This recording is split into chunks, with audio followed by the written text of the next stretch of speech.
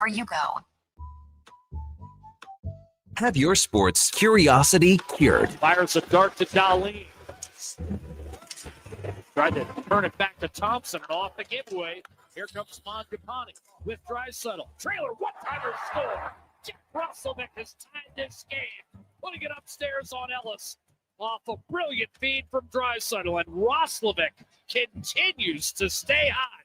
That's his seventh. A veteran of the sports reporting game for over 25 years. Only the second Dallas penalty of the game backs him up 5. Prescott able to step into it. It's got Pickens, good move. Nice cutback and a touchdown. Breaking down Edmonton's favorite teams. In exchange for Yusuf Nurkic.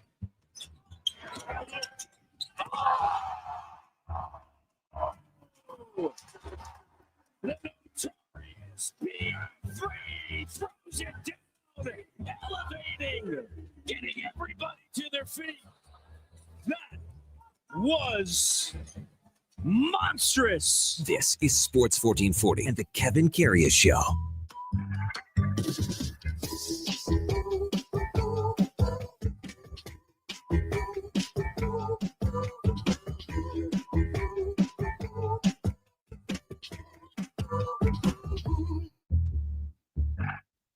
All right, here we go for Saul 544, Wednesday, November the 19th. It's 97 and 29 up against the Great Eight tonight in Washington. Hey, good morning. Welcome to the Kevin Karius Show on Sports 1440, presented by Sports Select.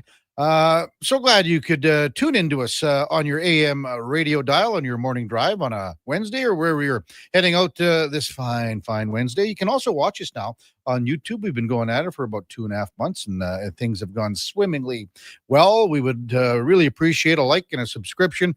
We're also on X, Facebook, and Instagram as well. And as always, we're streaming on the many platforms that are out there. iHeartRadio, Radio Player Canada, TuneIn app, even sports1440.ca. And if you miss any part of any show, it turns into the many podcasts that are hanging out there. You can find it on Apple, Spotify, Google, even Amazon. Subscribe there. We would appreciate that as well. Select the auto download. It's free. You never miss a second of any show. Yeah, so glad you're with us on a Wednesday morning. Game night for the Edmonton Oilers in Washington as they take on Alex Ovechkin and the Washington Capitals, looking to rebound after Monday's debacle in Buffalo, where it was a Buffalo beatdown, losing 5-1 to the Sabres.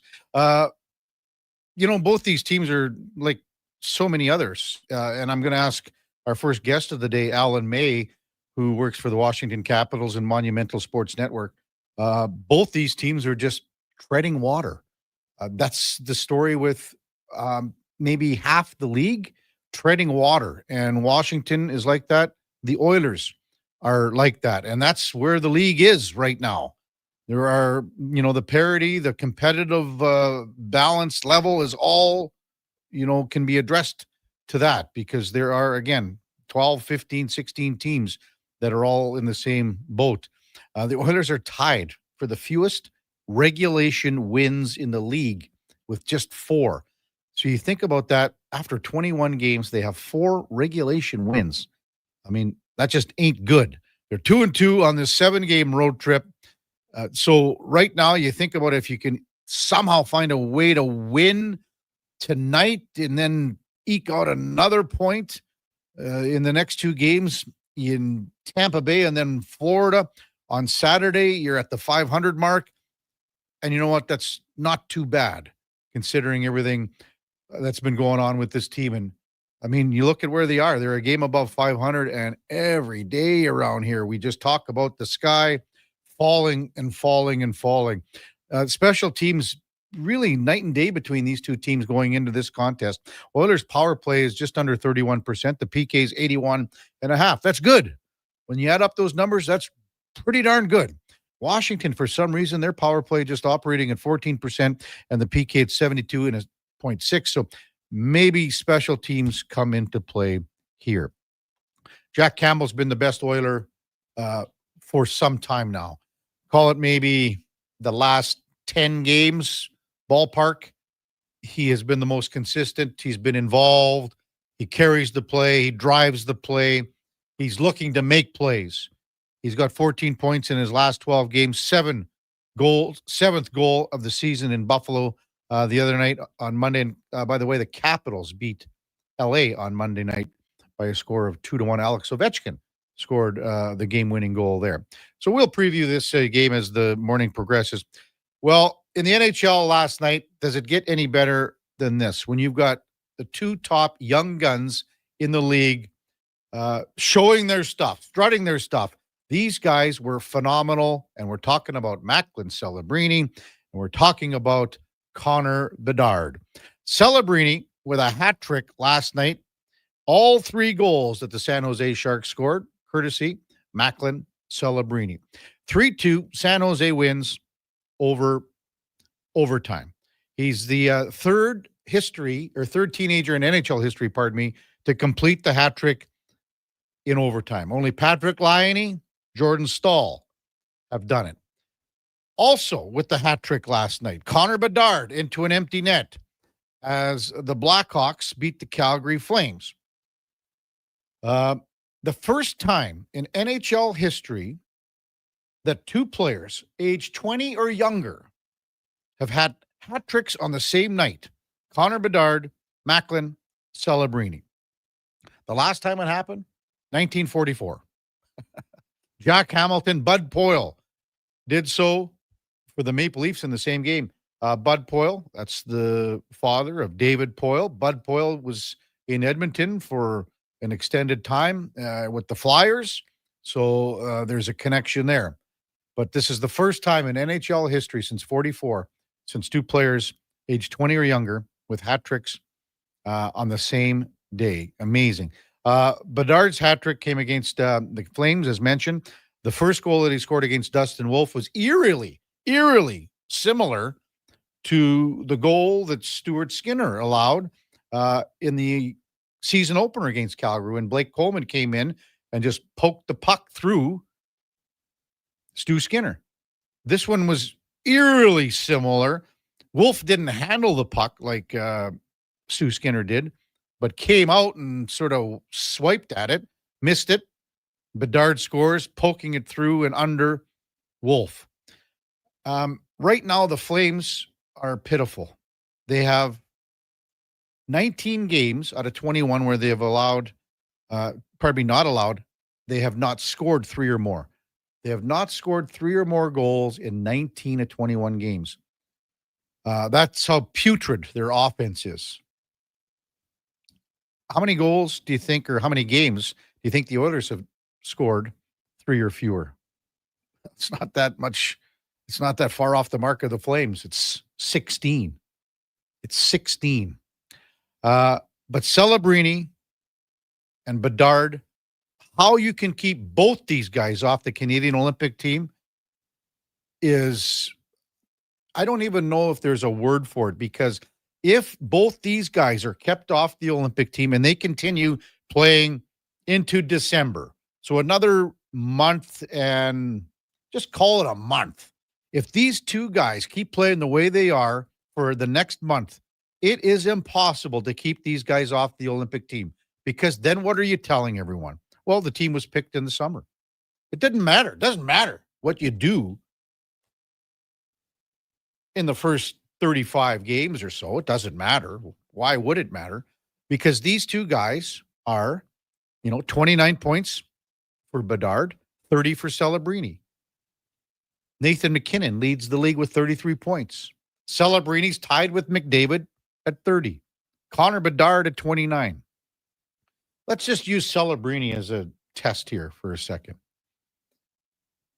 If Connor McDavid was doing what Celebrini is doing right now, if Connor McDavid did this in his second year of pro hockey in the NHL, and the Olympics were coming up that year, and McDavid wasn't on the Olympic team, how much would you fly off the handle? You would lose your marbles. Bedard, a little different, one more year in the league. But when you think about it, these guys are 2 and 4, 2 T3, both top 4 scoring in the NHL. Both of them have to be on the Olympic team. Hey, let's welcome in the Duke of Delburne on a Wednesday. You had a little hockey yesterday, Duke, with the Walks team. One of his, how many teams that he's got going? I think he skates like 4 or 5 times a week at these different drop-ins. I've been upgraded to a regular on the Tuesday skate at Nate. I occasionally drop in on Friday afternoons, and I've once went to the Saturday morning ordeal. So that's just a small sample of a week in the life of Andrew Walker on and off the ice everywhere he can get it. So Tuesday nights I put the pads on for his crew down at the Nate Arena. Wow. I just made the mistake saying Jack Campbell. Apparently I meant Jack Roslovic. Yeah, that's okay. Huh. It's early. They could use Jack Campbell maybe right now. Hey, what's he up to? Let's call him up. My apologies. I think everyone knew that I was speaking of Jack Roslovic. But anyway, so it was a good skate. You guys were on fire. The Dark team, which is Walker's team, and his wife Angie was there last night as well, amongst many others who have got to know a little bit over the past couple months. We won. We play games to 5, and then the goalies will switch ends. That's what we do. Just in case, maybe one day guy's not having the best, so it's not lopsided. But yeah, we come back winning the first game. And then when I switched over to the white team, that was a bit of a trouncing. Team White won that one pretty handily. And then game 3 didn't get finished by the time our ice time wrapped up an hour and a half later. So I have to tell you this for our Monday and Thursday skates, and it kind of drives me nuts because they've been doing this way for a long time before. But once you play to 5 and win, the goalies don't switch sides. The team switch sides, so there's a longer change. Oh, I'm like, what are we doing here? Like, why? That's crazy. It's like, I mean, why? And I've said this, and they go, "Well, that's the way it's always been." I said, "Okay."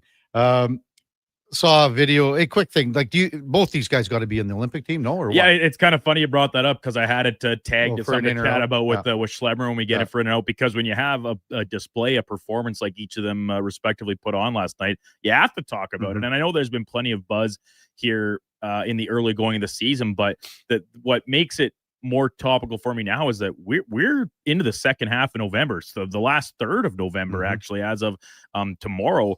And they continue to produce. They continue to put it up. Both teams continue to be very competitive, despite not the highest expectations coming into the year. So, you can't ignore it forever. And at a certain point, you have to think the brass at Team Canada got to be sharpening their pencils a little bit and saying, all right, we got some really tough decisions. They always had tough decisions as Team Canada, for goodness sake.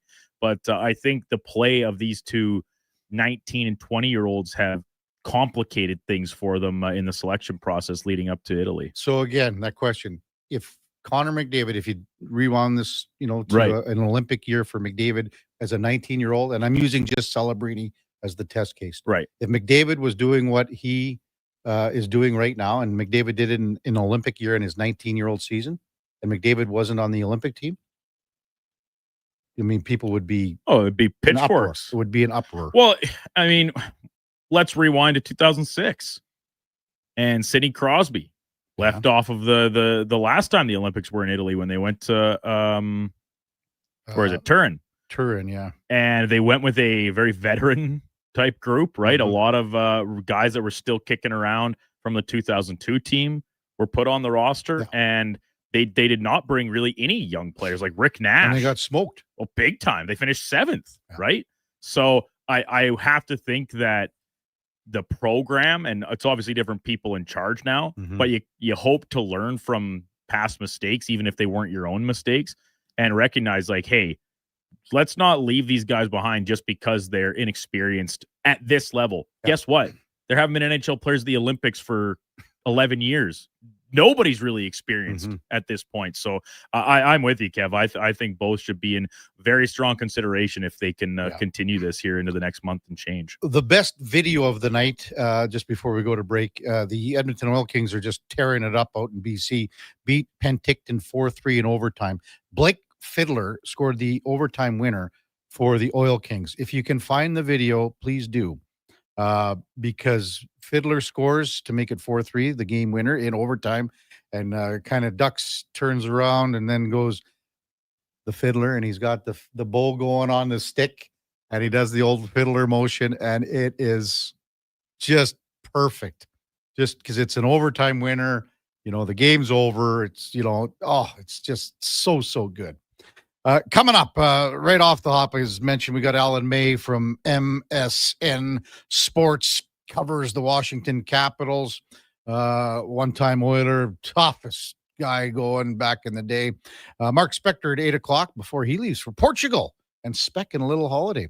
Armando Salguero from Outkick covers the NFL. Will join us at 8:20. We got David Schlemko, our co-host for Cougar Paint and Collision. From 9 to 11, we got Howie Draper, the U of A Pandas hockey head coach. Boy, they're in tough. They got UBC coming into Claire Drake Arena this weekend, the number 1 ranked team. And then Jake Hahn from Sirius XM NHL Radio at 10:20. When we come back, Alan May from Monumental Sports Network. It's on the Kevin Karius Show with the Duke of Delburne and Josh Fenwick on Sports 1440, presented by Sports Select. We're streaming on YouTube, X, Facebook, and Instagram. Hi, Mike here from Northgate Chevrolet Buick GMC. Snow, colder weather, shorter days. November is officially here.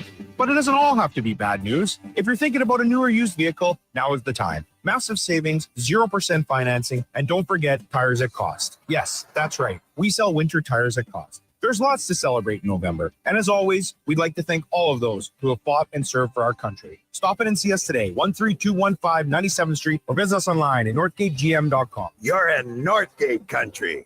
Jingle bells, jingle bells, jingle bells. Tired of the same old holiday tunes? Spice things up with the sound of a Wilhauk beef jerky bag being torn open. It's the carol that everyone wants to hear, promising a chorus of tender, perfectly spiced beef jerky. This holiday season, make sure you're Wilhawking around the Christmas tree with Alberta's best beef jerky. Call to place your pre-order today at 780-986-2537. Wing Wednesday at First Round. Whether you're coming for the first round, the last round, or a few rounds in between, they've got you covered. With half-price wings every Wednesday night. Half-price wings. Over 35 delicious flavors like Cajun salt and pepper, maple bacon, and Inferno wings. Now half price every Wednesday night. Wash them down with a cold pint of Canadian or Coors Light for only $5.75. Half price Wing Wednesdays at First Round in West End and now downtown. First Round, burgers, beer, sports. Getting in on the sports action you want is as easy as playing at sportselect.com. Simply make your picks online, generate your QR code, and lock in your bet at your local Lotto Spot retailer. Then sit back, watch the game, grip your chair, and high-five anyone nearby. Every bet is 100% legal with the chance of winning cash in hand. Sports Select. When you're ready to play, bet on the original. Must be 18 plus to play. Play responsibly. When it comes to sports in Edmonton, Jason Gregor is a must-listen. He brings you the inside scoop with guests from across North America. If it matters in sports, you'll hear it here first. Gregor rolls out weekdays from 2 to 6 on Sports 1440. Heard of Uline? You know, the have-it-all in stock, ready to deliver shipping and industrial supply specialists. The company that does things for you that are unheard of, like keeping 41,000 items in stock in our own warehouses. With customer service reps on the line to get you what you need when you need it 24/7, 365 every time. Maybe you heard it here first. Want to hear more? Visit uline.ca. ULINE, your shipping and industrial supply specialists. Watch out. They're back. I don't know why you treat me like the worst moving company in the region. Get ready for a new season of the homegrown Crave original, The Office Movers. All right, should we roll? The hilarious hit series from creators Jay and Trey Richards. We're building, we're elevating, we're moving up. New space, new contract. You guys need to go. The client is freaking out. Where is the elevator? It's busted. The Office Movers. New season. Stream now. Only on Crave. Proudly Canadian. Subscribe at crave.ca.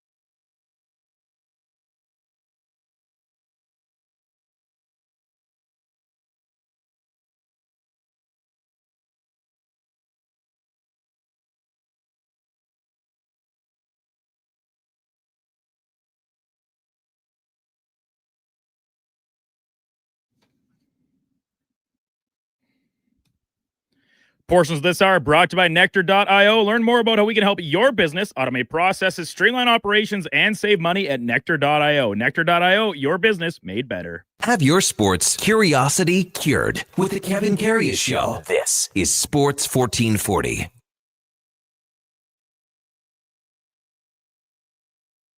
Program 720 in Edmonton. Time now for the game of the day, brought to you by St. Albert Dodge, where the biggest sale of the year is on right now with the 2025 Jeep Compass. Hey, it's a Jeep. What more do you want? It's a 4x4. It's got that 8.4-inch touch screen. It's got the keyless entry. It starts at just under $35,000, only at stalbertdodge.com. As we welcome back Alan May, not quite yet from Monumental Sports Network, just hooking up to our video link, but man, Alan May, when he was playing in the NHL, one of the toughest guys to play, came up to Edmonton here. Well, he's from the area, but was at camp and played for the Oilers, but most notably for the Washington Capitals, was down in the Oilers farm system in Cape Breton and Nova Scotia, and was one of the tougher dudes down there for sure. So as we await the arrival of Alan May, we will just maybe go over the Oilers and Capitals again for tonight. Oilers come in at 9-8-4. Washington 9-8-1. But out of the 9 wins for the Oilers, just tied for the fewest regulation wins in the league with 4. They're 2-2 on this road trip. It's a 7-game road trip. It's the longest of the season. It started off on a pretty good note, and it's kind of been good, bad, good, bad. If they can, again, somehow weasel out 3 more points in these next 3 games, they come home 500. And then you look into December, and man, oh man, they got a lot of home games. And into January as well. I mean, they will have played the most games when this road trip is over in the National Hockey League. It was going to be a facetious question to Alan May, because I know it would never happen. The Caps would never let him go. But could you imagine Tom Wilson on this Edmonton Oilers team? He's 31 years old. He's got a contract worth $6.5 million that extends right through 2031. The Capitals would never trade him, ever, because he is such an integral part of their team. But man, he would look good here, would he not? The Capitals would have to fall off the map, and you'd have to give a king's ransom for this guy, because he is exactly what most teams want, most teams need. Hey, let's welcome in Alan May from Monumental Sports Network. Morning, Alan. You're with Kevin Karius. Thanks for jumping on Sports 1440 once again. Really appreciate it. Yeah, thanks for having me. Good morning. So you know what? When you look at these 2 teams, they're like half the teams in the league, Alan, that that are just treading water. That's the way it seems to be with this league right now. What do you make where everything is at right now? Well, it's crazy how the league, everyone's at like 20, 21, 22 points. When you look around, everyone's kind of, in panic mode as well. When you look at it, the Caps would be right around 500, the Oilers right around 500. And it just shows that their rosters are missing something, I think, with these teams, because they're up, down, up, down, up, down. The Capitals missing Pierre-Luc Dubois, Andre Mangiapane. I think you look at Taylor Raddysh, was a really solid player for the Washington Capitals. Not an exciting player, but very solid. Like, he never hurt you. A lot like a Connor Brown. And you just take that and those players that are missing from the year prior, and you can't just put the puzzle back together, try to put it back together, and just throw it on the ice, expect it to work. So with the Caps, I don't know what they're going to do with, PLD missing, because he was so huge. He had a career year here. And then the Oilers, you look at it every night, it ends up being a line jumble, and then Leon and Connor are back together again. Yeah, that's the way it is. And scoring, is that the number one problem right now in Washington, Alan? I would say without a doubt. I'm not a guy that buys into all the underlying numbers when it doesn't match what you're looking at on the ice. And we're not seeing a relentless pressure around the front of the net where the other team's goaltenders are stealing the game. The Caps are getting their shots, they're out-chancing teams, but there's just not enough fire in their game. And the same thing I could say about the Oilers when I watch their games. You've got fire from basically 1 to 2 lines, and the other guys are just kind of, it's just there. They're getting shots, but it's not nothing that the other team's very worried about, or they're stressed and they're not putting teams under duress for 20 minutes at a time. So Right now, both these teams are trying to find their way. Guys need to step up. Players are losing their confidence, it looks like, when you watch both teams as far as the goal scoring department, because they're getting shots, they're getting attempts, but they're not really getting those golden opportunities that you need to score in the National Hockey League. When you watch Mangiapane, Alan, then does he fall in that category? Because what you saw from him last year, and then in the games that you've seen him play for the Oilers this year, is that it? Is it just confidence? What is it? I think with him, he just, you can't expect, he had 35 the 1 year, but I don't think that's the true on, he's a guy that's going to get you 20. You expect 20 from him. And with the Capitals, he played his heart out. He played very well every single game. He played left wing. He played right wing. He played on every line. Every line they needed to fix, they put Mangiapane on those lines because he was just dependable. He works hard every night. He does what you're supposed to. But at the same time, he's, in my opinion, I don't think the Oilers should expect him to get 30 or, 25 would be incredible. You want to get 20 out of him. And, with guys like that, they get 20. They get 3 goals here. They go 8 games without. They get 2 more. It's that type of season, but they will get their 20. So I would never, he does everything the way it's supposed to be in the coach's game plan for his teammates. He makes lines better, in my opinion. And it's just a matter of, that week or 2 weeks where he's feeling it and he's got the confidence to score, things will go his way. Alan May from Monumental Sports Network, our guest on the Kevin Karius Show here on Sports 1440. So again, with this scoring being down in Washington, how good has Logan Thompson been for your guys? And also, he has to be on this Olympic team, does he not? If he's not on the Olympic team, it's ridiculous because he was incredible last season. He's been a really good National Hockey League goaltender. I didn't think he was as good as he, I didn't know how good he was. But last year, he proved he was so solid for the Caps. This season, he's been the story because really, he's stolen games. He's stolen a lot of games so far this season. And what does he get? 9 or 10 wins. And he is so confident in the way that he plays. He's an excellent teammate. And he's been the backbone of this team. He plays with a lot of confidence. He's excellent in the room. That's always a big thing. And he just comes to play every single game. He dares teams to shoot out his glove. He takes it away. He plays really big. You look at him, it's a lot like Henrik Lundqvist. When you meet them, they don't seem like they're that tall or that big, but they play huge. And he's been that guy. Nothing goes under the pads. Nothing goes under the arms. You got to beat him. And tonight, he's up to the task to take on those 2 maniacs that the Oilers send out all the time. Yeah, he goes tonight for sure, Alan? Yeah, I would be surprised if he doesn't because he has been the starter and, every night. And they probably needed to give him a break the last game because the team ended up playing well. It was kind of a kick in the ass for those guys. But I'd expect him to be playing tonight. Right before you came on, I was jokingly saying, the Oilers need a guy like Tom Wilson. How could they acquire Tom Wilson? We know he's not going anywhere because every team would like a Tom Wilson. How's he been this year, though? Phenomenal. And he's another guy that he's probably going to be on that Team Canada roster, I would say, the way he was going. And he's at 9 goals right now. I think 9, 7, 16, something like that, 17, 18 points. Mm-hmm. And he's been flying. And, ever since his ACL injury 3 years ago, it took him, he came back, played half the season, and he wasn't himself. But that, that rehab from the injuries and anyone that has injuries, we're quick to jump on them when you forget about it. And I think Trent Frederick might be a guy with the Oilers who hasn't got his skating and his gait back yet. Yeah. Tom's got his back. All last season, he was phenomenal, 30-plus goals. And then coming in this season, he just continued to do that. He scares the daylights out of the other team. You do not want to get under his skin. If you're going to be a team that gets under his skin, your defensemen are going to pay. The game's going to completely change. If you remember that hit in the playoffs last year in Montreal, he changed that entire game in Montreal. They didn't want to go near the puck when he blew up Olivier. And he's just so fast. He's strong. He's got great moves. He knows how to play the puck. He's got a shot. And he thinks the game.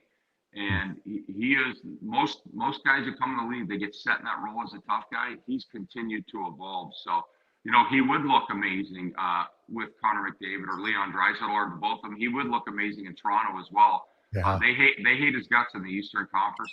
The West only knows what they read on X and everything else. But he's been amazing.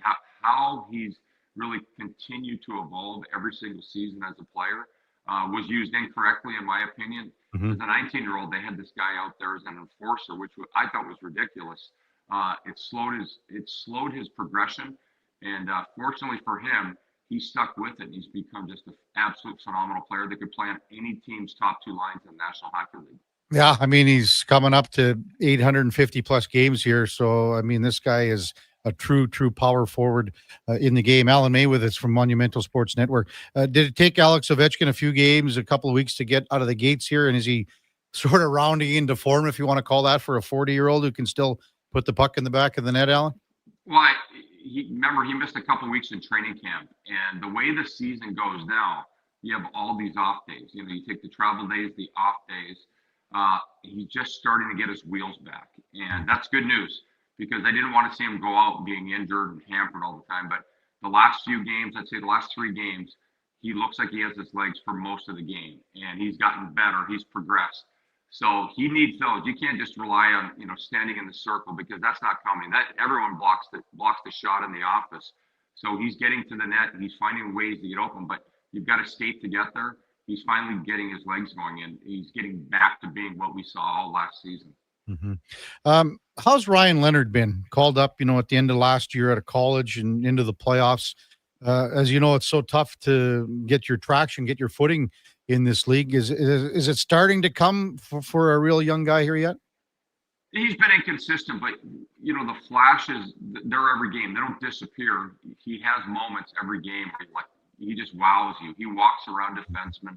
And, the biggest thing with these young guys, especially the college kids, Isaac Howard's in that category as well. And I know he was just sent down, but, the National Hockey League, you're playing against the best of the best. The 5th and 6th and 7th defensemen can all skate.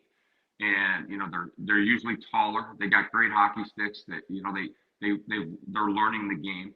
When you're in college, you got maybe one quarter of the roster that can even play pro hockey at any level. You'd look at the ECHL, the AHL, the NHL.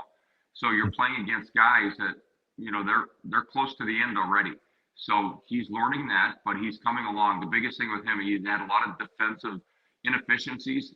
He's starting to learn all that. He has to learn how to play only 10 to 12 minutes a game. That's very hard when you've been playing 25 in college, no matter what type of mistake you made. But he has been getting better every game. He's been getting more and more responsibilities, but he's just got to make sure that he's toeing the line 24 hours a day to be a better hockey player, because it is so tough in the National Hockey League. What about Connor McMichael, Alan? A couple good seasons here. The arrow was trending upwards, but what's caused him to fall off a little bit this year? Playing center ice caused him to fall off. With Dubois, they moved him to center. And, that was a position he played with the London Knights. And the London Knights, everyone knows they're loaded every season. So you can get away with anything there. To me, he's a true left winger. I don't know if he knows that, but when he plays left wing, which he's done the last few games, he's got blazing speed. He's gotten faster. Skating's improved every year the last 3 years. And he's better suited on the wing. You just have to, a lot of people, they joke about the wingers. They can just shut their brain off and just play the game. The center's got to go all 4 corners up and down the ice. There's a lot more responsibility, and you've got to weigh that responsibility to be really effective in the National Hockey League. I think he's just way more suited at left wing to blaze down the side, get the pass and wall moving, drive the net. You can be last on the back check when you're a winger. The center's got to get all the way back every time, so it's a lot more responsibility. I think it took away from his game. They've had him at left wing with Ovechkin the last few games and Strome, and they've been excellent. They've provided a lot. They've gotten involved, and you can tell that he's playing a more effective game being on the left side. Do you see him playing with Ovechkin and Strome tonight then, Alan?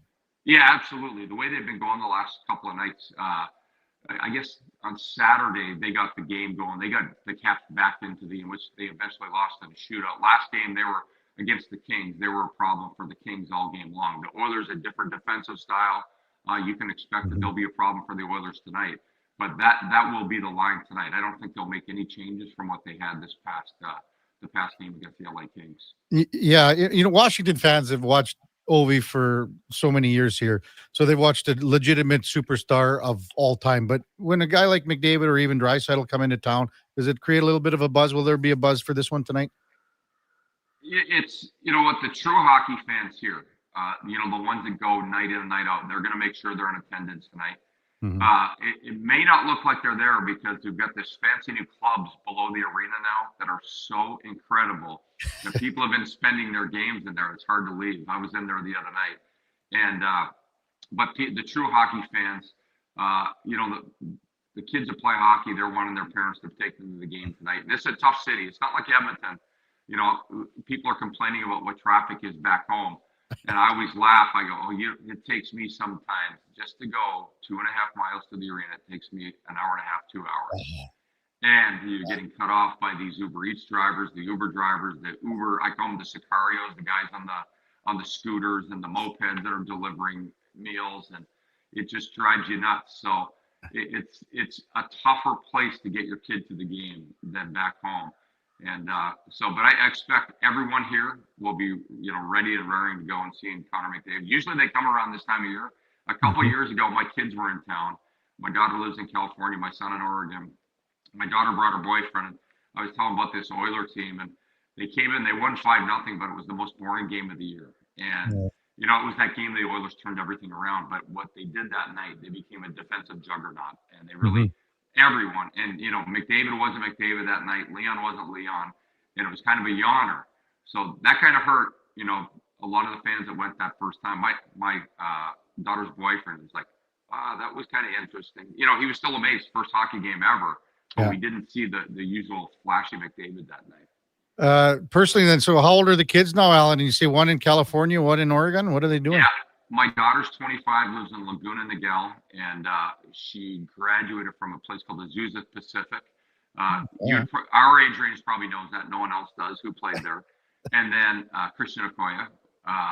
And then my son goes to Oregon State, and he's been loving climbing mountains every weekend. So it's been good. He's taking mechanical engineering. So I can't wait to see them. Hopefully they're back home here for Thanksgiving. When you go out there to Oregon, do you get to maybe go to a game, a football game or anything like that? Yeah, the first day I dropped him off this year, school doesn't start there till late September. Like September 24th was his first class this year. And we got there September 6th, got him in his apartment.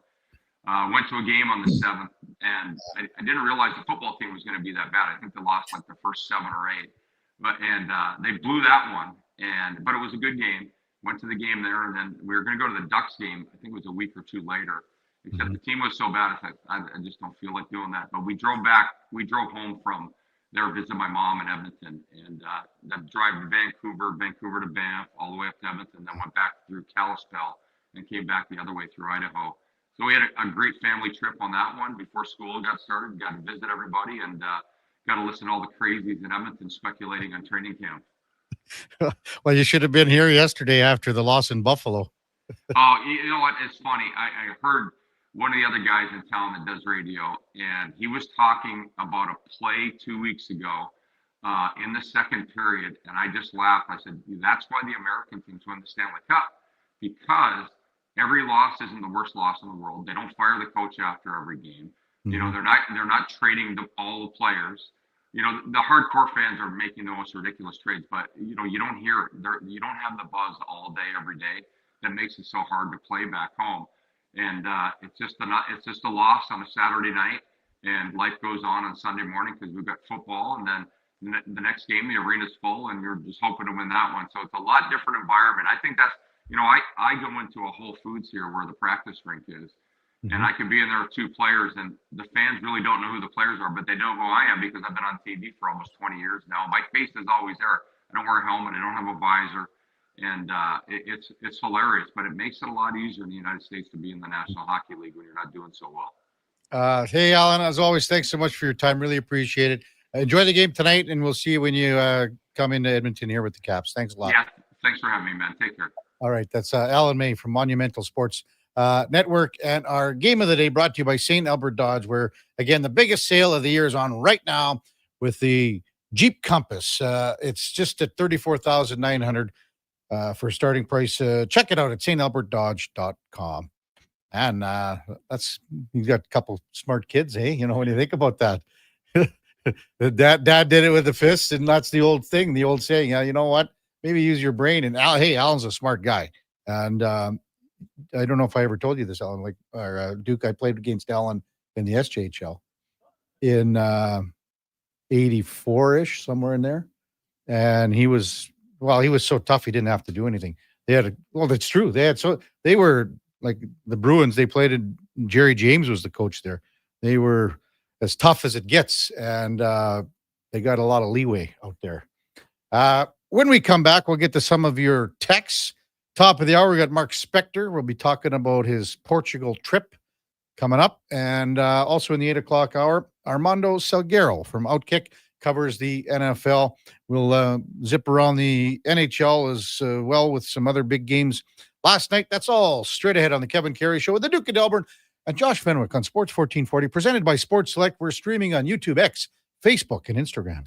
Stories are told to make a point, and GS Construction takes them very seriously. We're not talking about fairy tales. GS Construction looks at the story old pipes tell us, a tale of time and pressure and endurance. So when those old pipes are ready to end their story, GS Construction starts a new chapter by repairing or rebuilding, or in some cases, renewing the underground infrastructure that supports our modern lives, making sure every community's story continues on safely and reliably. For more, visit gsconstruction.ca. 60 years ago, we started selling trucks as Western GMC Buick. Today, we are Wolf GMC Buick. We're still located on the corner of 184th Street and Stony Plain Road with the same ownership for over 2 decades. Our customers have trusted our family-owned, community-driven business. And for that, we are thankful. If you're looking for a truck or SUV, pop in and one of our seasoned professionals will get you a great deal, hassle-free. Come trust our team at Wolf GMC Buick. Wolf GMC Buick.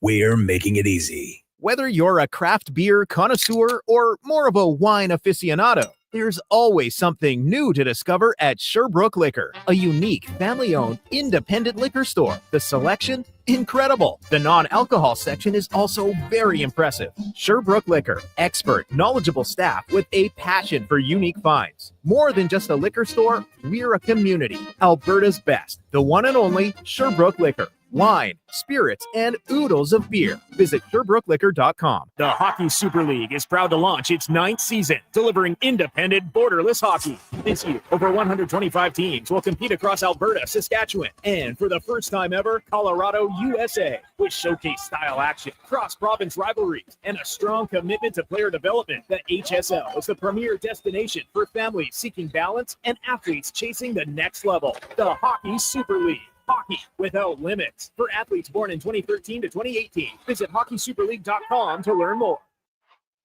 You wanted local sports on weekends. Saturday mornings at 9, check out the Saturday Sports Setup, where we'll tee up what's happening on the weekend sports scene. Tune in Saturday morning at 9 on Sports 1440. Well, get ready for a silly hockey fans. Your partner in power just skated onto the ice. EWEL.ca, the new e-commerce website for electrical wholesalers Edmonton, is ready for the power play 24/7, 365. UL skates to where the puck will be in 5 years. Now that's forward thinking. Killer selection, slamming products from the best brands, and legendary service. Don't sit on the bench. Get your account today at EWEL.ca and win that project. Plug into your partner in power. Get an EWEL.ca account today. Aloha Edmonton, it's back. Century Vision Care's 4th annual Maui Christmas event on Friday, December 12th from 9 to 5. Century Vision Care, Edmonton's biggest Maui gym retailer, is bringing the island spirit to your holiday shopping. Enjoy in-house savings on all prescription and non-prescription Maui gyms, plus giveaways, prizes, snacks, and beverages all day. Same-day eye exam appointments are available, and they direct bill most insurance plans, but spots are filling fast. Get ahead on your Christmas list and treat yourself to a new pair of Maui gyms. Visit Century Vision Care on Instagram.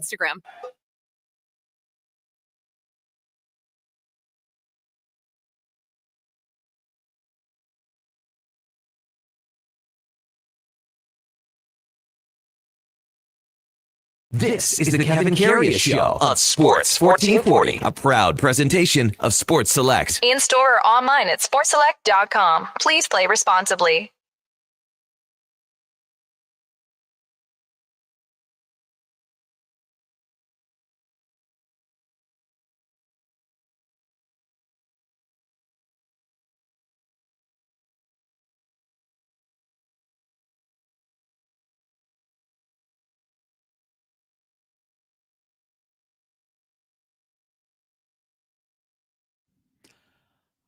All right, welcome back to the big program.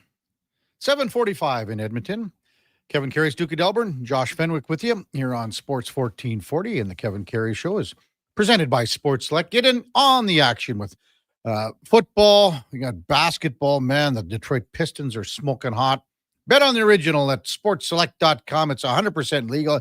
You got to be 18 plus. Please play responsibly. Got to mention Canada beat Venezuela 2-0 in a friendly, I guess. Last game of the calendar year, I think. 2-0 in Fort Lauderdale. Wayne Gretzky was at the game. They talked to him before the game. He might have been the only person at the game. When you look at the stands, I'm just kind of watching the highlights right now. But 2-0 in an international friendly. We talked about the young guns with hat tricks last night. Connor Bedard, 3 goals. He's got 29 points. Macklin Celebrini, all 3 goals for the Sharks in their win over Utah. He scores in overtime. He's tied with McDavid with 30 points. Interesting. I guess you would call it the new tradition, if that's the right terminology. Post-game interviews. And, you see the player of the game always receive something.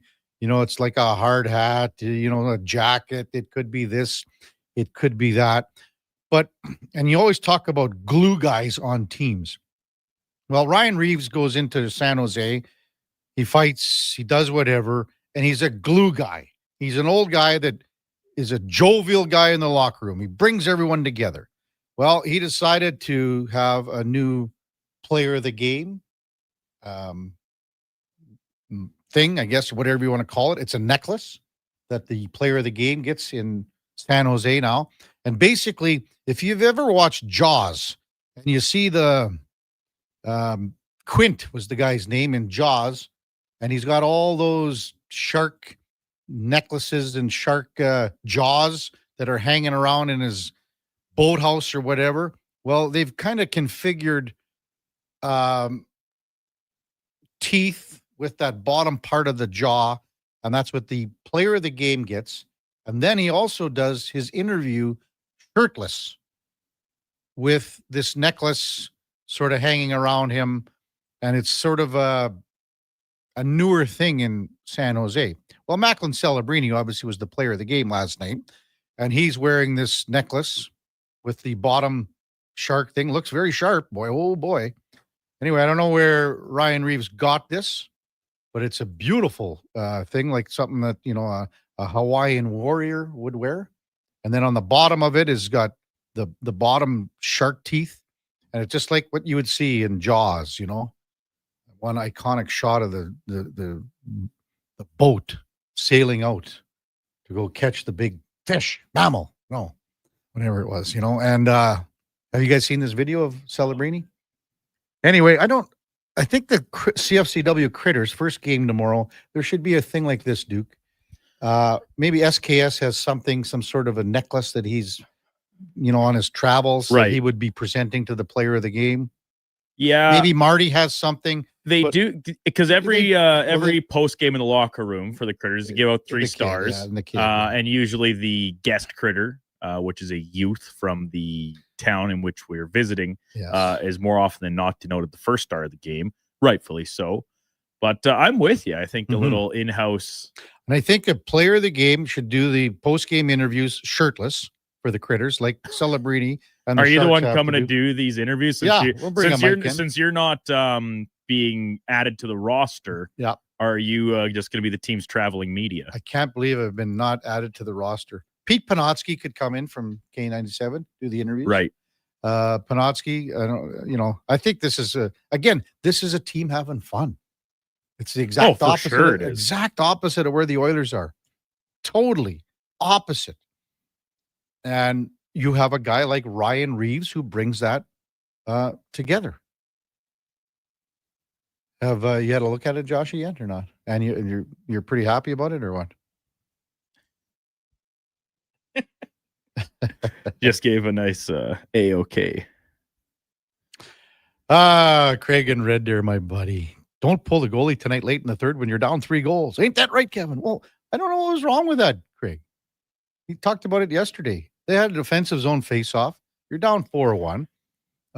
Again, Connor McDavid made that pass to Leon Draisaitl. He didn't get much on it.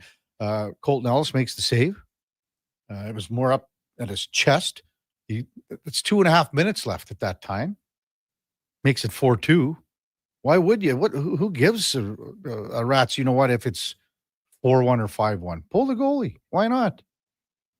Text 833-401-14. Big John retweeting, retexting. He keeps resending it. How long is the leash, KK, for Knobloch right now? He thinks Pete DeBoer's ready to go here. I think the leash is as long as it gets, as it possibly gets. They just signed him to a 3-year contract, John. You think that they didn't, was there something out there that they went, well, he's not going to be our guy moving forward? 3-year deal.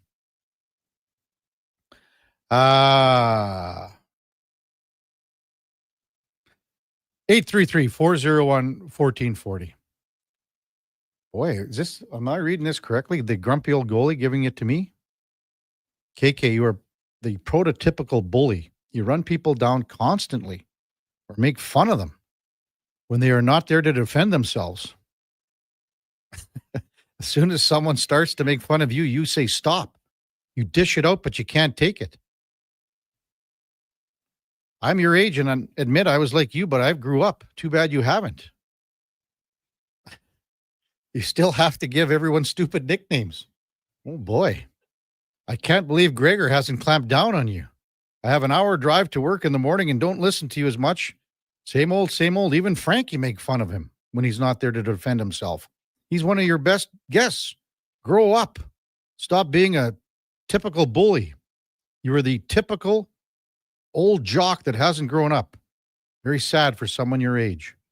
Grumpy old goalie. From Killam, I guess. Well, I apologize, I guess. I don't know what to say.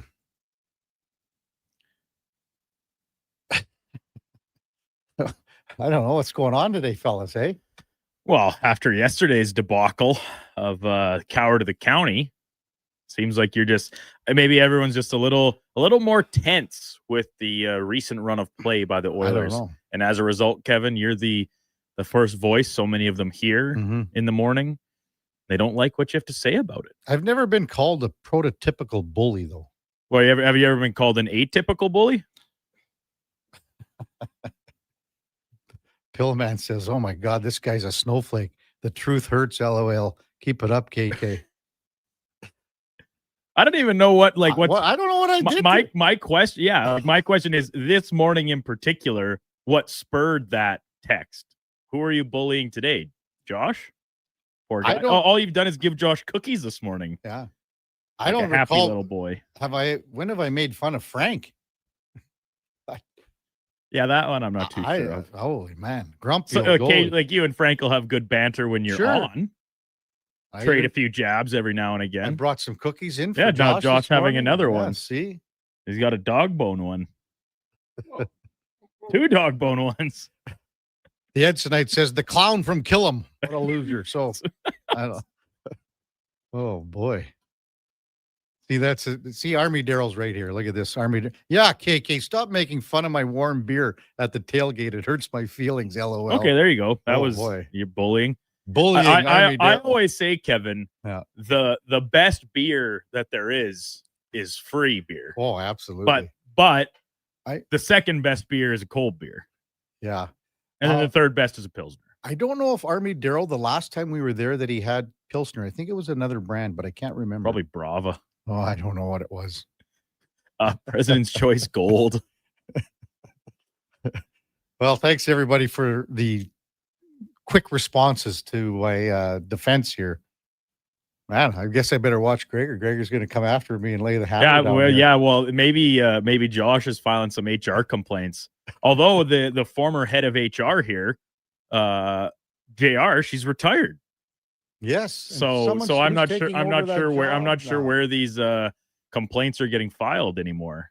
Yeah. And I know where JR filed them. Right into the bin. Thanks to Sean. Hey, thanks to all these texts coming in to help me out here. I don't know if I was going to make it to the end of the show. From Sean. Never change, Kev. You and Duke are the team that's fantastic. Love the show. Listen every day, you big bully. I don't really. When am I bullying people? I mean, I guess I get into it tricky Dicky, MTR and I and Rowdy Roddy. That's all in fun. Even MTR says things about me all the time and then just sends another one and says, just kidding. Just kidding. You know that. So, yeah. Anyway. I don't know. Tinker says, hey, Kev, probably some disgruntled goalie you scored some goals on before. He still hates you. Yeah, he said he's around your age. So maybe this, the comments about you playing against Alan May and the SJ. Maybe that's what maybe that triggered like a memory for him. And he's like, well, but here's the thing. And hey, I'm not trying to bully you, Kev. How many goals did you score in the SJ? Total? Yeah. Weren't you the prototypical defender? Yeah. I'd say total, maybe 50. What? Yeah. Wow, I didn't know you were so prolific. Maybe 40. I'd have to add them up. I thought you were playing defense. No, I played defense for a half year, but okay. Yeah. So what, you're a top line scoring winner? No, God, no. How many years did you play? Too long. That's why I was like the Bucky, right? Bucky scored 20 but never had 100 in his 1,000 games. So I'm pulling up Kevin Karius hockey DB. Well, now. There's not much on there. I think you got to. Elite prospects. That's where it'll be. You can add them up, Duke. You can do that, and I'll throw it a break. Well, then you got to still do something. Oh man! Top of the hour, we got Mark Spector from Rogers Sportsnet. Before that, time now for a Sports 1440 update brought to you by Nectar.io. Your business and your transforming field data, your business made better, but transforming field data into boardroom insights. Nectar.io is the all-in-one solution for your fleet safety, time tracking, and materials management needs. Nectar.io, your business made better. Here is the Duke. This is a Sports 1440 update.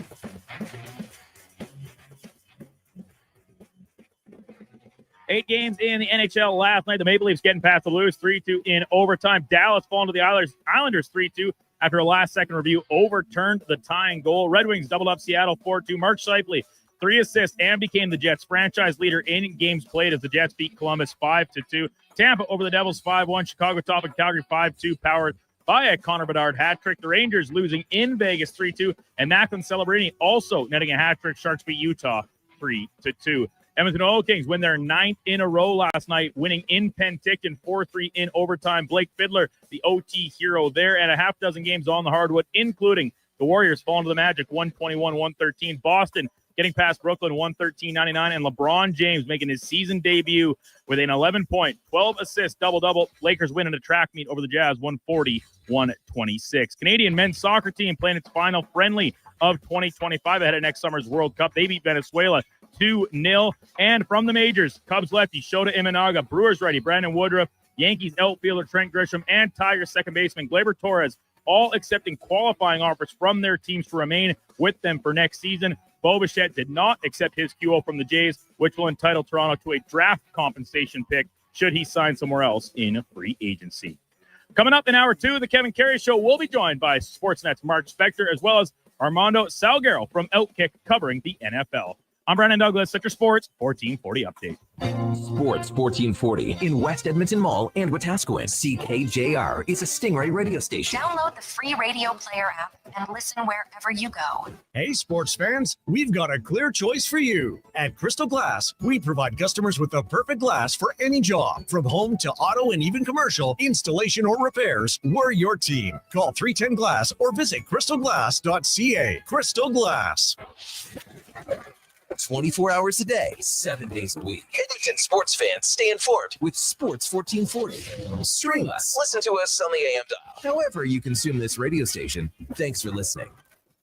Sometimes it's just best to see the professionals. For example, surgery. But the YouTube tutorial made it look easy. Is that your appendix? I think so.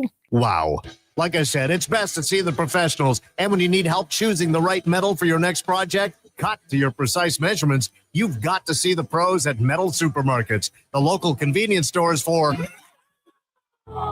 Southside, West End, metalsupermarkets.com. Look at it wobble. Watch out. They're back. I don't know why you treat me like the worst moving company in the region. Get ready for a new season of the homegrown Crave original, The Office Movers. All right, should we roll? The hilarious hit series from creators Jay and Trey Richards. We're building, we're elevating, we're moving up. New space, new contracts. You guys need to go. The client is freaking out. Where is the elevator? It's busted. The Office Movers. New season. Stream now. Only on Crave. Proudly Canadian. Subscribe at crave.ca.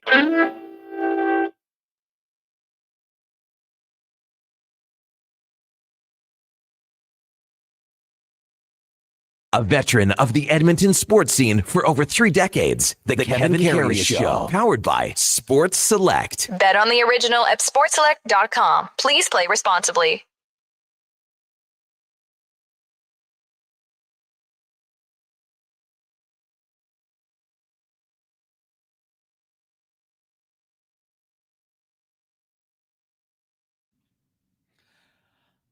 All right, welcome back to the big program. 801 in Edmonton. Kevin Karius, Duke of Delburne with you, along with Josh Fenwick, running the show on our streaming services on YouTube, X, Facebook, and Instagram. And time now for On the Mark.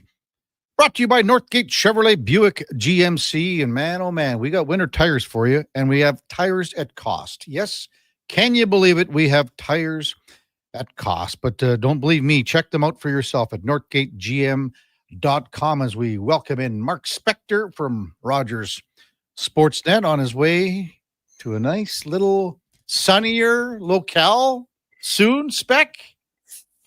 Yeah, Mark? going a little getting out of here for about 8 days tomorrow, Kev. So Tomorrow? on the morning show for a while. I will miss you and the listeners. I'll think of you every morning at 8 a.m. Mountain.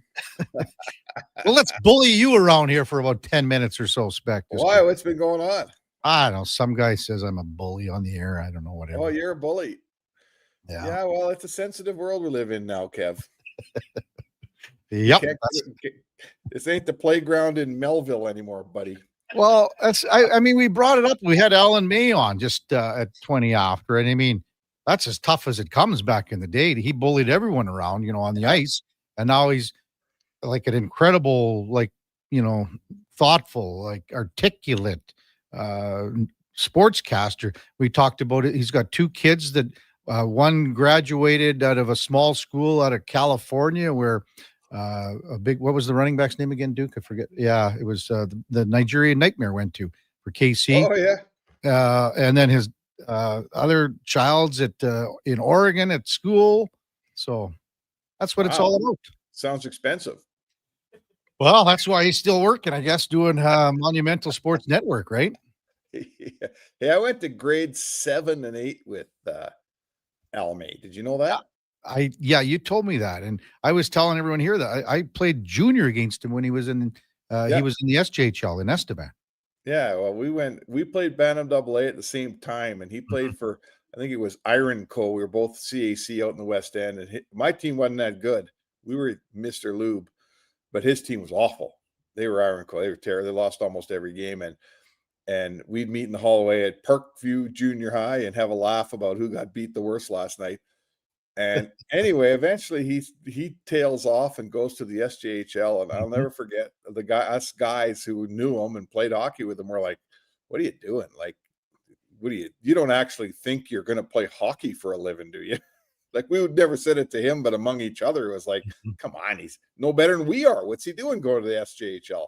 Yeah. And you know what? He willed his way through the SJ and into minor pro, and damned if he didn't have an NHL career. Like, there's a guy, right? There's a guy that did it on will and effort and not a ton of God-given talent. And if he had to fight, he fought. And total credit to Al May for making a career out of not starting with a whole bunch, I'd say. Well, I can tell you when he got to Estevan, Spec, the coach there, and we've talked about him quite a bit because he's the last guy, I believe the last guy to play in the NHL and the CFL at the same time. And that was Jerry James. They used to call him Kid Dynamite back in the day. Oh, boy. And he played for the Leafs. And then he also was a running back, I believe, for the Winnipeg Blue Bombers. Yep. And he was coach of the Estevan Bruins at the time. And he basically took Alan May under his wing and helped him get to the next stage. He didn't play a whole a whole hell of a lot in the Western League. Like he only played maybe 30 games, if that, in the Western League. Okay. But then, he got a chance to move up to some minor pro, and, he let his hands do the talking, and he protected his teammates, and he fought a lot, and he was in the Oilers system. He came to Oilers camp, as you know. So, He did. yeah. And then once he got to Washington, that's where he solidified himself as an NHLer. Yeah, like there's a guy. He finally got a place where, like, he came to Edmonton, and I don't think he had a chance of making that team. Wasn't it like 1986 or something? Or 1989, or I think they were a cup contender, and they had the toughest team going. Hmm. And he shows up, and Kevin McCullough jumps him at a practice before anyone else is even on the ice, and whatever. He wasn't making that team, and I think he knew it. But then he found us, the door opened a crack when he went to Washington, right? Maybe they needed a little bit of toughness, and maybe they just needed the right guy. And man, he seized that opportunity. And I give people like that total credit. He found his way, and nobody else saw a path, but he did. Yeah. And look at him. He's still in the game today. He's done real well for him and his family, and good for El May, man. Mhm. Good Yeah. West End Edmonton kid. His folks still live here. Well, he was just talking about, how he made the drive through, Montana and Kalispell. And, the last time he visited his daughter in Oregon, zipped into making a little side trip here to visit everybody up here. And, I know when the Caps come, it's a big, big thing for him because he just spends so much time here. So, Yeah, there you go. Good Yeah. for Al, man. And we've got Washington and we got the Oilers tonight. I would expect a bounce back game after Monday for sure. Oh, I suppose. I mean, that's the kind of team they are. They're a bit of a yo-yo, right? They're win one, lose one. I find that the games they win are tight, squeaky affairs, and the games they lose aren't so close. So, I mean, frankly, who cares? Either you get 2 points or you don't. They don't ask how, they ask how many. But, we're just everyone's looking for. It's not even as much a consistent, you got to win every night. It's just a consistent effort.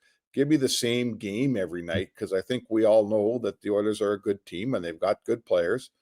And if they give you the same game and it's a good game every night, they're going to probably win 2 out of 3. And that's how you make the playoffs, and that's how you get going in this league. But they haven't been able to back up good games with a second good game, let alone a third and a fourth.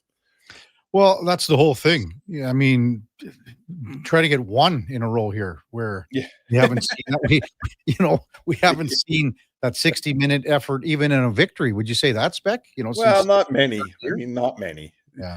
I'm a little. We critique. Everybody critiques wins, and sometimes, like, let's say that Carolina game. Look, did Carolina get 36 shots? Yeah, they did, but it's a hell of a good team. You went into their building and you beat them. I mean, you'd like to see a regulation win out of this team. That might be a little more, a little convincing. But either way, I hear what you're saying. No one's kidding anybody. This team's still rolling along on about 2 cylinders out of 6 here. I wonder when that's going to change. Well, and you just think of it after, Saturday night in Florida, Spec, they will have played the most games of any team in the NHL. And, a lot of these other teams are going to be catching up to them in and around the Olympic break and things like that. At least they've got these games and they've played them. And they've got both of their massive Eastern road trips out of the way. All 3 of them. Well, there's one to come in December, and that's it. Yeah, but it's not to the east, is it? I thought it's just. No. There's a Toronto, Montreal, Boston, Pittsburgh trip coming up in December. That's their last trip east. But it's not it's not a 7-gamer, and it's not, you can live with it. 2 of the games are in Canada. It's a normal trip. This 7-game stuff is a little bit abnormal, don't you think? Yeah. Well, I guess it is to Boston too. My mistake. Yeah. So you're right. Toronto and Montreal, it's a back-to-back, and then you hop across the border and go Pittsburgh, Boston, and coming back to hit Minnesota. So yeah.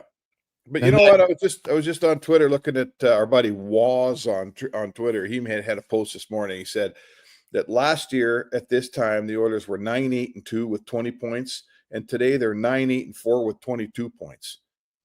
So they've played a couple more games, but their record so they're 9-8-4. It's 21 games. Mhm. Last year, their record after 21 games was 10, 9, and 2, I believe. Wow. Is that right? 10, 9, and 2. Yep, 10, 9, and 2. So they've given up a few more goals. They scored, and they've scored a few less goals. So Mhm. they're a little lower event team. But the point is, like, they're the same team they were last year, and frankly, probably the year before even. And they right the ship, and they're eventually they're fine. So does the same? I guess you're kind of hoping the same book unfolds again this year. I mean, can you do that every year, Kev? Well, I mean, because you have 97 and 29, I think that's always been the de facto. Everyone has deferred to that, right? They've always said, well, because of these two guys, you'll be able to, at some point, when you flick that switch, and I keep saying it's back, at some point it's going to stay on. Yeah, I mean, I think it's not just those two guys. I think those two guys are like, you can count on them. They're two of the greatest players in the world. So that's not a mystery. 97 and 29 are going to be, or their game's going to get you through.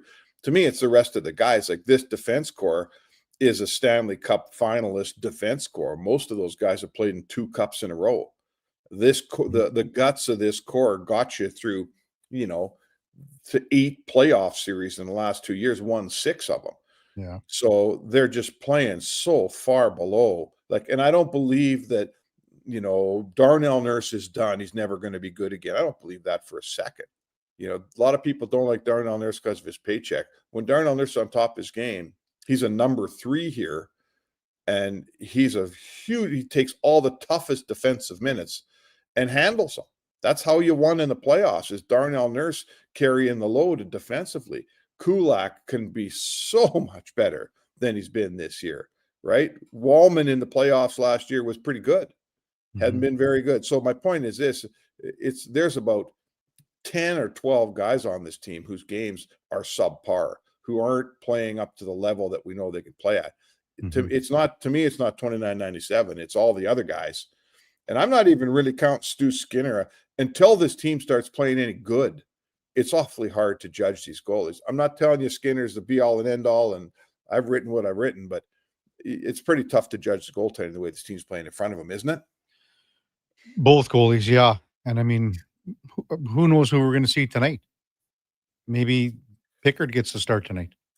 Well, it is a back-to-back, right? Yeah. I mean, that Stu's playing Saturday, for sure. So he's playing one of these 2 games, and they had a day off yesterday for travel. I think you play Stu Skinner tonight. You give the middle game to Pickard, and then you have a more rested starter in nets in Florida. Well, whoever goes in, they got to play better than what they have, especially Cal Pickard for sure. Listen, no one's saying the goalies are great, but it's just impossible to expect goalies to be really good with the amount and quality of chances this Oilers team's given up right now. That's what's got to get fixed before I start looking at the goaltending and saying, okay, so you start carrying your end of this thing. Well, Spec, you're gone for a week and a little bit here. Yeah, through the end of next week, buddy. Oh boy, what are we going to do without you? And Portugal, wow. Yeah, going for a little trip, just a quick little trip in the weekend or in the season. I only got a week off in the season here, so birthday's coming up. Going out to Portugal. Actually, you know what? Have you been there before? I've never been there, but I was talking to our buddy Derek Van Diest, and he points out there's a couple of soccer games there in Portugal, in Lisbon when I'm there. One of them's at Sporting AC is hosting a game, and the other one is Benfica is playing like Atletico. Mm-hmm. So I don't know any of those teams, but I guess we'll try to go to one. Maybe ask your listeners what stadium's better. Like, is one of them like Wrigley that you got to get to, or are they new? Are they old? Who has tastier beer? Where's the better experience?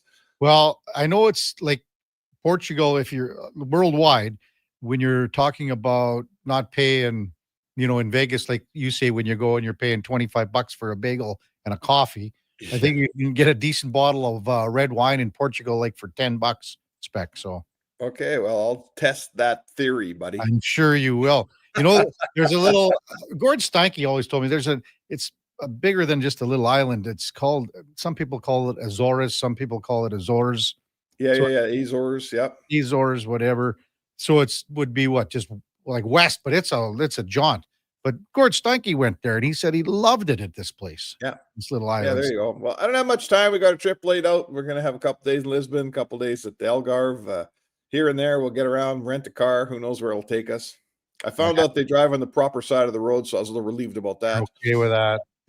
You'd be just like, you got to do whatever Shelka says anyway. It's not like, well, not really, but sort of. Okay, big guy. We'll have a safe trip over there. Recharge, relax. Happy birthday, and have a great trip in Portugal. We'll see. All right, I expect the Oilers to be fully rolling along when I get home, Kev. That's that's the job I'm leaving you. And don't be that guy that's getting up at 2 a.m. or 3 a.m. to see what's going on with the Oilers. No, I'm not even bringing a computer, buddy. So don't be that guy texting me on my vacation. I get it. I know. Can you come on for a quick hit spec? Yeah, no. Okay. Have a good one, pal. Have All right, a see you, boys. Take care, man. Mark Spector from Rogers Sportsnet. On the mark, powered by, fueled by, energized by Northgate Chevrolet Buick GMC. This truck's for you. Portugal, that could be on the list to go to, Duke, for you, maybe? I think it would be for us. I don't speak Portuguese. You don't so have I'd have to. to learn. You don't have to. It's pretty similar to Spanish. Yeah, you can. Which I also don't speak. What did you do in Mexico? There you go. You know, I got by. Yeah, you just pick up a few key phrases.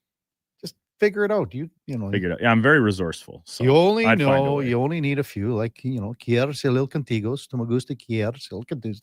That's all you need. La señorita tú es muy guapa. Yeah, that's all you need. Having said that, now Duke, my buddy Portuguese Johnny just texted in because he's Portuguese. You don't know anything about Portugal, he said just now. So whatever. Thanks, Portuguese Johnny. And let's get this trade done. Come on now. Wake up. When we come back, Armando Salguero. Well, maybe we can get some Spanish from him. Who knows? From Outkick, covers the NFL. We'll touch on the Thursday nighter and where things are moving into the latter 2/3 of the season here.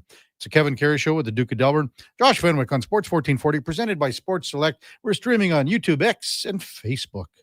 Today on Hey Culligan, how smart is your water? Here's Tracy. Hey, Culligan.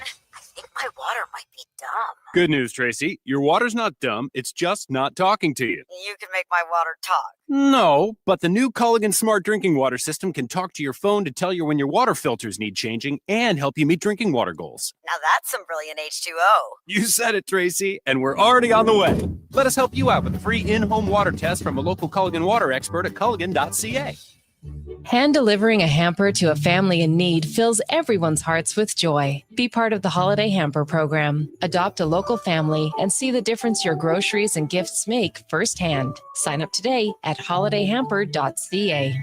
Is your company drowning in paperwork and administrative tasks? Do you need more data to make better decisions? Nectar.io is your company's all-in-one solution for fleet and materials management, safety, time cards, and GIS-based project management. Now is the time to capture and transform field, site, and shop data into boardroom-level business intelligence, all with one login.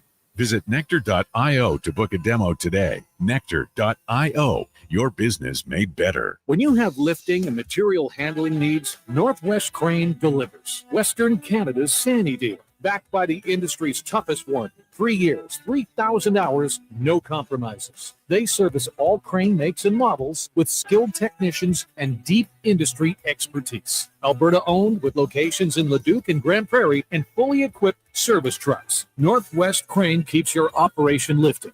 For more information on sales or service, visit northwestcrane.com or call today.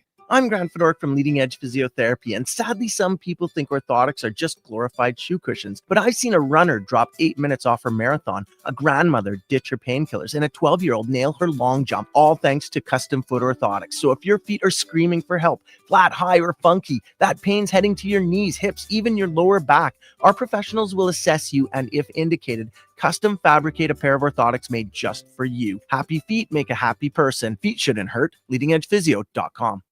For one day only, Friday, November 21st, The Brick is releasing Black Friday deals early. Get a sneak peek at the hottest offers on furniture, mattresses, appliances, and electronics. Save 65% off sofas when you buy the matching Love Cedar chair, up to 50% off mattresses, and up to $1,000 off when you buy 2 or more select major appliances. Plus, they pay the GST. Check out more one-day only deals and additional offers in-store. Some exclusions apply. See in-store for details. The Brick, saving you more.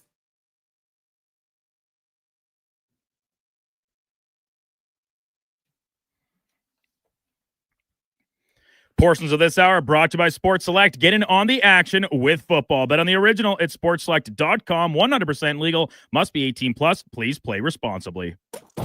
Stories, guests, and insights. This is Sports 1440 and the Kevin Karius Show.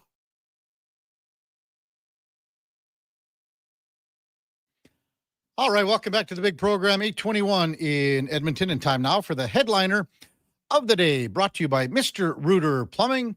The plumber to call when the toilet mysteriously breaks after your jalapeno pepper popper fueled game night with the fellows. That's mrrooter.ca. As we welcome back Armando Salguero from Outkick, covers the NFL. Good morning, Armando. You're with Kevin Karius once again. Thanks for jumping on Sports 1440 this morning. Really appreciate it.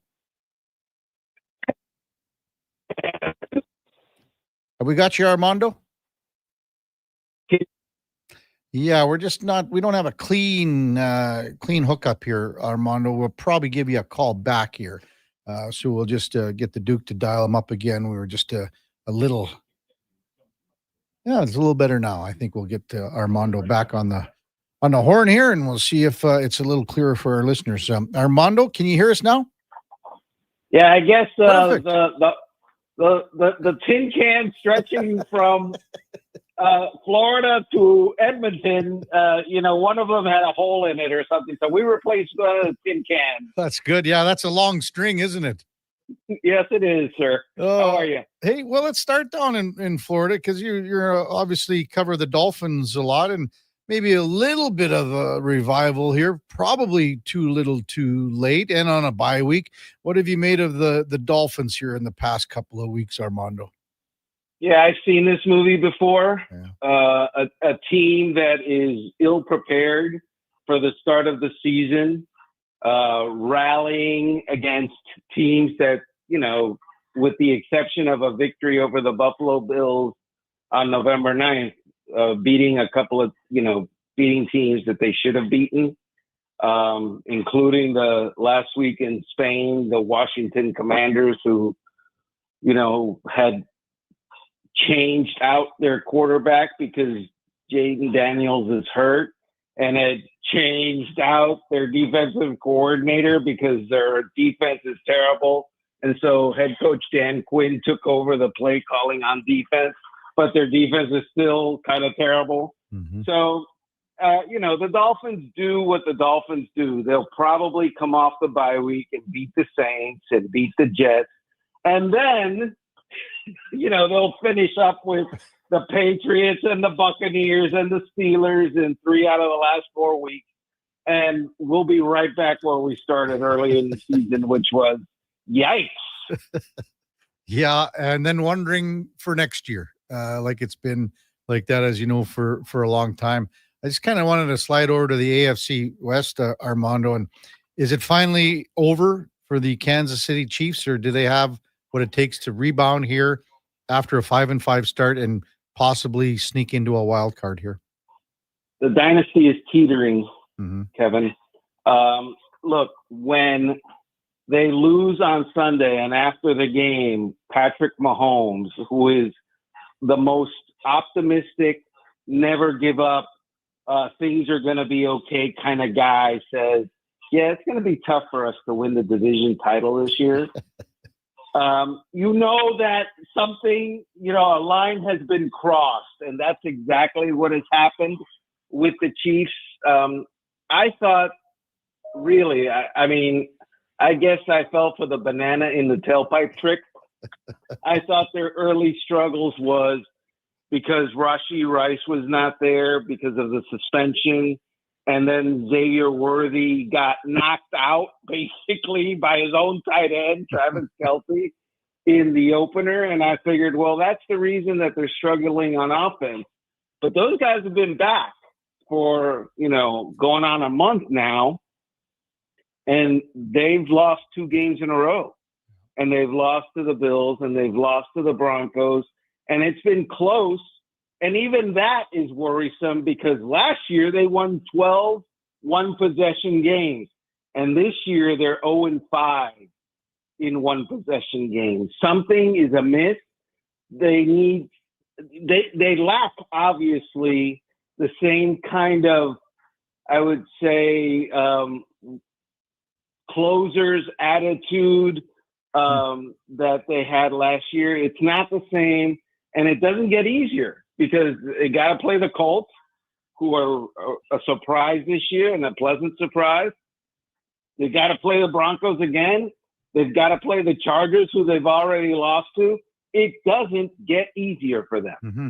Did they, at times last year, if you're comparing this season to last year, Armando, did they do it with smoke and mirrors last year a bit more than people really totally realize?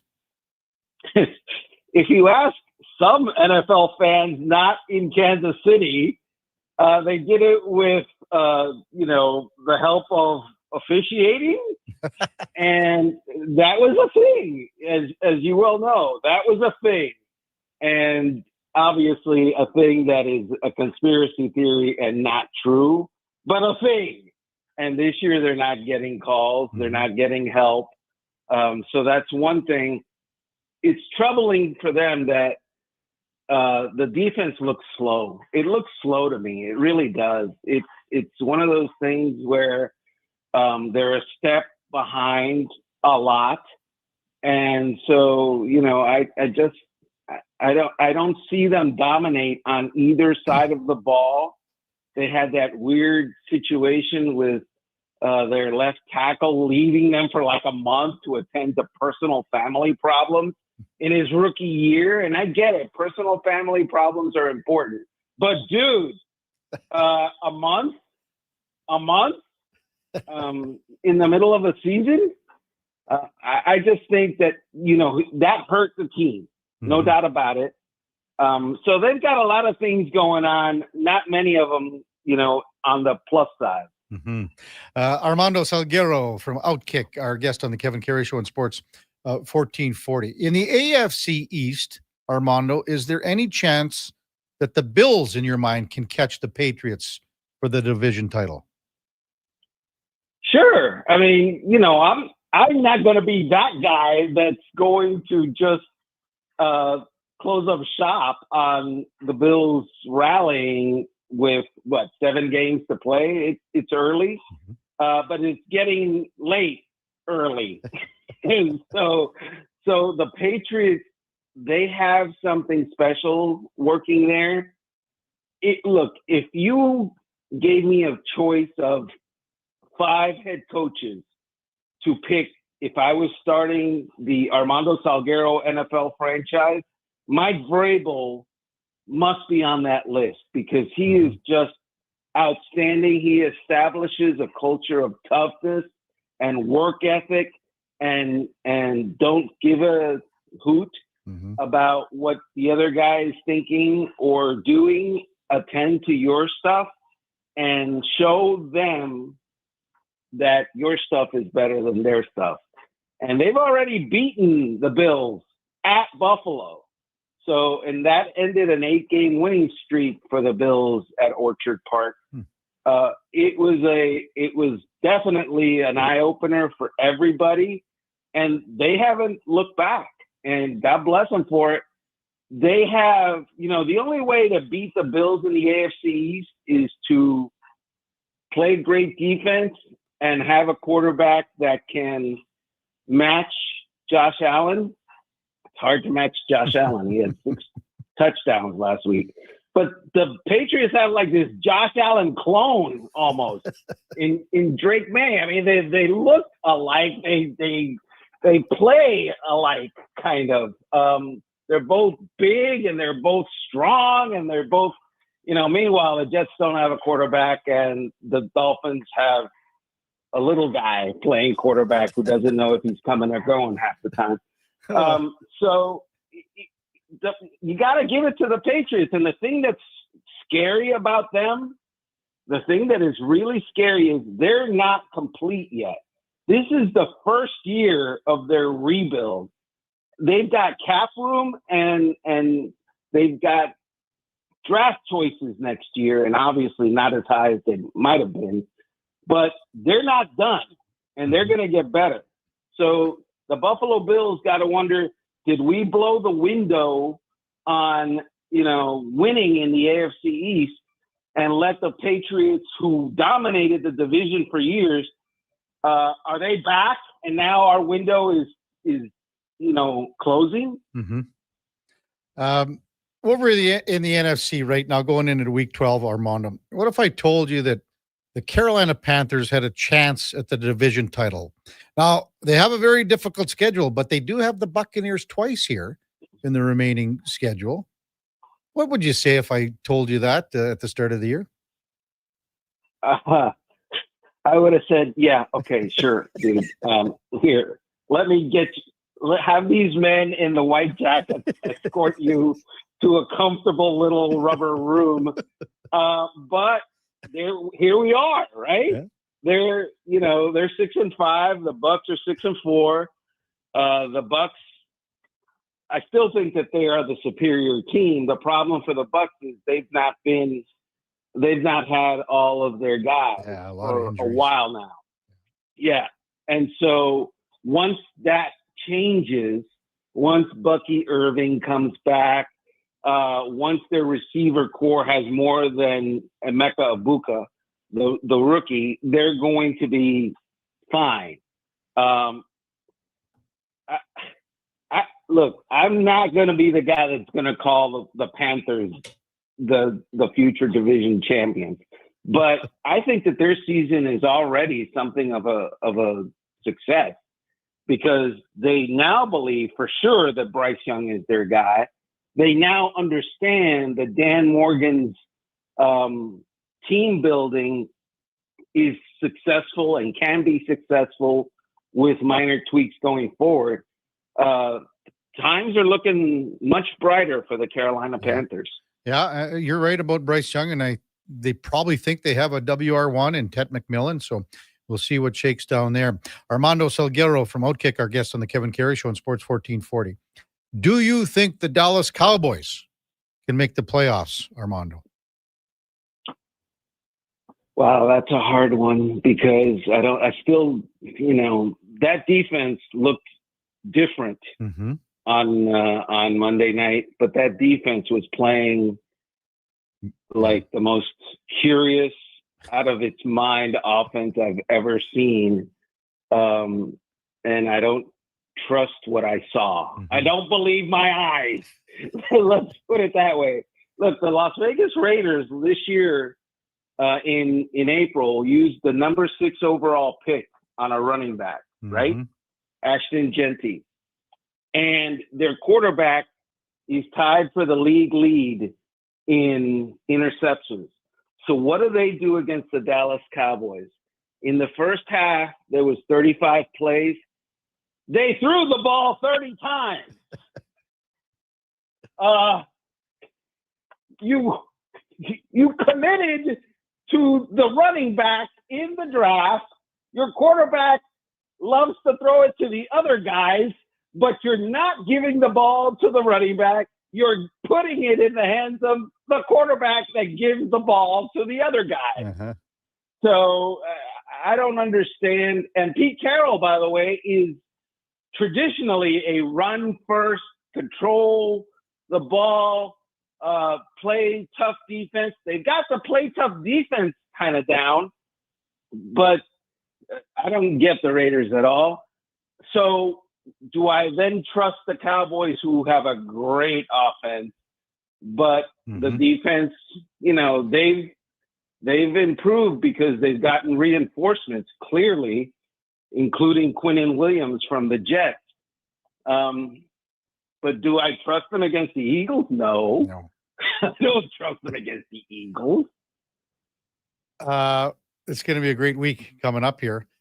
Now, in the NFC North, would you be able to say in confidence that you're going to pick a division winner here, or because these teams are going to cannibalize each other, it's too difficult to do, Armando. Yeah, no, look, I didn't buy into the Caleb Williams is a bust talk last year. He was put in a bad situation, and it was made worse by poor coaching. And that has now been addressed because Ben Johnson is the real deal, and he is going to grow up Caleb Williams, and Caleb Williams is going to be a star in the NFL, like a legit, top 10 quarterback in the NFL. He's not there yet. He's going to be there. And does that mean I picked them to win the NFC North? No, because I the Lions are still, what I would say to you is the Lions are still a beast on the line of scrimmage when they're healthy on both sides of the line of scrimmage. And I think football games are won at the line of scrimmage. You can't win the line of scrimmage. You're not winning games. Well, it's funny. I mean, the Bears lead the division with a -6, I believe, point differential. Yeah. That will not be, I don't think, what we're talking about at the end of the season, but you're absolutely right. Look, I just think that they've hit a good stretch, clearly. And I know this, the Bears are now more consistent than the Packers, who I picked to go to the Super Bowl in the NFC. I'm so disappointed in them. So disappointed in their offense. Their defense is stellar, but their offense is just not gotten straight. And Jordan Love is a stud one week, and then the next week it's like, huh? What are you doing? And they're asking questions about Matt LaFleur's play calling, and I'm thinking, huh? What? That dude, you're asking him? So they've got stuff going on. And then we have the Vikings, who stink because they lead the league in terrible quarterback decisions this year. In that they could have had Daniel Jones if they merely promised them a chance to compete, didn't do that. They could have had Aaron Rodgers if Kevin O'Connell had decided, yeah, my friendship with him, it's worth a shot. Let's bring him. No, they didn't do that. And they didn't re-sign Sam Darnold. And instead they went with, J.J. McCarthy, who had never played in the NFL before and was unproven and coming off an injury. And guess what? As a first-year starter, he's playing like he's never played in the NFL before, and he's unproven, and he's been injured. So, yikes. Armando, it's always great talking to you. So animated, so passionate, so fired up. Enjoy week 12 of the NFL, and we'll chat soon. Have a wonderful weekend. Appreciate you, Kevin. Be well. Take care. That's Armando Salguero from Outkick. Week 12 of the NFL gets underway tomorrow with Buffalo and Houston. Duke's got to make his pick. What are we down to, Duke, again? What's the standings? We're only down 3 now, Kev. Down 3. So it's become close. How many games are we going to do this week? Okay, so we got the 3 prime timers, obviously, in Thursday, Sunday, and Monday Night Football. I don't know. I think if we give Eddie 1 or 2 slots to pick on the Sunday slate, I'm fine with that. Whatever. We shouldn't have done the CFL last week. Yeah, I needed it. I needed it bad. That's what I'm saying. I know ball, but only on this side of the border, I guess. We shouldn't have done the CFL last week. When we come back, we'll get to some of your texts. 833-401-1440. It's a Kevin Karius Show with the Duke of Delburne, Josh Fenwick. Maybe we'll talk about, with old Fenzy, or Fenny as Eddie calls him, the Detroit Pistons, the hottest team right now in the National Basketball Association. That's coming up right after the break. We're also streaming on YouTube, X, Facebook, and Instagram. Mr. Rooter watches the big game. Go deep! What you watching, Mr. Rooter? The Plumbing Olympics. Frankie Drain Dragon Sanchez is attempting to break the world record in the 100-meter snake. Watch. Wow! Did you see that? He snaked out a 50-pound clog. And in the middle of that wad, a gold medal. What theater? Yeah, that's very cool, Mr. Rooter. For a plumber who's good as gold, call Mr. Rooter. Across the province, Albertans are taking their shot on Play Alberta. With casino winners every hour, jackpots worth millions, and revenue that stays in the province, there's never been a better time to sign up. Right now, our listeners can score a $50 free bet when they make a minimum $50 deposit with code Gregor50. That's code Gregor50 for a $50 free bet. Start playing with your game sense today to find out if you're Alberta's next winner. You matter. Your mental health matters, and you're braver than you think. Not Alone is an organization focused on creating a space of acceptance and support through tough, meaningful conversation. My name is Tyler Smith, and you are never alone. NotAloneCo.com. It's okay to not be okay.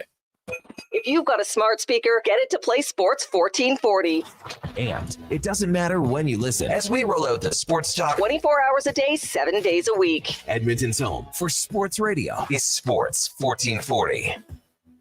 Legacy Heating and Cooling jingle auditions, take one for Gene Principe. Are you ready, Gene? Ready? I'm not just here to make a thermo a couple of bucks. I'd never just microphone it in. Take one. Call Legacy. Call Legacy. Nice. Boom! I'm a musical genius. Legacy's going to love this for furnace season. What's not to love? With no interest and no Principe payments for 1 year. Are you always like this? Yep. Unlike a furnace, I have no filter. Legacy Heating and Cooling.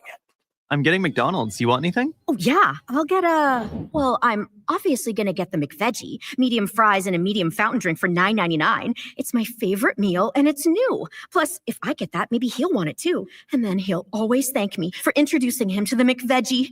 I'll be a hero. So, McVeggie fries and drink? How'd you know? You were thinking out loud again.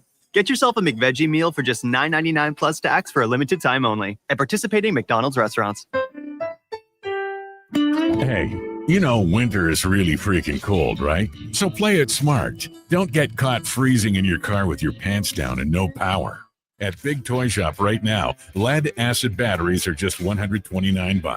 $129 is a great price for a good start. Big Toy Shop.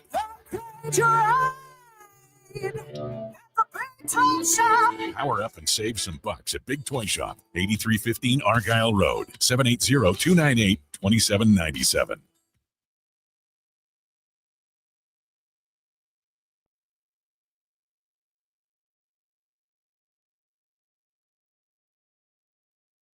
This is the Kevin Karius Show on Sports 1440, a proud presentation of Sports Select. In store or online at sportselect.com. Please play responsibly.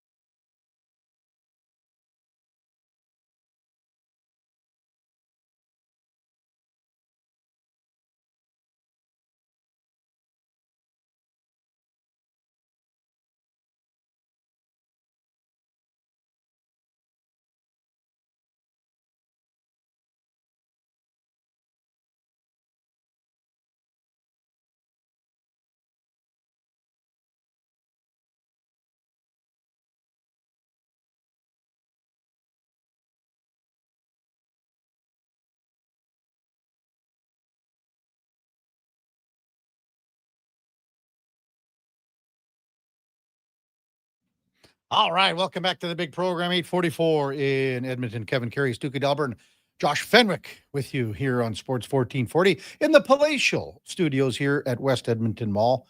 And seeing that pic of Gretz with the soccer team of Canada, watching in the rerun of the highlights here in Fort Lauderdale again.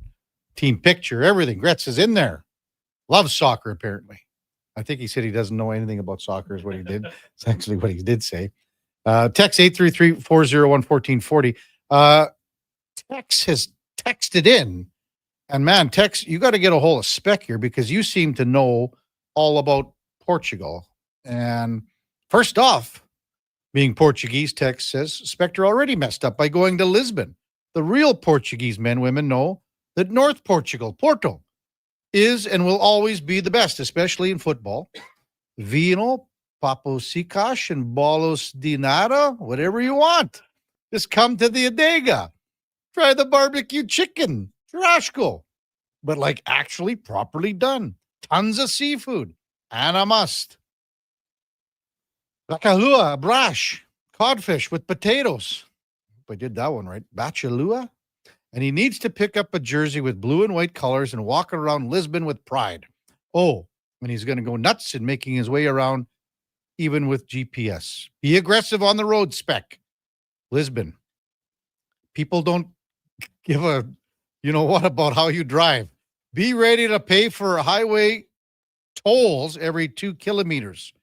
I lived in Algarve, Albufriera for a while, and it was really nice. He'll enjoy that. Any other questions, I can definitely give him some info. Okay, Spec, you got to talk to Tex or text here, because you just got like basically a tour guide in Portugal when you head out tomorrow. Montana to Rice says the Packers are going to fall out, so inconsistent. I never know what Love will do week to week. No Jacobs. It's got a few weeks. It'll be a tough time for them. Well, I was just reading on Jacobs. He's not totally out yet for next week's game. Is he or is he not? I was reading that he could possibly be a go for the game against Minnesota this week. But something definitely to keep an eye on. Here's one from Mark regarding the Oilers, and we've talked about Paul Coffey a fair bit here. Hey, Kevin, I didn't like the dual role that Coffey had, being on the bench and advising the owner at the same time. If he comes back, do you think it's a vote of non-confidence on Knobloch? Well, we discussed that yesterday, Mark, with Spec. And when you look at this, and again, you could go back to 2 years ago, and I did a one-on-one with Coffey, and I asked him, how long are you going to do this? He said, he straight up said, this is it, 1 year, I'm done. But I think when it got to be so close, and he enjoyed the day-to-day rigors of an assistant coach, and by no stretch, there are assistant coaches that do certain things, and then some that might be a little older or been around the game longer that have different responsibilities. Coffey obviously falls into that latter category. But he enjoyed it so much that he came back for year 2. We never ever, and Spec said this yesterday too, we never ever did get why or who made a call on this. Did Paul say, I don't want to come back? Did Chris Knobloch say, this is the stamp on the team that I'm moving forward with? This is my staff? Because we all know that Paul Coffey came on at the same time as Chris Knobloch to help him along. So it was never been discussed. If someone were to ask Paul Coffey straight up, well, I don't know if he'll give you the politically correct answer, because he loves this team more than anybody. He wants this team to succeed more than anybody. But was never ever said, do you want to come back again? If you were to ask Paul that, again, I think he would say whatever is best for the team with his answer. If he were to come back, I think it would have to be probably Knobloch that reaches out. Maybe I'm out to lunch on this one. And, it's funny here. A little over 2 years ago, when that coaching change was made and Jay Woodcroft was fired, Chris Knobloch gets hired, we would have had, let's just say we had 100 texts on Paul Coffey joining the team behind the bench. I would say 98 of them were negative. What are the Oilers doing? Why would they bring in Paul Coffey? All he's going to do is report to the owner this and that behind everyone's back. That never happened. It never happened at all. No one wanted to see this team succeed more than Paul Coffey. And it's funny, now that the team is struggling at 9-8-4, we've had dozens and dozens and dozens of texts that Paul Coffey should be back, come back, would be a help behind the bench. Thanks for the text, Mark. Appreciate it. 833-401-1440. Klaus from Beaumont says, hey, Spec, watch out for the pickpocketers in Portugal. Good morning, KK from Ron. Hey, KK, ignore that guy from Killam. He's probably jealous. Seems there's a fire culture in the Oilers room. It's not a recipe for success. I think the defense misses coffee, and I just saw this. What do you think about calling up a tough guy in Connor Clattenburg? This has been talked about, Ron. I get where people are saying you need a jump, need a spark. I think it has to come within the room, and it's got to start coming fast, or else you're going to see, again, maybe a guy like Trent Frederick watching a game from the press box, or someone else that would normally be in the regular lineup watching from the press box. I'm not sure Connor Clattenburg is an answer right now, maybe down the road, but you see how much that he puts into every shift in the game. And that just has to be, that has to come from within with all these guys that are here already. You got to play every shift like you're playing like a Connor Clattenburg, which could be your last shift ever. Like Connor Clattenburg has to play every shift in Baco like it's his last shift ever, or else he's not going to be around. Craig and Red Deer says Portugal's beautiful, cheap too. All right, Duke, we got to get to Portugal somehow. Hey, we got to get to Portugal. Brian the fan says Spec is calm still. Calm. 833-401-1440. Have I missed anything on the text line, Duke? No, I think you did an admirable job of catching up there.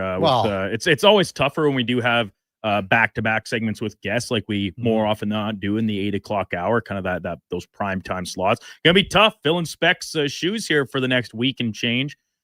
He's such a look forward to a part of the program for all of our listeners. And Marty, if you're listening, Spec's gone for the next week and 2 days. But I'm sure we'll manage plugging that hole. But no, I think you kind of nailed a lot of those texts on the head.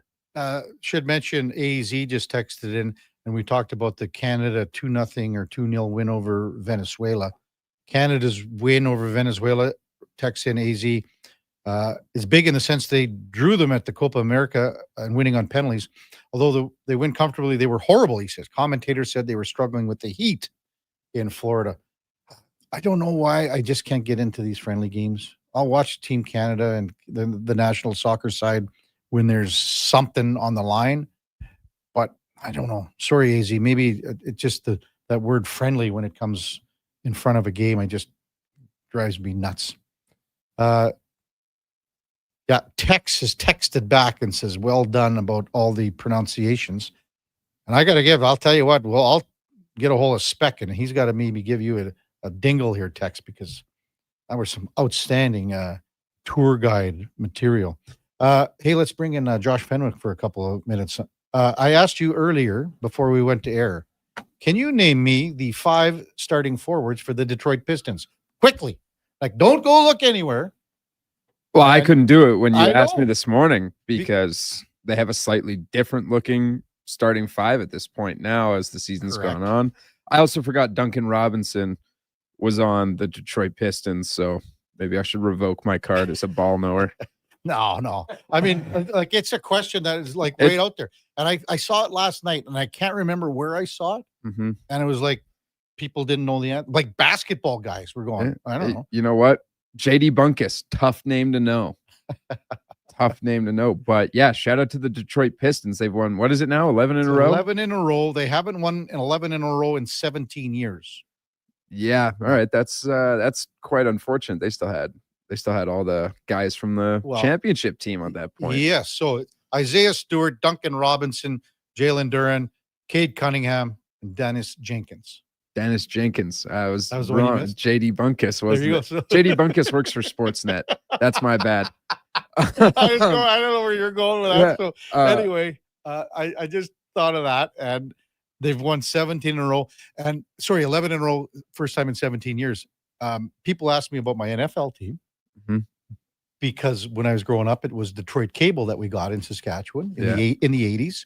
Well, so I mean, the Pistons were smoking along pretty good. The bad boy Pistons at the time. Man. And Chuck Daly. I mean, did anyone have better hair? No. Chuck Daly's fro was, head of hair was. He nice, was great. And again, they were. If a team ever represented a city in any sport, if you were to say NHL, NBA, NFL, a team for a couple years, whatever it is. It was either the Bad Boy Pistons or those Flyers teams in the 70s. Yeah. I mean, like that was, I still love the interviews with Bill Laimbeer. I'm sure you've seen them. Mm-hmm. And he's like the questions that he's getting asked. And he's like, I don't understand your question. Like, we did this to win. And that's all. Like, it was like, he's just deadpanning the camera. You know? Bill Laimbeer.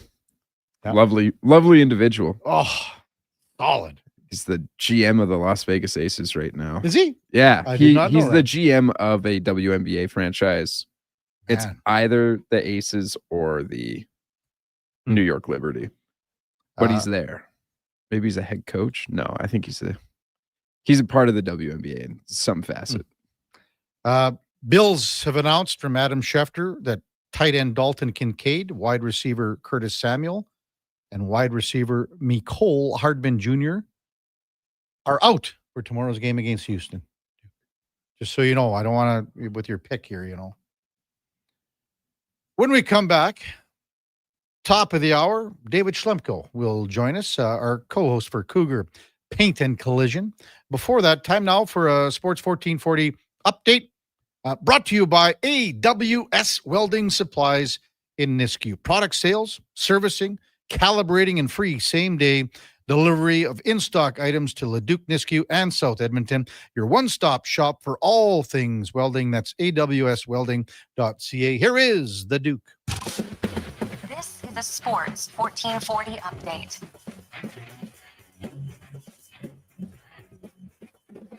Eight games in the NHL last night. The Maple Leafs getting past the Blues 3-2 in overtime. Dallas falling to the Islanders 3-2 after a last-second review overturned the tying goal. Red Wings doubling up Seattle 4-2. Mark Scheifele, 3 assists, and becoming the Jets' franchise leader in games played as Winnipeg beats Columbus 5-2. Tampa over the Devils 5-1. Chicago topping Calgary 5-2, powered by a Connor Bedard hat trick. Rangers losing in Vegas 3-2, and Macklin Celebrini also netting a hat trick. Sharks beat Utah 3-2. Edmonton Oil Kings win their 9th in a row last night, topping Penticton 4-3 in overtime. Blake Fiddler with the OT winner, and a half dozen games on the hardwood, including the Warriors falling to the Magic 121-113. Boston getting past Brooklyn 113-99, and LeBron James makes his season debut with an 11-point, 12-assist double-double. Lakers win a track meet over the Jazz 140-126. From the pitch, Canadian men's soccer team playing its last friendly of 2025 ahead of next summer's World Cup. They win over Venezuela 2-0. And from the majors, Cubs lefty Shota Imanaga, Brewers righty Brandon Woodruff, Yankees outfielder Trent Grisham, and Tigers second baseman Gleyber Torres all accepting qualifying offers from their teams to remain with them for next season. Bo Bichette did not accept his QO from the Blue Jays, which will entitle Toronto to draft compensation should he sign somewhere else in free agency. Coming up in hour 3 of the Kevin Karius Show, we'll be joined by U of A Pandas hockey head coach Howie Draper and our Wednesday co-host, former NHL defenseman David Schlemko. I'm Brandon Douglas. That's your Sports 1440 update. This is Sports 1440, a Stingray radio station broadcasting on Treaty 6 territory. Download the free iHeartRadio app and listen to CKJR wherever you go. Getting in on the sports action you want is as easy as playing at sportselect.com. Simply make your picks online, generate your QR code, and lock in your bet at your local Lotto Spot retailer. Then sit back, watch the game, grip your chair, and high-five anyone nearby. Every bet is 100% legal with the chance of winning cash in hand. Sports Select. When you're ready to play, bet on the original. Must be 18 plus to play. Play responsibly. Hey everybody, it's Chief Principe and Jason Stradler. Join us on a 7-night cruise through the Mexican Riviera, leaving from Los Angeles and including Cabo, Mazatlan, Puerto Vallarta, and more. While we relax and cruise the tropical waters and have some drinks with umbrellas in them, you could attend an intimate meet and greet with legends like Bill Ranford, Jason Strudwick, Kelly Buchberger, Ron Lowe, Jack Michaels, Louis DeBrusque, and more. Don't miss out on every hockey fan's dream cruise, the Edmonton Hockey Legends Cruise. It's going to be one hell of a trip. Price start at just $23.99 Part of the proceeds support the Ben Stelter Foundation and Kids with Cancer. The Edmonton Hockey Legends Cruise, July 2026. Visit cast.tours/Edmonton or call 1-833-347-7678. Book now and save $500 per cabin when you mention promo code Stingray Radio. That's cast.tours/Edmonton. More fruit? Check.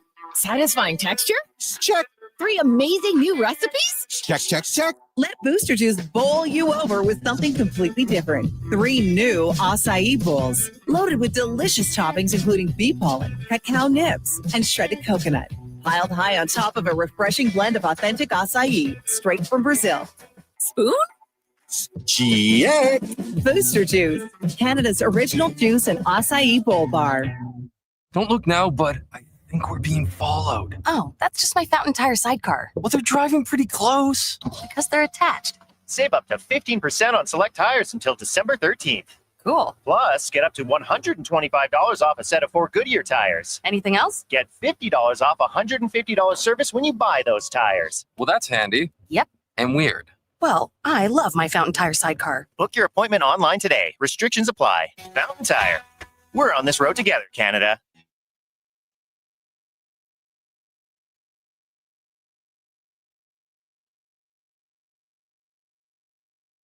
Just in time for the morning skate. This is the Kevin Karius Show on Sports 1440.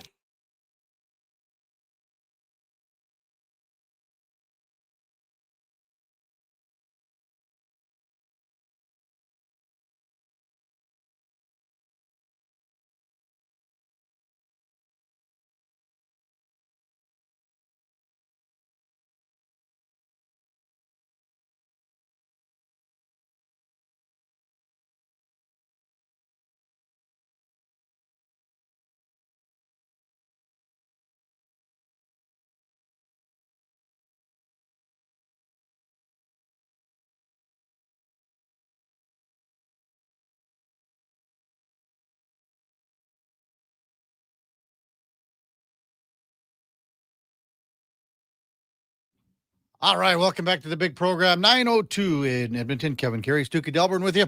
Josh Fenwick with you on Sports 1440. We're also streaming on YouTube, X, Facebook, and Instagram. We're presented by Sports Select.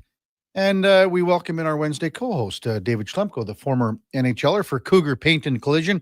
Our family helping your family for over 40 years. Part of the Napa Certified Auto Body Program, Cougar Collision. .com. Eddie was talking about Gordon. Gord emailed or texted me, I think it was last Friday now, because Eddie had to take his vehicle in. They took care of him. Is that and then what did Gord? I can't remember exactly the exact words. His dad mobile, I think, or whatever it was, because it was the van in, and then we got into the story about why Eddie needed to take his van in, and that was comedic in and of itself with a little fender bender in the Costco parking lot, and Eddie sent this guy's hot dog flying through the air. Ruined the guy's day. Mustard Tiger. Yeah. Oh, that's great. Just outstanding. Hey, Schlemmer, how's it going, big fella? I'm well, my friend. How are you? Great. Well, it was pretty nuts, as you can imagine, here yesterday. I can imagine. And the Duke just mentioned, and we talked about it yesterday. We didn't say the exact game in particular, but 2 years ago, the Oilers lost to the San Jose Sharks. Basically, you saw Jay Woodcroft go off the ice, right? You have to walk across the ice. That's it, isn't it? This is it. She's all over. But it's sort of weird why, if you think about it, at that point, things still were, after the coaching change 2 years ago. Yeah. It wasn't an immediate turnaround. The Oilers they went out east and they were on a road trip. I think they lost to Carolina 6-3 and they dropped to 5-12-1, something like that. But then they went to Washington and they beat the Capitals 5-0. And from there, that's when the season turned around. And maybe so looking for a little deja vu here. Maybe tonight, there's that similarity. Alan May mentioned it very quickly because I had forgotten about it. It's 2 years ago and everyone talks about how the San Jose game and things like that. But it was in Washington, where the Oilers turn their season around. That was the turnaround. Yeah. They 17 wins in a row and right. And well, I mean, they're definitely a team that's capable of a streak like that. They could certainly use a turnaround. Yeah, I don't know if I'm Knobloch, my seat's starting to feel a little warm here. It is. Okay. Right. Well, even after you sign a 3-year deal? I think so. I think this team is they're way too close to that finish line. I mean, Knobloch came on 2 years ago, halfway through the year, and almost won a Stanley Cup. Who's to say they couldn't do that again? You've seen it with Sullivan in Pittsburgh, and was it Berube in St. Louis as well? Berube in Sullivan came in late. I mean, there's been a lot of guys that have come in, like Larry Robinson came in Jersey. Yeah, like I mean, just it's just the way they're playing, right? I mean, you can try to pick apart the breakdowns and this or that and point to different areas of the game, but for me, and I was listening just when I got into my car on the way to Spec a little bit, and I think I couldn't agree more with one of the points he made. Is just guys just got to look in the mirror and play better, right? I mean, you're not getting the most out of half your team. And that's the problem for me, where the GM starts looking and saying, well, if you can't get these guys going, someone else is going to have to do it. So, I mean, yesterday in Toronto, Brad Treliving addresses the media and saying, this is my fault. That's true. So, again, you knew him from Phoenix, right? Good man. Yeah, but I mean, maybe that helped the Leafs last night. They went in overtime, beat St. Louis, whoop-de-doo, I guess. But he assembled that team thinking that was the team that's good enough. Just like Stan Bowman assembled this team thinking it's good enough. Yeah. So the players, that's where I don't get it. Like, it's been 20 plus games where if you haven't looked in the mirror and again, on the bottom 6, they have 0 points. It's not even close. In the month of November. They're not even creating anything. Right? Like you got to think that Connor and Leon and some of those veteran guys are really challenging guys one-on-one to get it going here. So you see what Connor and Leon do. I mean, I'm sure you're like everyone else. You hate it when they get put together. Not as much as most, I don't think. I can see the advantages to it. Text 833-401-1440. Bob Yanakoulias says he actually believes it was that Carolina game where they lost, and that was a 6-3 loss to Carolina. This is 2 years ago we're talking. Was the one that turned it around before the Washington game. He goes, Bouchard was chippy. They were down. They made a comeback. Didn't quite get to the end. That's a good memory. Man. Holy cow. He goes, I remember it, Schlemmer, because I was on tour with my band. We were playing in Kingston, Ontario, and it was great to watch that game. I told my bandmates, I said they lost to Carolina, but they sure look good doing it. Thanks from Bob. Well, thanks for that, Bob. I would have said it was the Washington game that turned it around. Man, that's a great memory. Kudos. No kidding, yeah. So then again, I mean, this happened to you. I mean, you would have went through stretches of your career where it wasn't going good for 3, 4, 5 games. I don't know, whatever it is. Oh, yeah. Probably a little bit more than that sometimes.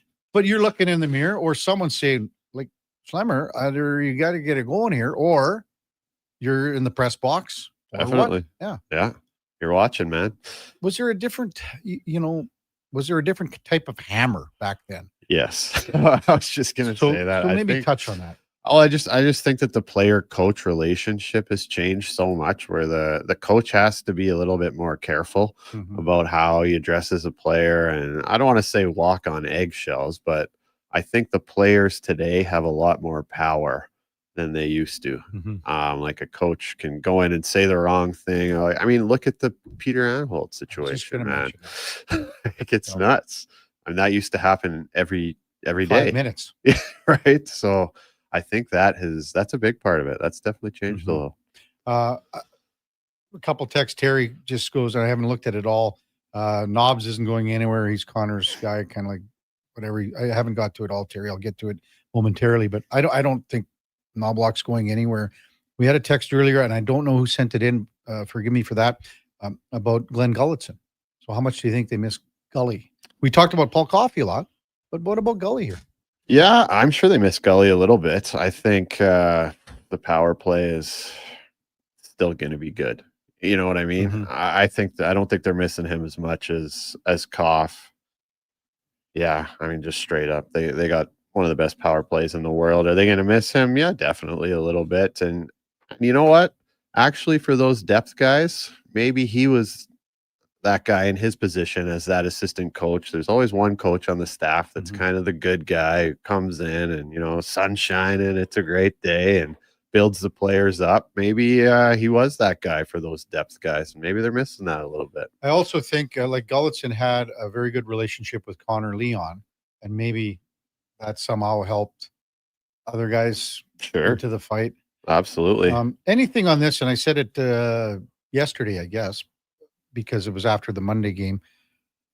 You know, Zach Hyman comes in Carolina, has 10, 11 hits or 11 hits, and then would the players have gone, okay, well, boy, Zach, he was dynamite, and all of a sudden they're going, okay, now Zach's here, so why did they not bring it as much in Buffalo? Are they expecting Zach to go and all of a sudden turn into Superman here? Well, exactly. That's exactly what I was going to say. It's either you're going to follow his lead or you're just going to sit there and watch him. And, oh, that's great. We got him back. Now he's going to do it for us. And they sat there and watched him. Right.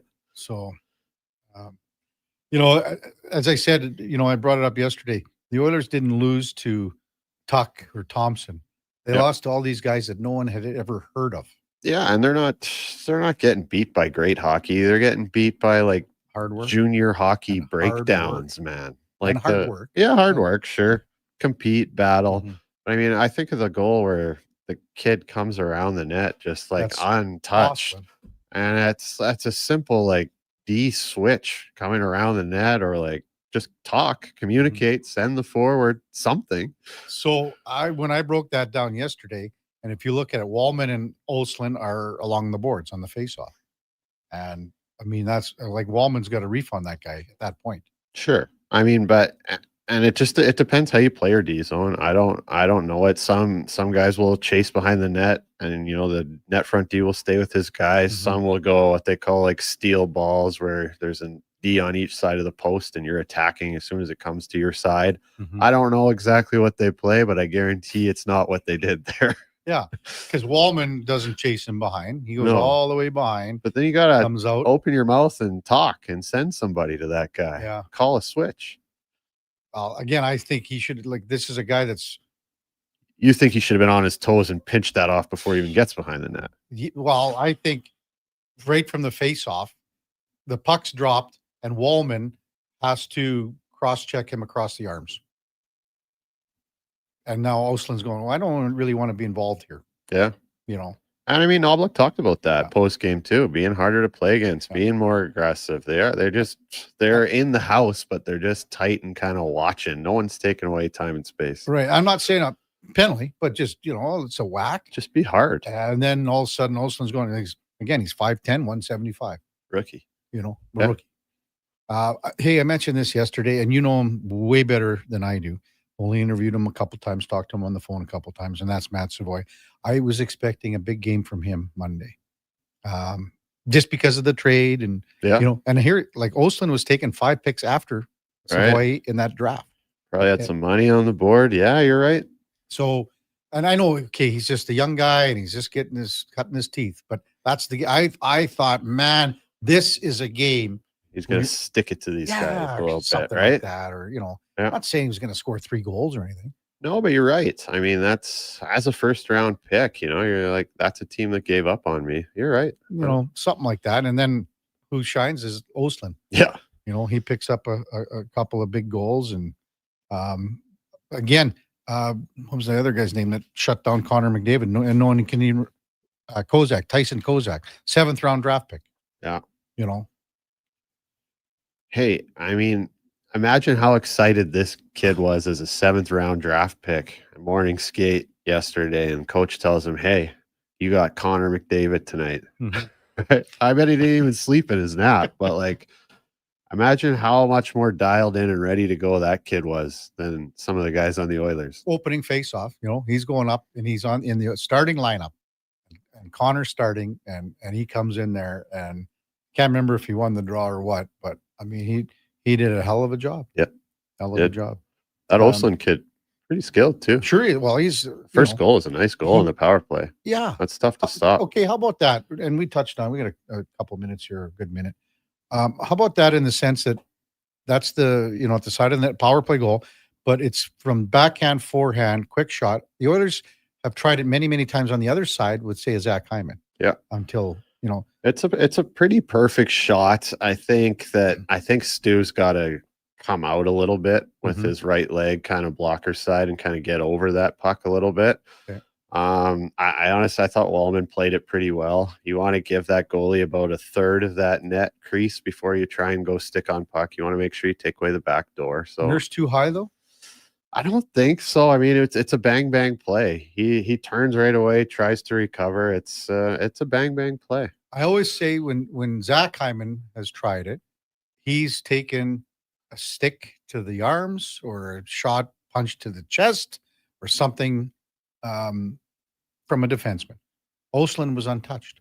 That's the problem I have with it. Yeah, I mean, I can see where you're coming from with that, but also when Hyman doesn't score, the puck is sitting in the goalie's feet and everyone's whacking at it and everyone's taking a cross check. Right. I mean, I think Oslin, the puck was in the net before anyone even had a chance to get a stick on him. So the morning skate just started when we were getting ready here. Savoy, McDavid, Roslovic. Ooh, I like that. Well, I mean, Draisaitl has been really good with Roslovic. Trying to just spread the love around a little bit. Hey, get somebody else going. Put Colson, Draisaitl, Mangiapane, Frederick, Henrique, Hyman. It looks like they're going 7D, I think. Janmark, Tomashik.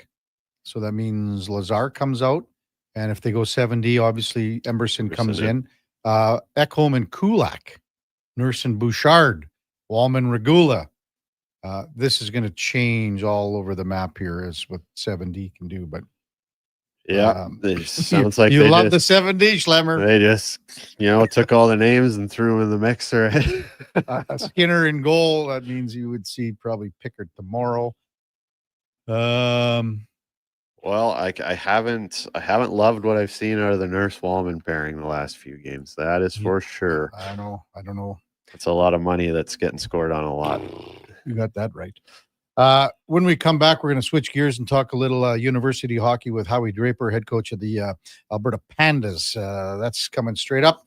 Kevin Karius, Duke of Delburne, Josh Fenwick, and David Schlemko on Sports 1440, presented by Sports Select. We are streaming on YouTube, X, Facebook, and Instagram. Mr. Rooter watches the big game. Go deep! What you watching, Mr. Rooter? The Plumbing Olympics. Frankie Dragon Sanchez is attempting to break the world record in the 100-meter snake. Watch. Wow. Did you see that? He snaked out a 50-pound clog. And in the middle of that wad, a gold medal. What theater? Yeah, that's very cool, Mr. Rooter. For a plumber who's good as gold, call Mr. Rooter. Hi, Mike here from Northgate Chevrolet Buick GMC. Snow, colder weather, shorter days. November is officially here. But it doesn't all have to be bad news. If you're thinking about a newer used vehicle, now is the time. Massive savings, 0% financing, and don't forget tires at cost. Yes, that's right. We sell winter tires at cost. There's lots to celebrate in November. And as always, we'd like to thank all of those who have fought and served for our country. Stop in and see us today, 13215 97th Street, or visit us online at northgategm.com. You're in Northgate country. The job won't wait. Why should you? At AWS Welding Supplies and Repairs, conveniently located in Nisku, we've got everything you need to get it done. From product sales to servicing and calibrating machines, we're your one-stop shop. We're a proud, locally owned and operated business, committed to serving our community with a proven track record of customer service. Don't let a broken tool slow you down. We offer fast repairs and free same-day delivery of in-stock items to Leduc, Nisku, and South Edmonton. AWS Welding. We make it happen. They're not just a grocery store. They're a butcher, a baker, a cafe, deli, rotisserie pizza, and restaurant, all under one roof. Loca Quality Market does food differently with 2 locations to serve you. Edmonton and Sherwood Park. Visit loca.ca. Sports 1440. It's your front row seat to the wild world of sports. Local legends, national headlines, and everything in between. Your game, your station. This is Sports 1440. Diablo Boots sells only Canadian-made work and biker boots made by Canada West. No American or boots made in China, so no tariffs. All of Diablo's boots have replaceable soles and heels for longer life. Sizes 6 to 14 triple E. Buy quality, buy Canadian. And support Canada West and Diablo, the two best names in the boot business. So save on boots by Save On Foods. That's Diablo Boots, 3340 Gateway Boulevard on the east side of Save On Foods. Buy Canadian. They're terrific.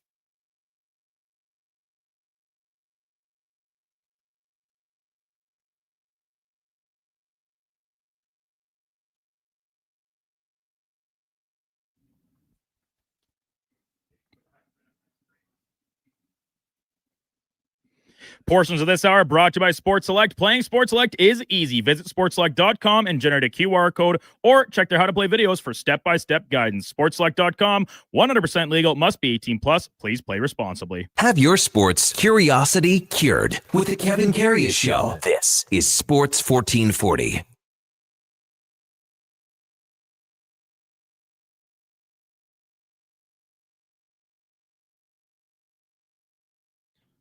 All right, welcome back to the big program, 921 in Edmonton. Kevin Karius, David Schlemko with you on Sports 1440, along with the Duke of Delburne and Josh Fenwick. Again, the lines from the Oilers morning skate ahead of the game with Washington tonight. McDavid between Savoy and Roslovic. Draisaitl centering Podkolzin and Mangiapane. Henrique, Frederick, and Hyman. Janmark and Tomashik. So 11 forwards, 7D. Nurse Bouchard, Ekholm Kulak, Wallman Regula, and Emerson, Stu Skinner in goal.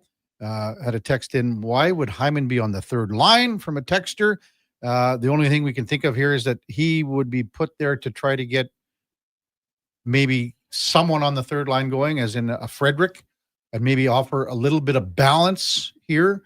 But, I mean, this could change within 5 minutes of the game. I was just going to say, I don't think these lines even make it through the second period. Second period? What about even first period? Who knows? Yeah, who knows? Hey, let's welcome in our next guest. He's been on many times before. Started the Alberta Pandas hockey program right when I slid into this fine city in 97, 98, whenever it was. Howie Draper, head coach of the Pandas hockey team. Morning, Howie. You're with Kevin Karius and the former NHLer, David Schlemko. Thanks for jumping on Sports 1440 this morning. Really appreciate it. Oh, great to be here, guys. Good morning. Morning. How's the season been going for the Pandas so far, Howie? Give us a quick update. Well, it's been a new experience for us. I'll start with that. We've our record right now isn't outstanding, and I think we're a team and a program that's used to winning more games than we lose, and this time it's flipped. So we're losing more games than we're winning, and but I'm optimistic. Every weekend we get a little bit better, and despite not necessarily getting the points up on the board, and I'm optimistic for the future. So we'll see what happens. 3, 5, and 4 so far. You're like the Oilers, Howie. Every game going to overtime or what? That's right. Well, that's what I mean. Like, it's just hey, we've got a young crew. They're all great learners, and like I said, every weekend they're stronger. It's just trying to get them up to speed with the level of hockey that we're playing at U Sports now, and it's going to take some time, but very much like the Oilers, I know it's watching them is kind of like, geez, that's our D zone. How can we fix that? But but we're working on it, and like I said, I'm optimistic. Have you had quite a bit of turnover from your team last year, Howie? Yeah, we had some we had a group that started with us in COVID, and because of that, they were able to be with us for 6 years. So we had a large graduating group after last season, and that group helped us. That nucleus of players helped us win a Canada West championship, and so it's a big loss. Your leadership crew is in that group, and of course, just all the time that we had to work with them and help them develop and get our team game to the point that it needs to be. And we're starting over from scratch. So there's going to be some learning pains for sure. Mm-hmm. Howie Draper with us on Sports 1440. In that sense, with the turnover, Howie, what was recruiting like for you in the off season? Well, we're always recruiting for 2 years down the road, really. And I think there was a little bit of a gap when I went to New York for the 1 year, 2 years ago. Everything happened so fast that I think I did a disservice to the program, and unfortunately, I wasn't able to get some of the things hammered down that I might have been had I been able to stick around. So we were in a little bit of scramble mode last year. We picked up a couple of really good players out of the ACAC, though, the Alberta Colleges League, that I think are going to get up to speed here soon. They're doing great. We had some other players that in a regular year, they would be considered developmental. And that we'd say, okay, in 2 or 3 years, this is going to be a player that's going to play some major roles for us. And they've been put in a situation where they've had to play a bigger role than I think they might have thought, even when we brought them in. So it's a little bit of a different look. I would say recruiting went well, but this crew that we have right now will be stronger, I think, at their strongest 2 or 3 years from now. Okay. So Howie, when I guess you're starting from scratch, I guess you're trying to build your culture. How do you go about that? How do you build your leadership group? What kind of qualities are you looking for in these young ladies?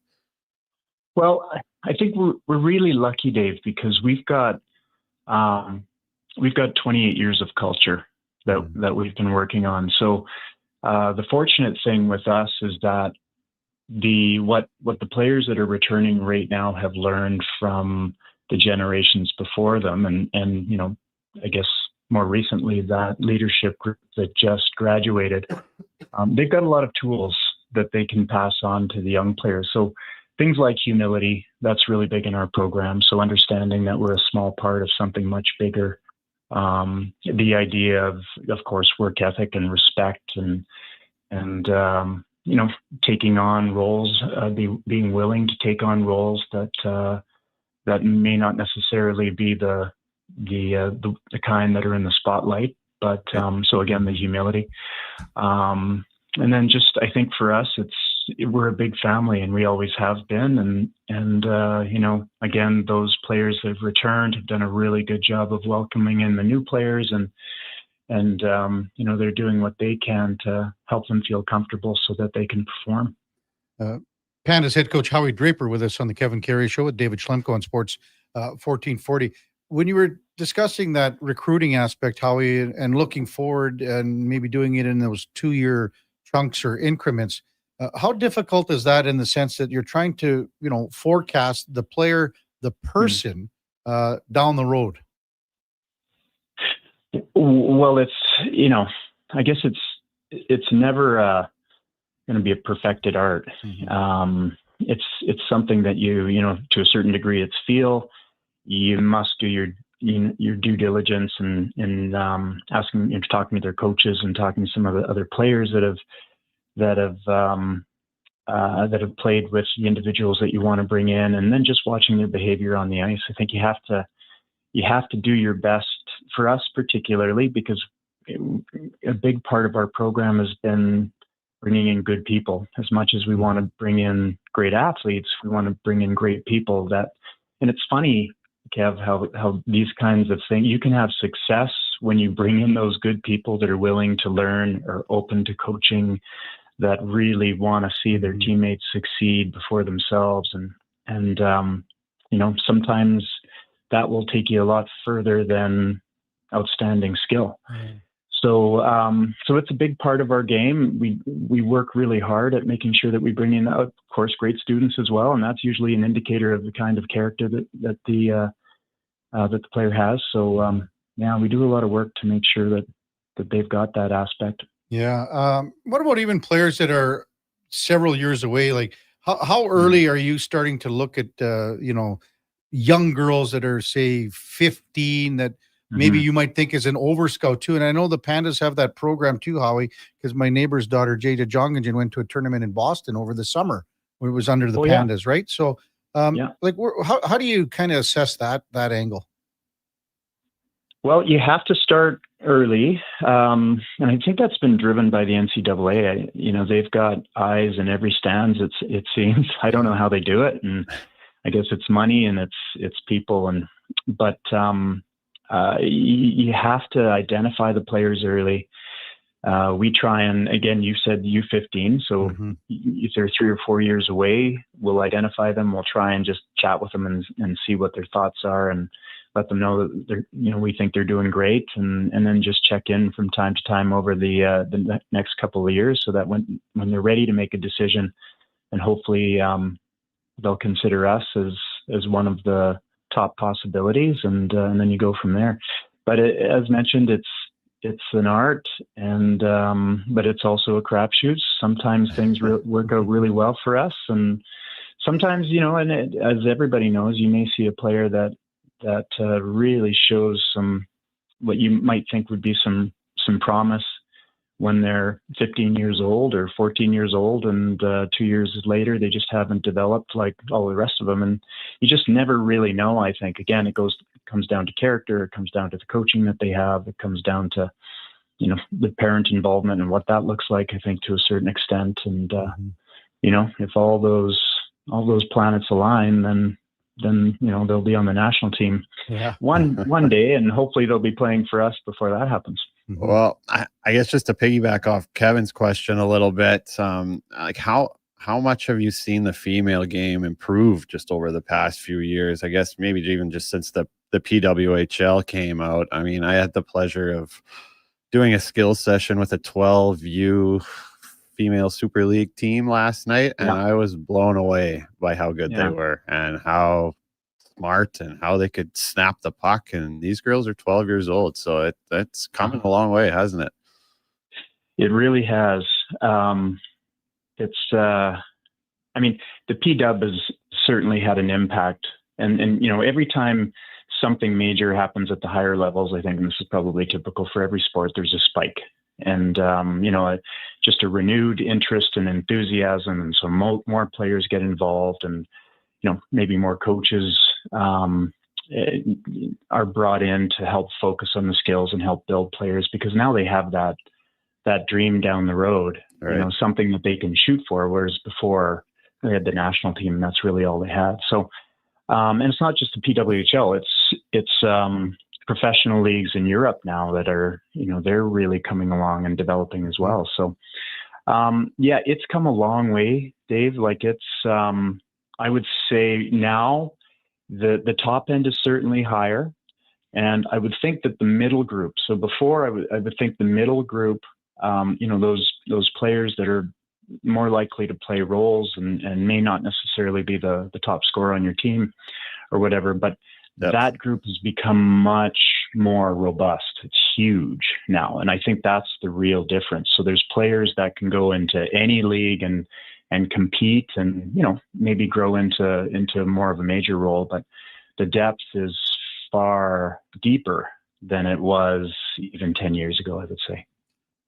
Howie Draper with us on Sports 1440. So you got UBC coming into Claire Drake Arena this weekend. Howie, this is not a easy task by any stretch. They're the number one ranked team in Canada, undefeated at 12-0. You saw them earlier in UBC. How good is this team? Well, the team's outstanding. Now, so Graham Thomas has done a great job of recruiting there and building his program. And, who wouldn't want to play in Vancouver? It's a beautiful city, and it's a great school as well, just like the U of A. It's a huge challenge. I think they were a huge challenge for us last year when we went into our into Canada Wests against them. And the thing is, you just never really know. That's one, like I was talking about the depth in female hockey now. And Manitoba, which is probably similar to us in terms of how many games they're winning these days, they took them to overtime in Vancouver just a couple of weekends ago. So you really have to be on your game on both sides if you hope to find success. And, hopefully we're a little bit closer to our game than UBC is when they come in, and we can steal 1 or 2 games from them. It's funny, or maybe that's the incorrect word, Howie, but I think about, UBC, the men's hockey program. I don't know, and laughing stock's the wrong word probably as well, but, it was not very good. And then Sven Butenschon comes in and does a remarkable job. And I'm not sure exactly where the women's program was 8-10 years ago, but what's been the change there? The whole attitude seems to be where, again, like they're the top two teams, men and women. Yeah. Well, I know the one thing I can say for certain is they've brought in great coaches, and I think that makes a big difference, right? I mean, always, and that a person that has vision, a person that's willing to build a plan to help attain that vision, and somebody that's willing to do the work. And I would assume, I know Graham, and I know that that's the kind of coach he is. I don't know the coach from the men's program, but my assumption is that coach is has those elements as well. Mm-hmm. I think the other thing is funding. Just when you hear about, and this is the part that I can't say for sure because, generally speaking, I'm not aware of what their budget looks like. But when I talk to other recruits and some of the other coaches, it sounds like they've done a really good job of figuring out ways to fund their programs. And, that helps when you're trying to recruit players. You can give them the odd thing within the rules, of course, but you can give them the odd perk that makes them feel special and makes them feel valued and helps provide the resources that they need to be successful. And sometimes they'll be able to attract some of those top end players, and I certainly think that's been one of the cards that Graham's been able to pull. BC. Yeah, it's not all that NIL money in BC going that way, or what? No, not as far as I know. Not as far as I know. I don't know if that's legal yet here. But, geez, if it is, then we're in trouble. As always, thanks, Howie. Really appreciate it. Good luck this weekend against UBC. All the very best. Oh, thanks very much, guys. It's been a pleasure to be on. All right, that's Howie Draper, U of A Pandas hockey head coach. They've got the number one ranked UBC Thunderbirds coming into town on Friday and Saturday at Claire Drake Arena. When we come back, we'll get to some of your texts. We'll talk about one of Dave's former teams, the San Jose Sharks, and the new little post-game thingy they got going with the shirtless Sharks and the beautiful necklace. And also discuss the Mikko Rantanen hit last night against Romanov against the Islanders. That's all straight ahead on the Kevin Karius Show with the Duke of Delburne and Josh Fenwick and our co-host on Wednesdays, David Schlemko. Presented by Sports Select. We're streaming on YouTube, X, Facebook, and Instagram. More fruit? Check. Satisfying texture? Check. 3 amazing new recipes? Check. Let Booster Juice bowl you over with something completely different. 3 new acai bowls, loaded with delicious toppings including bee pollen, cacao nibs, and shredded coconut. Piled high on top of a refreshing blend of authentic acai, straight from Brazil. Spoon? Check. Booster Juice, Canada's original juice and acai bowl bar. Getting in on the sports action you want is as easy as playing at sportselect.com. Simply make your picks online, generate your QR code, and lock in your bet at your local Lotto Spot retailer. Then sit back, watch the game, grip your chair, and high-five anyone nearby. Every bet is 100% legal with the chance of winning cash in hand. Sports Select. When you're ready to play, bet on the original. Must be 18 plus to play. Play responsibly. This is Andrew Walker, host of the postgame show on Sports 1440. After every hockey game this season, tune in and chime in as we talk about the game. It's all sponsored by Legacy Heating and Cooling. Don't get left in the cold. Visit legacyheating.ca. Cougar Paint and Collision is used to handling all sorts of requests, even some unique ones. We painted a Ford for a customer. He picked it up on a Friday, and he was all happy. After a long weekend, he's sitting out in front of the shop. I go out there, and he's got all these little round circular scratches all over the hood, roof, and the trunk. And I says, what's going on here? And he says, I went out to visit my brother whose farm, and he's got a bunch of billy goats. And when I woke up on Sunday morning, there's all these billy goats standing all over my car. So anyways, we had to paint that one over. Cougar Paint and Collision, part of the NAPA Certified Body Shop program. Weekly NFL giveaways. drink specials, huge screen TVs. The hits keep coming at First Round, Edmonton's NFL headquarters. Watch NFL football at First Round, and you could win a trip to your favorite NFL city for a regular season game next season. Catch NFL action Thursday nights, all day Sunday, starting with the Pro Bowl brunch from 10:30 to 2. Then Monday night with half-price boneless wings after 6 p.m. First Round, burgers, beer, sports. Downtown and Bourbon Street, West Edmonton Mall. I'm Rick Showers from No Bull RV, and if you're serious about selling your used RV, then I'm serious about getting you the money you want. You're not the only one who wants to spend the winter in selling mode rather than storage mode, and we're happy to help. People come to No Bull RV 12 months of the year, right, Rick? That's right, Bob. A used RV is one of a kind, which means when the one you're looking for comes along, customers quickly pounce on it. So if you've outgrown your RV or you're looking to upsize, downsize, or just turn it into cash, come see us at No Bull RV. You have to be serious about selling, though, right, Rick? Better believe it, Bob. This is for people who truly want their RV gone. If we're going to store your RV for free all winter, it has to be priced to sell. And that's why customers come to No Bull 12 months of the year. Because you never know when the perfect used RV is going to arrive. And if it's here, it won't last long. And that's No Bull. NoBullRV.ca.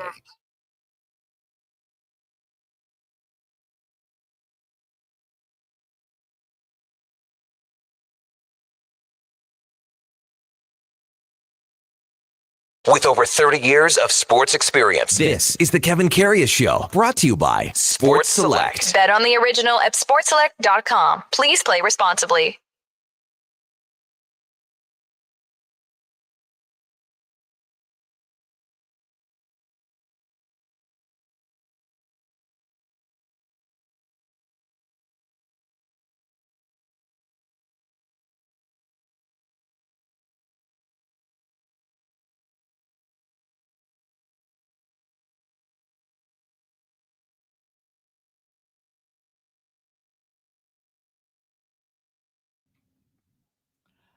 All right, welcome back to the big program, 941 in Edmonton. The Kevin Karius Show is presented by our title sponsor, Sports Select, and it's so easy to play. Just visit sportselect.com, generate that QR code. There's step-by-step videos and guidance. Check them out, sportselect.com. It's 100% legal. You got to be 18 plus, though. Please play responsibly. Time now for Are You In or Out? Okay, you know what? Moving too fast. Bottom up. Are you in or you out? In or out of what? No time for questions. Just action. In or out? Well, then I'm out. I'm sorry, Jet. Actually, you're already in. Are you in or are you out? On Sports 1440. I thought you would go, I'm in, Bob. We would have had a really cool moment, but you kind of ruined the whole thing.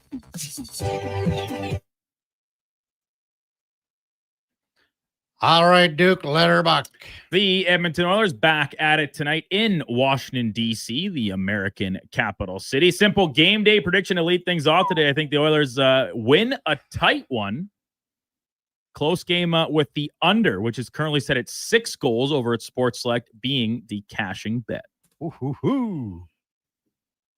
I'm probably going to go in on this one, Duke. I've got a 3-2 overtime game, which gives us the under of 5.5, 6, I guess, So, yeah, I'm going to go in. I mean, Washington's offense, we talked about it with Alan May earlier. And, Alex Ovechkin's coming on a little bit here, but when you think about their offense as a whole, Tom Wilson's leading the show with 18 points. That's what's hurting them right now. And the way that Logan Thompson is playing, and he's starting tonight, so I think Schlemmer, are you in agreement with this? It's tough. I think it's going to go one of two ways, but I will go in, hoping to give the Oilers some good juju here. They're going to right the ship here and get her done. But on the other side of the coin, I also think that Washington is a team that's looking to get back to its game and can be a very dangerous team at home. And I think this could also be like a 9-2 blowout the other way if the Oilers don't turn it around. Ovechkin, 3 goals, 5 points in his last 5 games. So he is starting to kind of, trend back towards the same player we've seen for the last 20 years, even if not quite as consistent maybe as he has been over that stretch of time. And goals been pretty hard to come by for both these clubs so far in the year.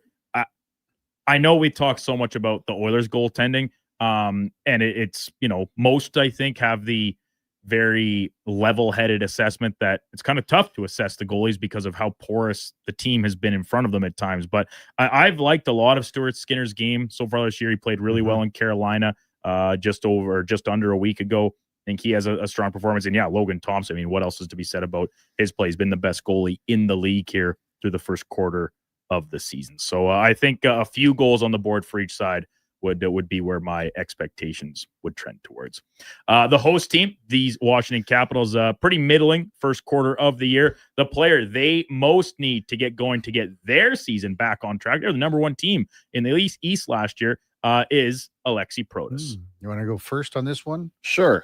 I'm going to be 100% in on this one. I will admit I haven't followed Washington that closely, but last year, every time I turned on the TV and the Caps were playing, I was like, who is this Protas kid? Like, he's huge and got rocket of a shot, plays hard.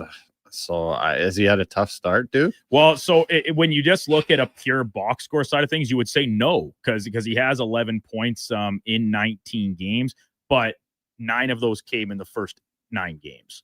And so since then, he's only had 2 points. He had 1 assist against the Kings on Monday night, and then he'd been pointless in the 6 previous to that, where he had a goal. And like I said, it winds back to the start of the season. He had a great start, but he's been quite icy cold as of late. Is this guy pushing himself away from the buffet table, Duke, enough, or is he like an Ivan Drago kind of guy? I mean, he's 250 pounds. He's 6'6". He's a monster. Is he the Dustin Buffalin? Or what are we looking at here? Yeah, that I'm not too sure of. And this was a guy that I think came in with some pretty heady expectations this year.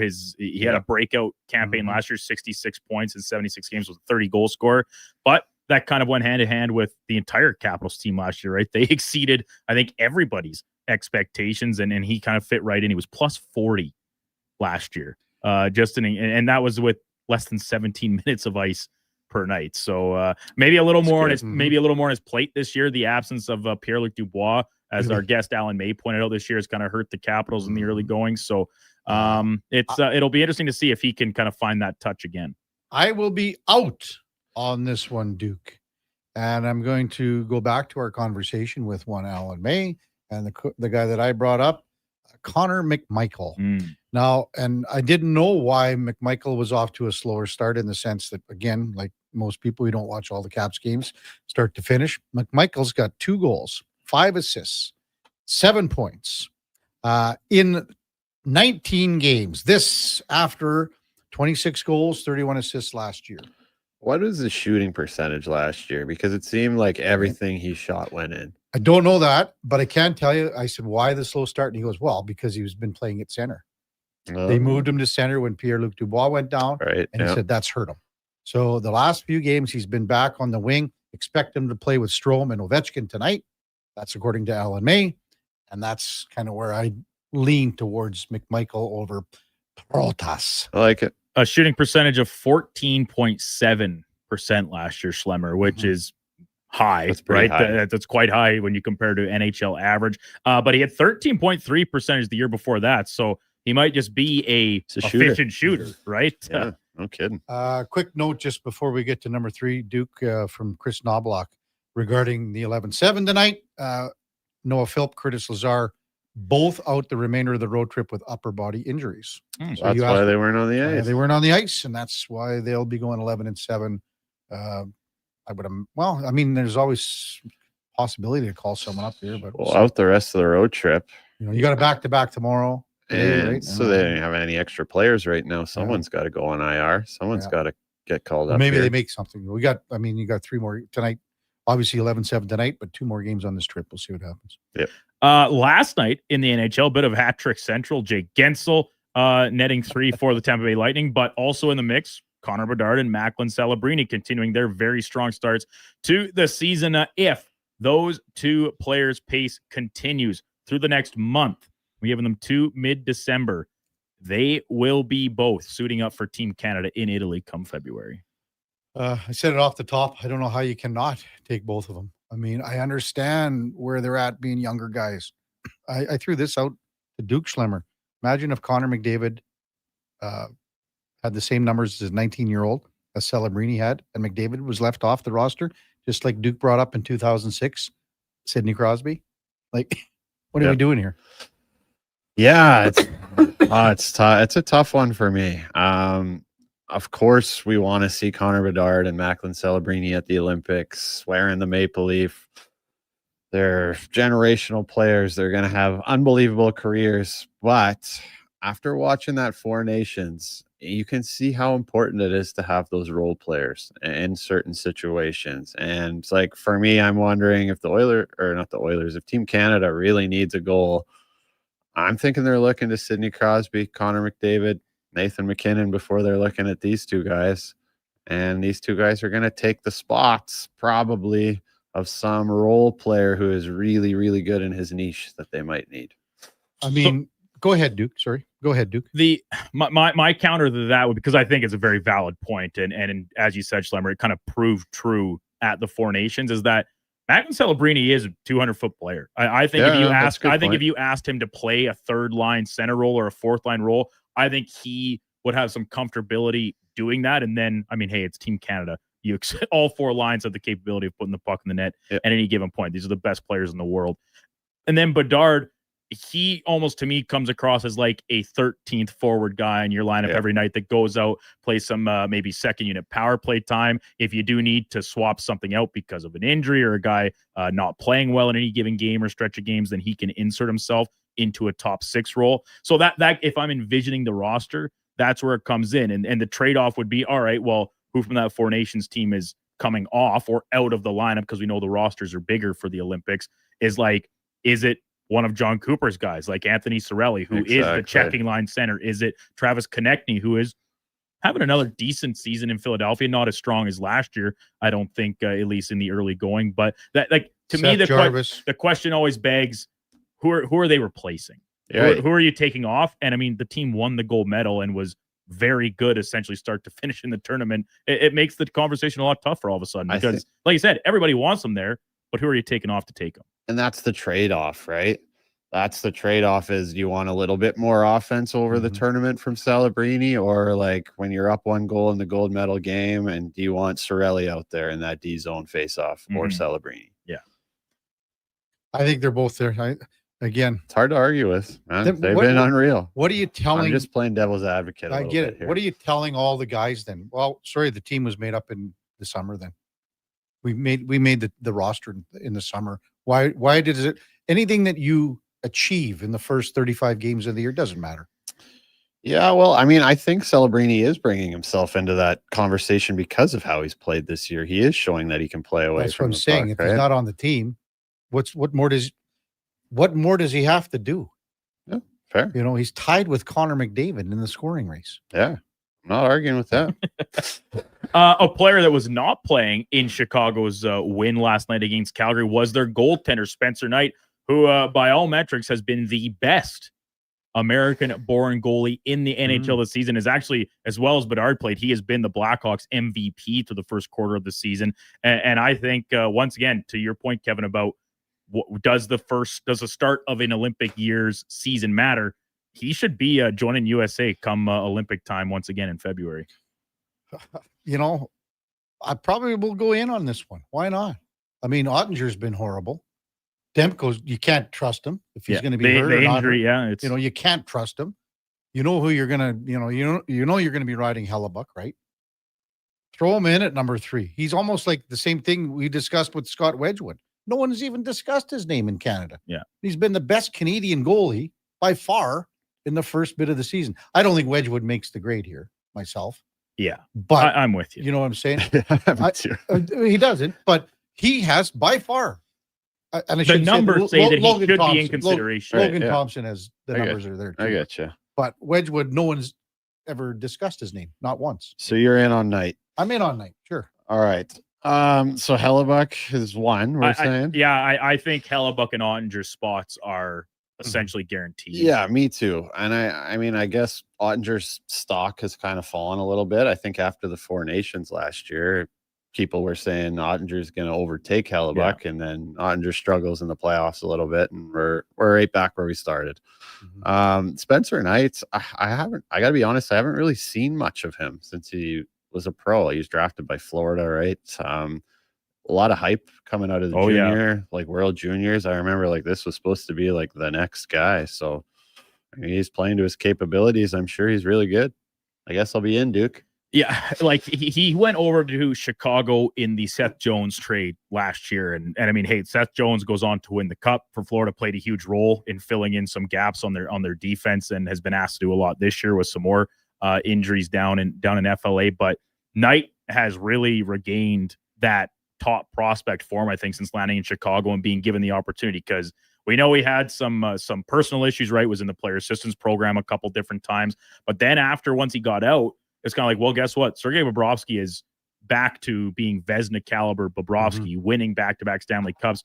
There is no path forward for him in Florida. So savvy move by Bill Zito. They use him as an asset, bringing Seth Jones, and he, like, with the opportunity, he's grabbed it by the horns in Chicago. He was good down the stretch last year, and to start this season, like I said, he has been the difference in keeping them in this playoff mix, because they're a fun team, they're an exciting team. They're still a pretty inexperienced team, and as a result, pretty leaky on the back end, even with the good play of Rinzel, Levshinov, Vlasic, and others. So I've really loved what I've seen. He's part of the reason why Chicago is worth tuning into on any given night to watch play. Well, I'm even more in after that pitch. How about this pitch for you, Schlemmer? Lastly, is World Toilet Day.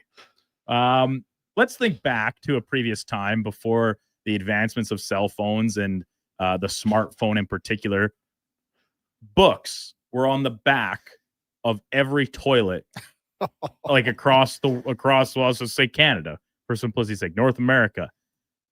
When I look back on that, I think that is crazier than the fact that, like, it's unheard of to head into the bathroom now without your cell phone.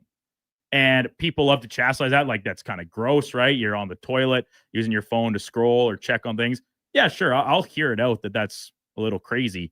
It's crazier that we just kept books on the back of the toilet in a previous generation. Yeah, I couldn't be more in on this one.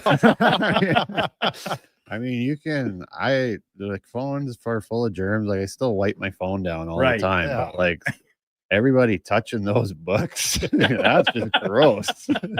And there were like tons of them in there. Well, yeah, like the Reader's Digest magazines, like, it was a complete genre of books that was made that were called like the bathroom reader. Oh, and they had like short stories or trivia and stuff in them, whatever, right? And like, I know it's, for some listeners, it might be hard to believe because I'm filled with such youthful exuberance and so spry. But like, I did grow up without a cell phone. I didn't have a cell phone until high school, and that did come at the time where smartphones were kind of becoming very mainstream. So I essentially went right into having a smartphone. But before that, like, whether it was at friends' houses, staying over before heading to hockey early the next morning, or neighbors over for something, whatever. Every house I ever went into, there's just a stack of books on the back of the toilet. And this is the regular house toilet, not like the private bathrooms in the master or whatever. They're everywhere. Yeah. And we're not talking like the book that was flagged from Costanza here. The art book, the modern art. Was it modern? What was it? Well, it was like some sort of art that made him, or that was it was in the library. The bookstore, because where Uncle Leo stole from. But yeah, it was a book where he's in there and he like was flipping through. It's just like art, like modern art. It says, it's funny here, the specific book is identified as a large hardcover edition of the New York Post. That doesn't make sense, does it? In the episode? Yeah. No, that's not what it is. I'll stand. Oh, no, sorry. That's a different one. This is at the bathroom at his parents' house. There was another, he had a Glamour magazine there too. Yeah. Well, let's talk about what if there's not even a magazine or something back in the day. Like, I always tell my kids, you guys are don't even know the struggle of having to read like the back of the shampoo bottle, or the toothpaste tube, counting the quilted pattern on the toilet paper roll, just trying to pass the time any way There's you another can. George one. Looking at that picture, And then he comes up, forgets that he doesn't have his shirt on. The like 3D art or whatever, the geometric, and he comes out rubbing his eyes. And so apart from the sanitary part of it, like you said, Schlemmer, the call it entertainment portion of your trip to the loo, it's gotten a lot better. On a phone, you can, however long it takes you to take care of your business, you can scroll Twitter, you can read the news, you can play a game, you can do the Wordle. Like, if you have a book, is that not investing yourself in staying in there longer than necessary because you're actually reading a full article, you're finishing a chapter of whatever novel you're invested in at that particular given time? It when I look back, it does not make any sense in really any facet whatsoever. Glenn texts in carpeted bathrooms with the with those padded vinyl seats with the cracks in it. Oh yeah. I think there was one of those at my grandparents' house in Hinton. The vinyl seat. Yeah. Wild stuff. What a time. Holy cow. People really liked carpet for a while there, eh? I know. X-Ray Gog says, I need to find my alcohol to clean my phone right now. Oh, man. Yeah, that is something else, Duke, that you think about it. And I don't recall, I'm trying to think now, any bathrooms that I've been in that have the magazines now, like, or a book or. Yeah, no, never. Forget bathrooms. Like doctors' offices don't even have magazines or anything anymore. That's true. Not even they do. I don't know. Well, this comes from somebody that doesn't go to the doctor ever. Well, you know what? I went to my dentist, Dr. Trevor Ushko. And, shout out. The big Oosh, who listens frequently. He probably gets into work about 11. He strolls in. Anyway, and I just figured out how to use it. And maybe it hasn't been working, but he's got like Mrs. Pac-Man game in there, like before you go in. That's pretty like sweet. an actual arcade game. And I was thinking, okay, so I tried. I got the high score. It's a pretty cool dentist. I got the high score. Yeah, just like Costanza with the Frogger. Right. Might have to move it across the street here, Duke. Good stuff. When we come back, we will get to the shirtless Sharks. Mikko Rantanen's hit. Also, this day in history, it was called the Mickey Mouse game for the Oilers. Do you recall that, Schlemmer? It was against your New Jersey Devils. That was when it was, and it was a comment from Wayne Gretzky, and he didn't he wished he didn't say it. How's that sound? Okay. At the end of it. So before all that, time now for a Sports 1440 update brought to you by First Round. And Sundays even got better at First Round. You can win an NFL helmet or a jersey, plus you can enjoy the Pro Bowl brunch only at Edmonton's NFL headquarters. By the way, Mark Levers is bringing in boneless chicken wings tomorrow for Laddie. Unfortunately, Schlemmer, you're just, you're the Denny's guy, right? You're the Denny's guy. That's unfortunate. It is, yeah. Well, you've had a good run here with your meals. First Round, downtown or on Bourbon Street. Here is the Duke. This is a Sports 1440 update.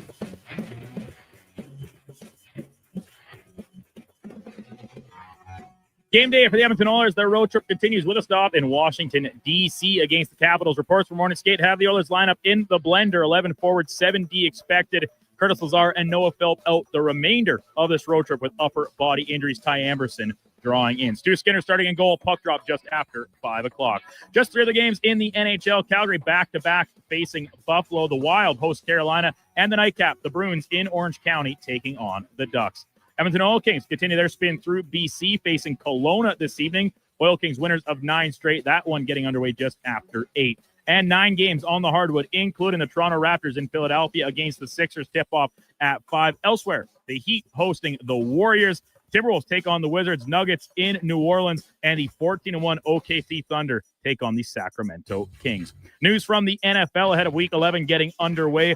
Falcons quarterback Michael Penix Jr. season-ending surgery to repair an ACL in his left knee. Kirk Cousins starting the remainder of the year in Atlanta. And Cleveland Browns turning to Shedeur Sanders as starting QB for Sunday's game in Las Vegas. Dylan Gabriel remaining in the NFL's concussion protocol. Coming up in hour 4 of the Kevin Karius Show, we'll be joined by Jay Kahn from SiriusXM NHL Radio. I'm Brandon Douglas at your Sports 1440 update. Sports 1440, the Stingray radio station. CKJR broadcasts from West Edmonton Mall and Wetaskiwin. Download the free Stingray music app and listen wherever you go.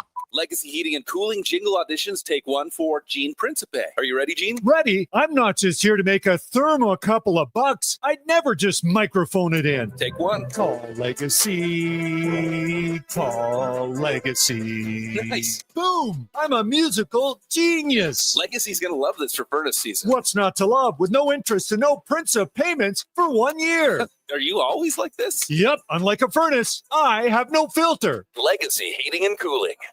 Cougar Paint and Collision is used to handling all sorts of requests, even some unique ones. We painted a board for a customer. He picked it up on a Friday and he was all happy. After a long weekend, he's sitting out in front of the shop. I go out there and he's got all these little round circular scratches all over the hood, roof, and the trunk. And I says, what's going on here? And he says, I went out to visit my brother who's farming. He's got a bunch of billy goats. And when I woke up on Sunday morning, there's all these billy goats standing all over my car. So anyways, we had to paint that one over. Cougar Paint and Collision, part of the Napa Certified Body Shop program. This is Andrew Walker, host of the postgame show on Sports 1440. After every hockey game this season, tune in and chime in as we talk about the game. It's all sponsored by Legacy Heating and Cooling. Don't get left in the cold. Visit legacyheating.ca. It's the Nissan Black Friday event, a full month of excitement packed with awesome vehicles and exclusive offers. Right now, finance the Nissan Kicks for 0% for 24 months. Plus, get $1,000 Nissan bonus and enjoy an epic ride wherever you go. This Black Friday, we've got great offers and limited inventory. Get yours today before they're all gone. These offers won't last. Go see your local Nissan dealer or Nissan.ca for more details. Conditions apply. Visit your local Edmonton and area Nissan dealer for more information. Diablo Boots sells only Canadian-made work and biker boots made by Canada West. No American or boots made in China, so no tariffs. All of Diablo's boots have replaceable soles and heels for longer life. Sizes 6 to 14 Triple E. Buy quality, buy Canadian. And support Canada West and Diablo, the two best names in the boot business. So save on boots by Save On Foods. That's Diablo Boots, 3340 Gateway Boulevard on the east side of Save On Foods. Buy Canadian. They're terrific.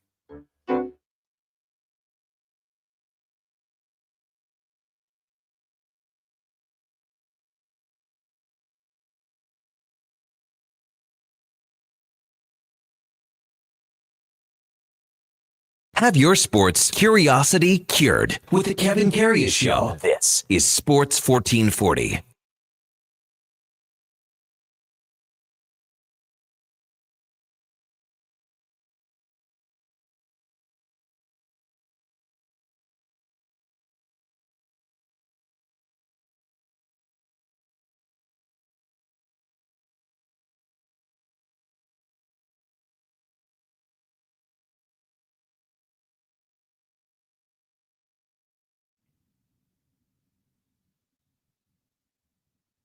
All right, welcome back to the big program. 10:07 in Edmonton. Kevin Karius, Duke of Delburne, Josh Fenwick with you on Sports 1440, presented by Sports Select. We talked about the QR codes. We also got the paper slips as well. Just check out your local lotto spot retailer. It's 100% legal. You got to be 18 plus. Please play responsibly. And David Schlemko, powered by Cougar Paint and Collision, our family, helping your family for over 40 years. Check them out at cougarcollision.com. We touched on this earlier, Schlemmer, one of your former teams, the San Jose Sharks. The game, player of the game star, presented a shark necklace with the bottom jaw of the shark, you know what I mean? Yeah, the teeth at the bottom. Yeah, looking shark. I mean, this was a thing that Ryan Reeves wanted to do. And obviously, he's probably got the best body on the team. He wants to get some shirtless interviews going. The shirtless interview after. Yeah. So Macklin Celebrini did it last night, and there was a couple of videos of it. I mean, he looks pretty strong for a 19-year-old kid, too. He's a big guy. He is. Big guy. So, I don't know. It'd be tough appearing like shirtless for, I mean, we're not all Willie Nylander here. Well, exactly, yeah. I would probably paste on the Austin Powers chest hair mat. Zip out there. Could you imagine walking out there with just a big mat of chest hair? Probably a few guys that still got some chest cheese rocking. I mean, everyone's the manscaping's out of control here, Schlemmer. Come on. Yeah. I don't know. Like this is a team thing, right? It's all That's sort of fun. good It's stuff. team building. Yeah. Did you guys have what did it like? I mean, there's hard hats. There's this. There's Yeah. Well, when I was in Phoenix / Arizona, that was probably where we had the coolest post game player of the game, whatever. So Jason LaBarbera, our backup goalie, is a huge wrestling fan. It's WWE, and he talked to someone from the WWE and got like a legit belt made for the player of the game. So they always did their interview with the belt either thrown over the shoulder or wrapped around the wrapped waist. around the waist. Yeah, that was cool. Man. Anything else? Because it's sort of newer. It's been around for a couple of decades. Maybe like 10, 15 years or so. Usually it's like a hard hat or something like that. But I thought the belt was pretty cool. Yeah. Oilers had that plumber thing. Yeah. The plunger. Right. The plumber of the night. I mean, you're trying to recognize someone that's not Connor and Leon. Get it every night. Yeah. They give them the plunger sometimes. Man, oh man. You had a look at that Rantanen hit on Romanov, Alex Romanov, Islanders and the Devils. Hated it. Islanders, and the Stars last night. You hated it, yeah, because it's just such a dangerous play for a D going back. I mean, even if he does it like a step earlier, you can adjust. But as soon as you get into that, like your stick lengths from the boards, and now you're going to make a play at the puck and you can't protect yourself. And that was a pretty hard shot from behind. Well, I mean, you played when there was no touch icing, right? Yeah. Okay. Hazard. Well, did you was that instituted halfway through for you, or I can't even remember now? Yeah, I think it was after the 2012 lockout was when that came in. So, I mean, hazard is right. I mean, you're going back, racing full speed, and someone reaches out to try and touch that puck first and gets under your skate blade, and you're flying in feet first. Yeah. And I mean, like, so now, and Rantanen's by far from a dirty player. Oh, no, absolutely. So do you think he gets something, though? Do you think he gets a game? Stupid play. I hope he gets a game. Yeah. Yeah. I don't know. There hasn't been anything said today yet where there's been, some sort of action taken by the league. I'm guessing he won't. I'm guessing he gets a fine. But maybe he gets the I mean, 5 Gs. just as a former defenseman, I hate the play. I mean, if it goes the other way, I mean, that could happen to a forward how many times in a game? I think D just have a little more respect because they've got to go back for pucks like that all the time. I remember it was a long time ago too, probably right around when no touch icing came in, and Brian Burke, I think, was the guy that was the main person talking about it. He always said, well, how about doing the bear hug thing? Do you remember that? Like Berkey was saying, like, okay, instead of because he still liked like touch icing. Wrap so a guy you're up. wrapping the guy up and be respectful. But I always thought, well, okay, what point do you go to from there to be where it's holding and things like that if the play that's the thing with the rule changes. You used to kind of be able to do that. You used to be able to get behind a guy and pin him and kind of wrap your stick hand around him and then get your free hand on the other side, and it was kind of holding. Yeah.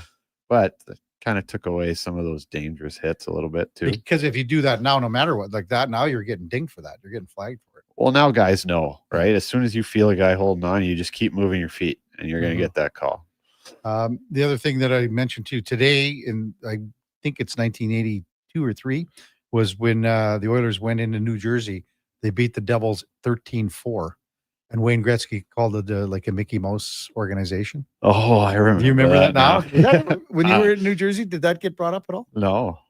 But you do remember because it's 83. It's a long time ago. Yeah, I mean, it was before I was even born, Yeah. but I know the story now. Yeah. Yeah. So he called it the Mickey Mouse organization, and I think at the time it was just off the cuff, obviously. And then as things progressed, he was like, I wish I wouldn't have said that. But of course. But I think Yari Curry had 5 or 6 goals. It was they just pounded him. Cookie night. Oh man, could you imagine that? So Oilers in Washington tonight, Schlemmer. Again, 11-7. I mean, they're not going to have time to call anyone up here. So it's going to be 11-7 for the rest of this road trip. What do you make of these next 3 games? If they could get a win and a tie somewhere, like an overtime loss. Yeah, honestly, I think just the way they play is even more important than the result right now. Okay. They've got a good enough team. They've went on 16, 17 game runs the last couple of years. I still think they have that potential, but they need a spark. They need something. They got to come together and find a way to I don't know, get some life, some jump, have some fun out there again. Do fans, maybe media, read too much into goal celebrations with this team? Like, it seems every goal they score, it's just like, I mean, you might as well score it in rec hockey. Oh, yeah? Hockey. Like, I haven't heard this. Okay, well, watch when they score a goal. And I know it's on the road, and they played the bulk of their games on the road. But when they score a goal, I don't think about the Roslovic goal in overtime, I guess, in Philly. I mean, Wallman jumps in and whatever. Yes, it's an overtime goal. Yeah. But they've scored overtime goals where it's like, all right, let's just get off the ice. There's no it's just business as usual. And fans are thinking maybe they're just, I don't know, not as engaged. Like the hockey's just not as important right now. Talked about like our text line. They say, well, it doesn't give them.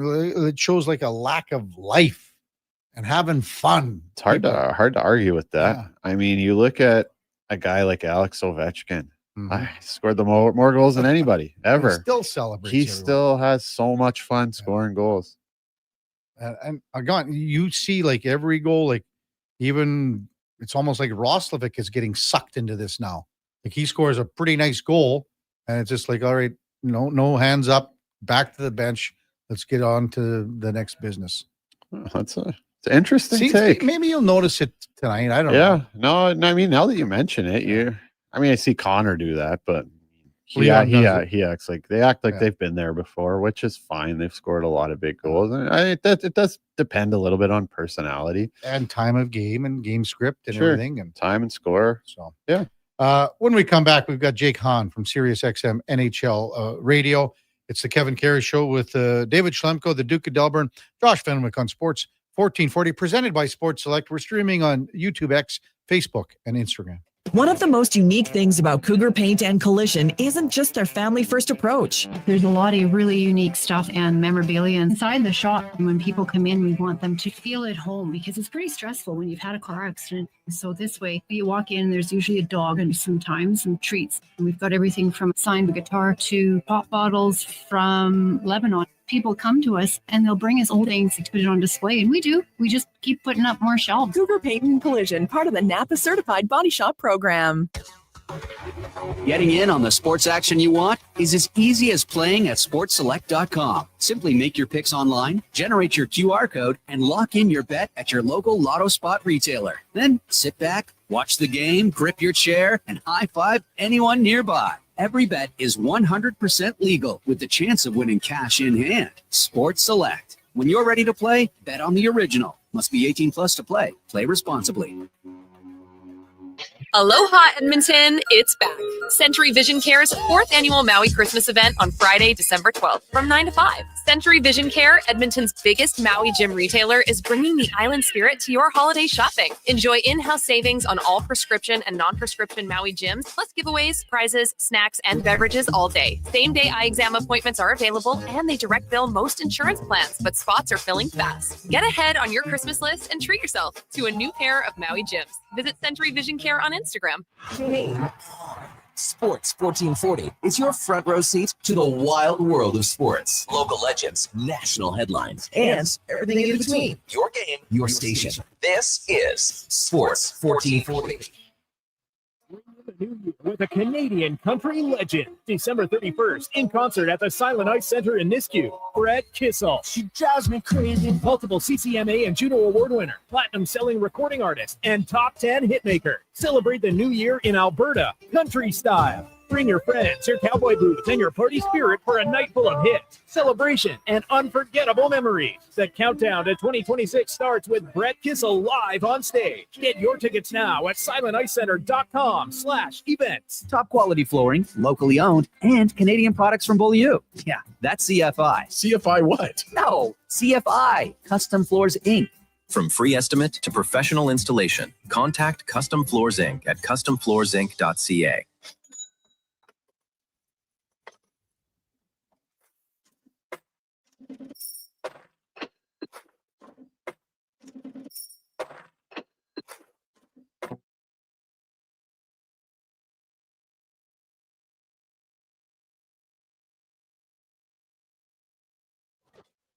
and Karius Show, breaking down Edmonton's favorite teams, even though his favorite Junior A hockey team is the Yorkton Terriers. Thanks for checking in with Sports 1440.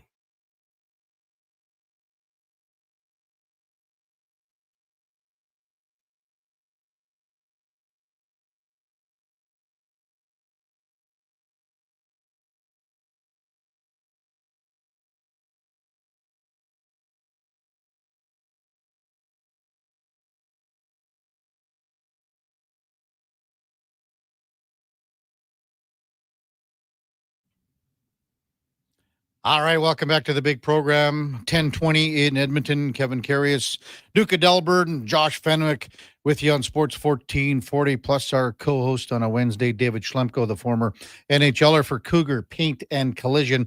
Time now for the Puck Report, brought to you by Fountain Tire. Are you thinking about swapping out your tires? Well, you should be right now, because she's going to get cool and slick. It was a little slick this morning, actually, with a skiff of snow. Fountain Tires got up to 15% off right now. Great time to make the switch or even grab a new set before the rush hits. Check them out at fountaintire.com as we welcome in Jake Hahn from Sirius XM NHL Radio. Morning, Jake. You're with Kevin Karius and the former NHLer, David Schlemko. Thanks as always for jumping on Sports 1440. Really appreciate it, big guy. Great to be on with you guys, and we're kind of in the thick of it now, right? It's we could still say it's early if you want. If you maybe got a struggling team, middling team, you could still kind of use that moniker. It's early, but it's not too early now. American Thanksgiving, a lot of people use that timeline coming up next week. So I don't think if you still got a struggling team that hasn't hit their stride, I think maybe for concern, at least in some spots. Well, you know what they say, Jake. You said it gets late early, and that was Yogi Berra that said that years and years ago. It gets late early around here. I had Alan May on earlier in the show, and I said I think there's probably 16 teams that you could say are treading water right now. Treading water, and that's a simple statement to say when you're looking at half the league, but man, it's the case, and that's just what the league is right now. There's so many teams that are a game around 500 that are just treading water right now.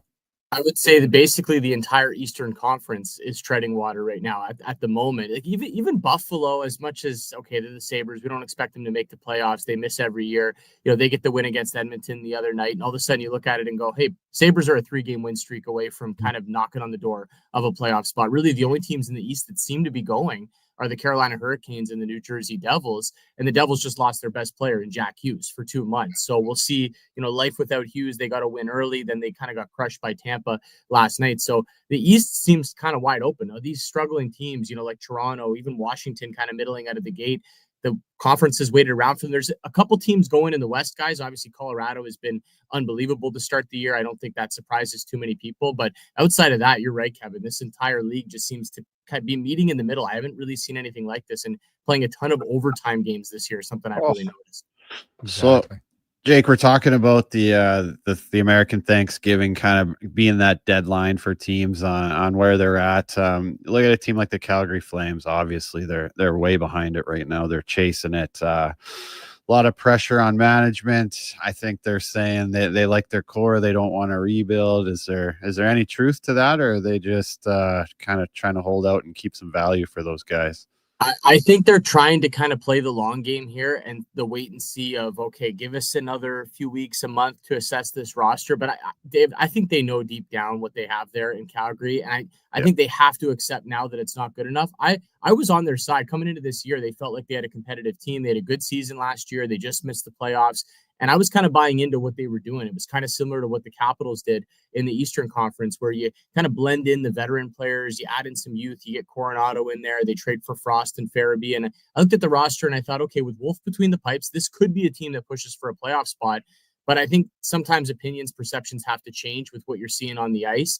And I'm seeing a team that just doesn't look like a playoff team at all. And there's still some young pieces that you like, that you want to keep long-term if you're Calgary. But if I'm Flames management, and, obviously I can't speak for them, but if I were to put myself in their shoes, almost nobody is untouchable on that roster in terms of veteran players. I'd be looking to deal Anderson. I think Nazem Kadri would fetch a nice return, still playing really good hockey as a veteran, a guy that's proven himself in the playoffs and would slot in great, I think, on a cup contending team as a second line So Calgary has the best, actually having pieces I think teams would be interested in and would trade assets for. And I think that's the route I would go if I was the Flames this year. Jake Hahn from Sirius XM NHL Radio, our guest Kevin Karius, David Schlemko with you on Sports 1440. The Flames lost to Chicago last night. Connor Bedard had the hat trick. Macklin Celebrini a hat trick for San Jose. We asked this question pretty well all morning to several people. Do you have both these guys, both of them, on your Canadian Olympic team, Jake? I love the debate. I'm not going to get sick of this debate. I know we got a long way to the Olympics, guys, and some people might get tired of it. I'm not. I love this. We haven't been able to get this for a very long time.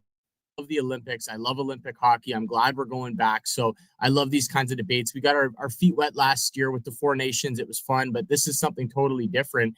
And I think if you were to ask me coming into the year, Kevin, I would have said, yeah, Macklin Celebrini is my guy. He showed me more last year. I would probably have him on my preliminary roster, and Bedard's going to have to show me something. He's going to have to prove it to me. You got to earn your spot. Just because you went first overall doesn't mean you get a spot on Team Canada, in my opinion. He showed me something. He's earned his spot, in my opinion. And now I'm having a real tough time keeping either of these guys off the roster. I mean, Celebrini is right up there in league scoring, guys. You can't keep this guy off. He's shown me he's got a bit of a two-way game for a young player, which is very impressive. Bedard maybe less so in that category, but I think you could find a role for him. And who doesn't want that instant offense? Just look at that catch and release goal that Bedard scored the other night. It's like, that's instant offense in games that, should be decided by one goal. I want that game breaking type player. Bedard, Celebrini are both those types of players. So I get it. Roster construction, do you really want one of them playing in a bottom six? I understand all that, but I want those two elite talents at the Olympics for Canada. And now it begs the question, who do you bump off? That's probably the more difficult part of the conversation. Yeah, that's where it gets tough for sure. Going out to Leafland for a minute. They snap a 5-game skid last night with an OT win over the Blues. Kind of seems like they've been going same as the Oilers. It's really hard to get any traction going. There's some whispers now in Edmonton. Maybe Knobloch's seat's getting a little hot. It doesn't feel like the same situation in Toronto. Berube seems pretty safe there. So what needs to happen in Leafland? I do think the fan base is starting to turn a little bit. It's not full pitchforks on Berube, but it was a giant love-in last year. Oh, here's the hard-nosed coach that we've been looking for in Toronto for a long time. And, they won a playoff round. They took Florida to 7 games. So I think coming into this year, the whole fan base, it was just a giant love-in with Berube and what he's done with this team. And now it is starting to turn a little bit. I think everyone's just looking for someone to blame, right? Management, coaching. This is what happens when you get a team that's underperforming. And you're right, comparing them to Edmonton, it kind of feels like they're the East-West versions of each other right now, although Edmonton's proven more in the playoffs the last couple of seasons. It feels like they're missing something. It feels like something is off because I watched this team in the playoffs last year. I went to a couple of the playoff games. And David, you could speak to this as well, playing the position and playing in the NHL. They were so good at moving the puck out of their zone and making those smart plays and making the safe plays that you need to make in this league. And they've lost that. And it feels like it's still relatively the same blue line. I know Tanev's hurt and Tanev is a big piece back there, but it can't just be that. I'm watching their games and they just look completely lost in their own zone. And it looks way too easy for the other team. So we could talk about Mitch Marner all we want. And he is a big piece, a great regular season player. He put up a lot of points for the Maple Leafs, but it feels like it goes well beyond that. And something going on with that blue line and the structure and just getting the puck out of their zone seems to be a problem all of a sudden in Toronto. I do think Joe Woll coming back stabilizes things a little bit. He gets a couple games. I thought he looked good last night. So some positives there, but to me, this doesn't look like a playoff team at the moment. Something's got to change. Wow, that would be something if they don't make the playoffs. I mean, people would go bananas in Toronto. What would happen? Well, people would quickly shift to the Raptors. I don't know how closely you guys follow basketball. I'm obviously way more of a hockey guy, but the Raptors are off to a real hot start. And the city can get behind a team, get behind a winner. We saw it with the Blue Jays. It was crazy here for that month or so. The Jays making that World Series run, coming so close. So I think interest would quickly shift to a Raptors team if they end up being one of the top teams in the East this year. I think that's what's probably going to happen. But I couldn't even imagine this team missing the playoffs and those types of conversations and, what's going to happen coming down the pipe. So it is still early, guys. I know we're talking about, American Thanksgiving and all that, but the Leafs are lucky. The East and the Atlantic Division has certainly waited around for them. If they want to win 3-4 games in a row, all of a sudden we're going to look at them as a top 3 team in the Atlantic again. Jake Hahn with us on Sports 1440. When you look at teams across the league in the upper echelon, there's only one team there, and that's the Colorado Avalanche. They're number one, and then there's everyone else fighting for two. What is it about what's Colorado that the Avalanche have done, Jake, so far this year that has really impressed you? I think it's the depth that they've added, guys. We actually discussed it on one of our shows earlier this week, and just kind of going back to the craziness from last year between them, Carolina, and Dallas, and the whole Mikko Rantanen situation, and how there were so many moving parts. And now here we are all these months later, and all three of those teams are still great teams. They're still contending teams. Nobody's kind of come out of it looking like a complete loser. Carolina is still really good. Dallas is still really good. And Colorado might even be better than they were last year, which is crazy to say because they don't have Mikko Rantanen anymore. Replace him with Marty Necas. He seems to be a great fit in how the Avs want to play, and watching him, the playing style, it seems to work really well with Necas there in Colorado. But for me, it's more than just that. It's bringing Brock Nelson in. It's doing some of those things around these players, even a Ross Colton in that middle six. It's the depth in Colorado. We know McKinnon's one of the best players in the world. We know Makar's one of the best players in the world. The goaltending stable, the depth is there, which is something I think we were questioning ever since the Avs won that Stanley Cup. So Colorado, to me, it's the depth that's standing out more than anything with the Avs this year. Clever. What about Mark Scheifele out in Winnipeg? Most games played now with the new franchise, 3 assists in the win last night. Is this a guy that kind of just flies under the radar? Maybe doesn't get quite as much credit as he deserves. He's haven't really heard him in the conversation much for Team Canada at the Olympics. He's a pretty damn good player in his own right. I think a really good point, and a guy that always just seems to fly under the radar. Go pull up his stats and look at the consistency for Mark Scheifele over the course of his career. It's unbelievable. Every year he shows up, he competes hard, plays a really difficult position in this league, first line center, not an easy spot to play. And you're right. I mean, I don't feel the buzz for him for the Olympics. He's kind of trying to force his way onto this roster if he continues to put up these kind of points. Now, we know Canada is blessed with a lot of centers. Now, it's easier to move a center over to the wing if you wanted to. So if you want to bring, 7 guys that can play center, that's fine. You throw 4 down the middle, you throw 3 of them on the wing.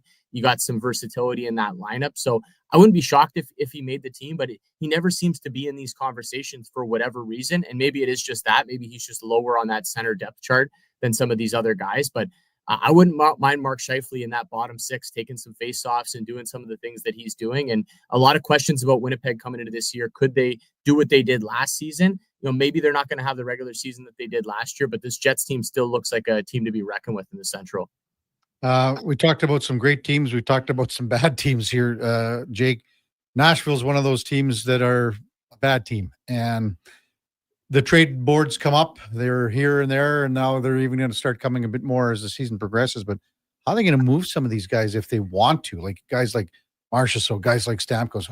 Is it even possible? I think it is. I do. And I think Barry Trotz should go scorched earth on this thing. I don't think anybody should not be available. And I would include Philip Forsberg in that. As much as I like Forsberg, if you're going to go into a full rebuild, and they haven't said they're doing that, that's just me saying it. But if they do decide to go that route, what are you keeping Philip Forsberg for while in the prime of his career, right? I think he would be a piece that a lot of teams would line up to trade for. Obviously, a guy with that kind of scoring prowess, very movable contract. So I would even entertain trading him. I think you could move Marchessault. There's quite a bit of term on that deal, but the AAV is manageable, and he's a guy that's proven himself in the playoffs if you put him with the right players. I think Ryan O'Reilly's a movable piece as well, another guy that's been a playoff performer, plays an important position. If a contending team wanted to use him as a second, third line center, something in that range, I think that makes sense. Stamkos is the tricky one for me because he's a talented player, great goal scorer, feels like he's maybe tapering off a little bit. Part of me feels like if you put him with some really good players again, that he could produce, maybe not Kucherov level players, but put him with someone half decent. And I think he'd be doing better than he would be in Nashville. But how do you move that contract? I think Stamkos is probably the trickiest one for me. This one is just so confusing for me because why hasn't this worked? Do you feel like they need to address that first? Like this team on paper should be good. So, I mean, why hasn't it worked before they're going to, tear it down? I think they overdid it. When I look back at that offseason, there were some moves that I liked. I just think maybe one move too many. Okay, you bring in Brady Shea on the back end. That makes sense. I want to improve the blue line. You add another guy to go along with Yossi. That makes sense to me. I don't think you needed to do both Stamkos and Marchessault. If you wanted to do one of them, I could kind of get there, but you jam in 2 guys into your top 6. And the year before, that Nashville team was a great story. a lot of young guys playing up in the lineup, and you basically tell those guys, and David, you've probably been a part of this as well, where you basically have these guys working hard, and then you bring in another piece and you say, okay, now you got to be a third liner, or now you got to go to the AHL, or now you might not even have a spot on the roster. And I think that affected the chemistry of the team. Part of me felt like, okay, reset button, maybe we could see them bounce back this year, but it's just been more of the same, if not kind of worse this year for the Preds team. And I think at some point you got to face the music if you're Barry Trotz and trade off some of these pieces. Well, and they went too winger heavy. They were too winger heavy. Yeah. They left the center ice position barren, and that's really come back to bite them. What do you make? Last one for you, Jake. What do you make of the Oilers game tonight in Washington? Well, Ovi's starting to get going, so I'd watch out for that. Ovi's a very streaky guy, as any goal scorer is. He probably has less cold streaks than most of them, although he was on a bit of a cold streak early in the season. I was wondering, okay, where are the goals coming? Is he going to have a bit of a slow year?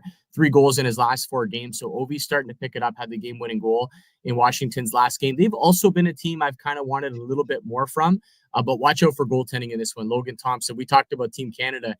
He's got the inside track for that starting role for Team Canada right now. He really does. He's playing the best as any goaltender. I thought coming out of 4 Nations, Jordan Binnington, clearly the guy. And I'm not saying Binnington won't crack the roster, but right now Logan Thompson's playing as good as any Canadian goaltender. So I think that's one to watch. And I want to see Edmonton start to hit their stride, guys. Hyman's back in the lineup now, got his feet wet, played a couple games. What did he have, like 11 hits in the first game? He was like a caged animal. He couldn't wait to get back out there. So I'm glad to see Hyman back in the lineup. And I think it's only a matter of time before you do see that Oilers team hit their stride. They tend to do this every year. Good stuff. Yeah, they do. Yeah. It's just every year it's the same thing. Hey, Jake, thanks for this. Have a great show today. We'll talk soon. Yeah, Kevin, David, great talking to you guys.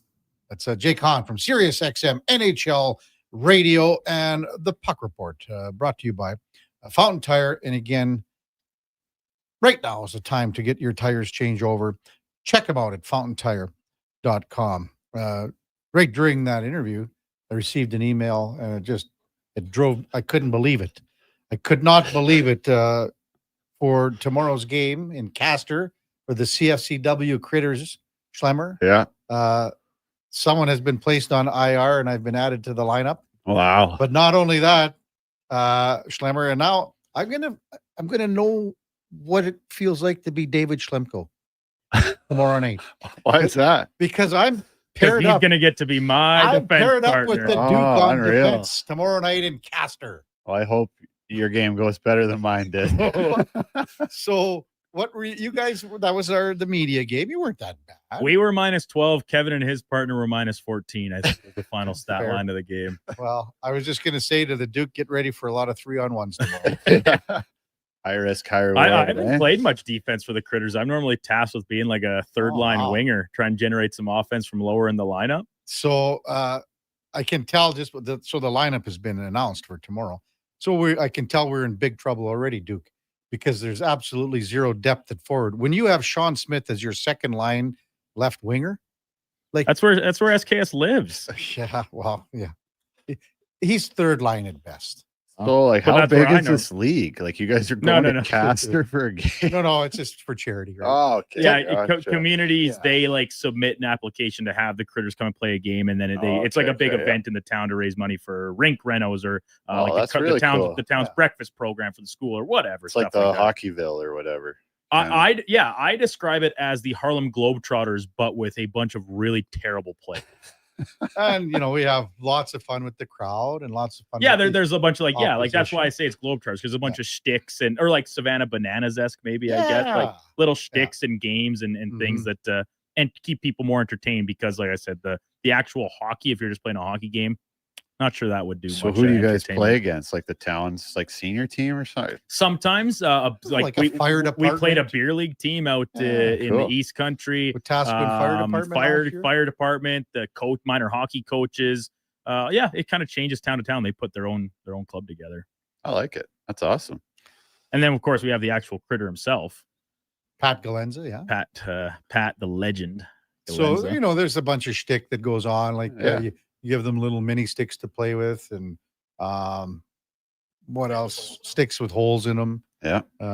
Someone gets a little cream pie in the face. And, nice. Yeah. But I mean, sounds fun. Yeah, and then we have a nice meal. We take a bus We take a beautiful bus, Duke? And there's a cooler full of beer, which is great for me. Naturally, we meet at Royal Pizza, and there's like a nice meal. You get 2 meals out of it: lunch for the drive out, and then supper provided for the way back. Remember, you could play in this if you really wanted to. Yeah, you could easily replace me in the lineup. I'm sure Marty Caster's a little far. Marty would pigeon toss me without a second thought to have David Schlemko in this lineup. Yeah. Well, I'll get out for one for sure. Yeah, okay. It's actually a lot of fun. I make enough stops at Castor on my way to Medicine Hat to visit the in-laws. So, do you know where the next game is, Duke? Do you have the schedule at all? I don't have it right now. I could find it in very short order. Well, we'll see you in Castor tomorrow. I don't know. I'm going to have to get my skates sharpened for this one. Could be artificial ice. Or, natural ice. Could be natural ice. Could be. Yeah. All right. When we come back, we'll wrap up the show. Kevin Karius, Duke of Delburne, David Schlemko, and Josh Fenwick on Sports 1440, presented by Sports Select. We're streaming on YouTube, X, Facebook, and Instagram. Legacy Heating and Cooling is the only place to call for heating your home. So when it's time to replace your old furnace, call Legacy. Or for 24-hour repair with no overtime rates. Legacy even heats your shower with hot water tanks. Call Legacy. Call Legacy. And with no interest and no payments for 1 year, it could only be Legacy Heating and Cooling. Seriously, another door knocker? I really want to go solar, but these high-pressure tactics are exhausting. And their prices are unbelievable. Before we do anything, let's call Great Canadian Solar. There's a better way to go solar. Great Canadian Solar provides honest advice and fair pricing to save you from overpaying. They're easy to deal with and will never put pressure on you to buy. As a trusted local business for over 15 years, Great Canadian Solar will support you in your solar journey. Visit greatcanadiansolar.com and call today to get started. Don't look now, but I think we're being followed. Oh, that's just my Fountain Tire sidecar. Well, they're driving pretty close. Because they're attached. Save up to 15% on select tires until December 13th. Cool. Plus, get up to $125 off a set of 4 Goodyear tires. Anything else? Get $50 off $150 service when you buy those tires. Well, that's handy. Yep. And weird. Well, I love my Fountain Tire sidecar. Book your appointment online today. Restrictions apply. Fountain Tire. We're on this road together, Canada. The basketball show turns 10, and we welcome a new generation of basketball talk. Hoop City with Paul Sir airs Saturday mornings from 10 till noon on Sports 1440. From grassroots to NBA to the Olympics, we've got you covered. I'm Rick Showers from No Bull RV, and I know a lot about how RVs work. I post videos on Facebook every week showing the weak points and how failures can occur. But even I don't winterize my own RV. What are you saying, Rick? You don't think you could do it? Oh, sure, Bob, I could do it, but I couldn't do it at a professional level. When you expect your RV to survive the harsh northern Alberta winter, this is no place for hobbyists. And I don't service used RVs all day, every day. Instead, I hired people smarter than me to do that sort of work. That's the team that winterizes my trailer, the same team that'll winterize yours. Your RV service team works 12 months of the year repairing and maintaining used RVs. That's right, Bob. If you want your RV working right in the spring, the real work happens now, in the fall. Our winterization packages start at just $99, and that includes a full report in writing. No surprises, just the great outdoors waiting for you when the last of the snow melts. And that's No Bull. NoBullRV.ca.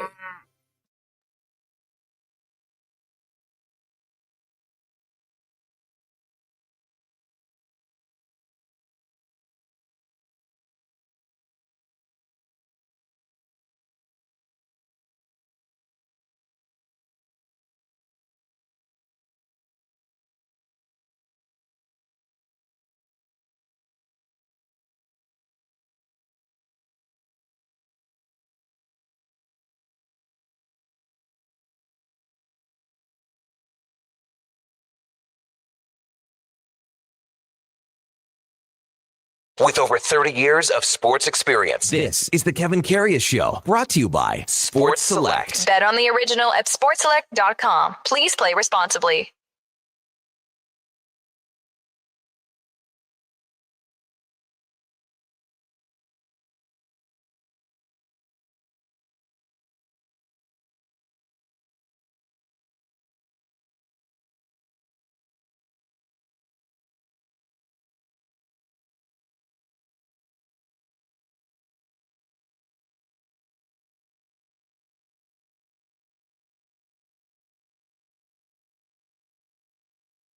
All right, welcome back to the big program, 1044 in Edmonton.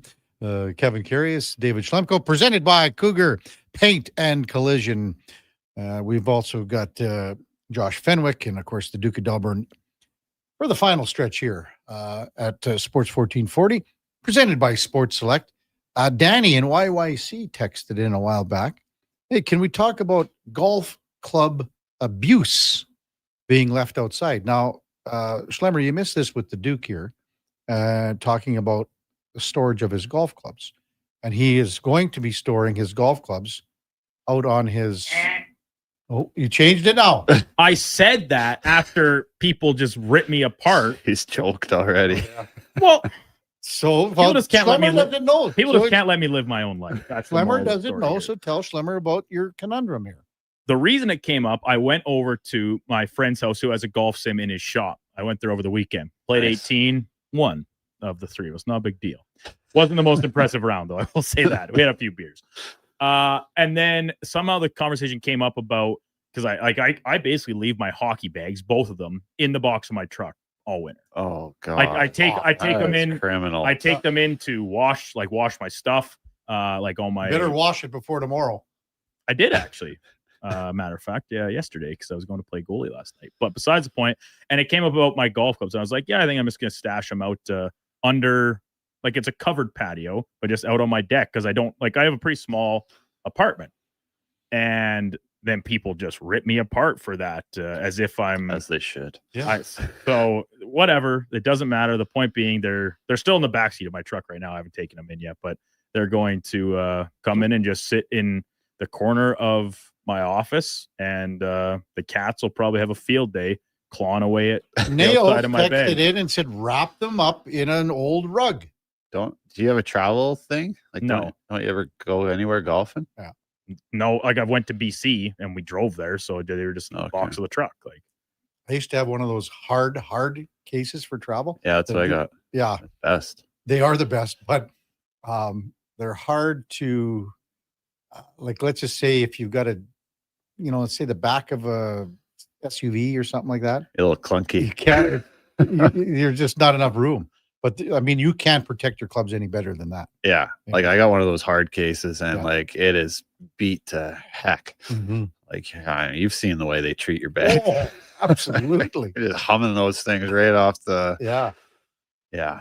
Well, we had good investment. Lakir texted in and said, well, the handle, your grips, everything from your grips, if you store them outside, they're just gonna, you're just gonna have to regrip your clubs, I guess. So that's what I boiled down to. I said I can either leave them outside and regrip my clubs in the spring, which I've never got them done. So they're old clubs. They were secondhand to me, and I've had them for half dozen plus years. They could probably get redone. That wouldn't be an outlandish thing to do. Or I leave the bag inside and assume that the cats will do a number on it to at least some extent, scratching it. And I've had the same golf bag since I think I was in grade 10 or 11. So we're talking 15 years ago now. I could get a new bag in the spring. So I'm going to get you a travel bag, Duke. Oh, man. Well, that's what somebody else said, but I kind of thought about it. And I don't know if I have much plans to travel abroad. Well, they will protect your clubs from your cats in the winter. No, I'm working on a travel discipline. A discipline. Right. Yeah, my cats will chew right through that hard plastic. They're menaces. Really? Little Schlem cat millionaire and Lil Eddie Steele. It's great. They're terrors. They're terrors. Tim says wrap the bag in tinfoil.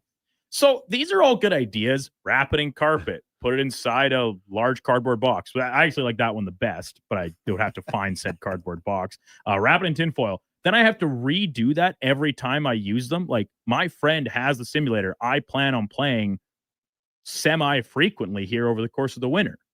It's convenient. It's easy to go over there, see my friends, play golf. Triple C will rent you for $5 a month some space in his basement. $5 a month. Okay. Pet free. There's a nice corner right here. The Well, studio. that's what I should do. I should just tell Marty that I'm just We're a going to sports show. stash them somewhere here around the studio. No, it would have been like- easier before the renos because our total space here Okay. in the Stingray building has been cut in half. Like Montana to Race, he comes up with one smart text every year. Here it is. This might be the best suggestion yet. Leave the clubs at your buddy's house. And the shop. Is it a heated shop? What's he gonna Oh, do? yeah. Gotta be. Oh yeah. Like he's probably got tons of room. I think so. That would obviously require him agreeing to it. I don't know why he wouldn't. Montana to Rice. He has comes through. a great suggestion. Yes. It's a great suggestion. And this is Chucky Slick or Cebolia? It's Chucky Slick's house. The big Cebolia was there on Saturday though. Okay. He was asking about you. Was he? Of course, he actually asked if you wanted a Rafter 4T sweater. What's that? The company? That's their farm. Well, yes, of course they do. How about I get invited to the sim one time? Okay. Done.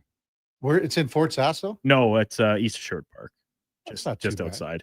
I'll tell it takes me like 40 minutes to get there from where I live here on the west end of the city. Seeing you're driving all the way out there, you could just pick me up. I was actually just about to suggest the inverse of that, saying you could drive me there and back. Yeah, well, like Laura would want to go more. Well, she'd kick our ass on the sim anyway.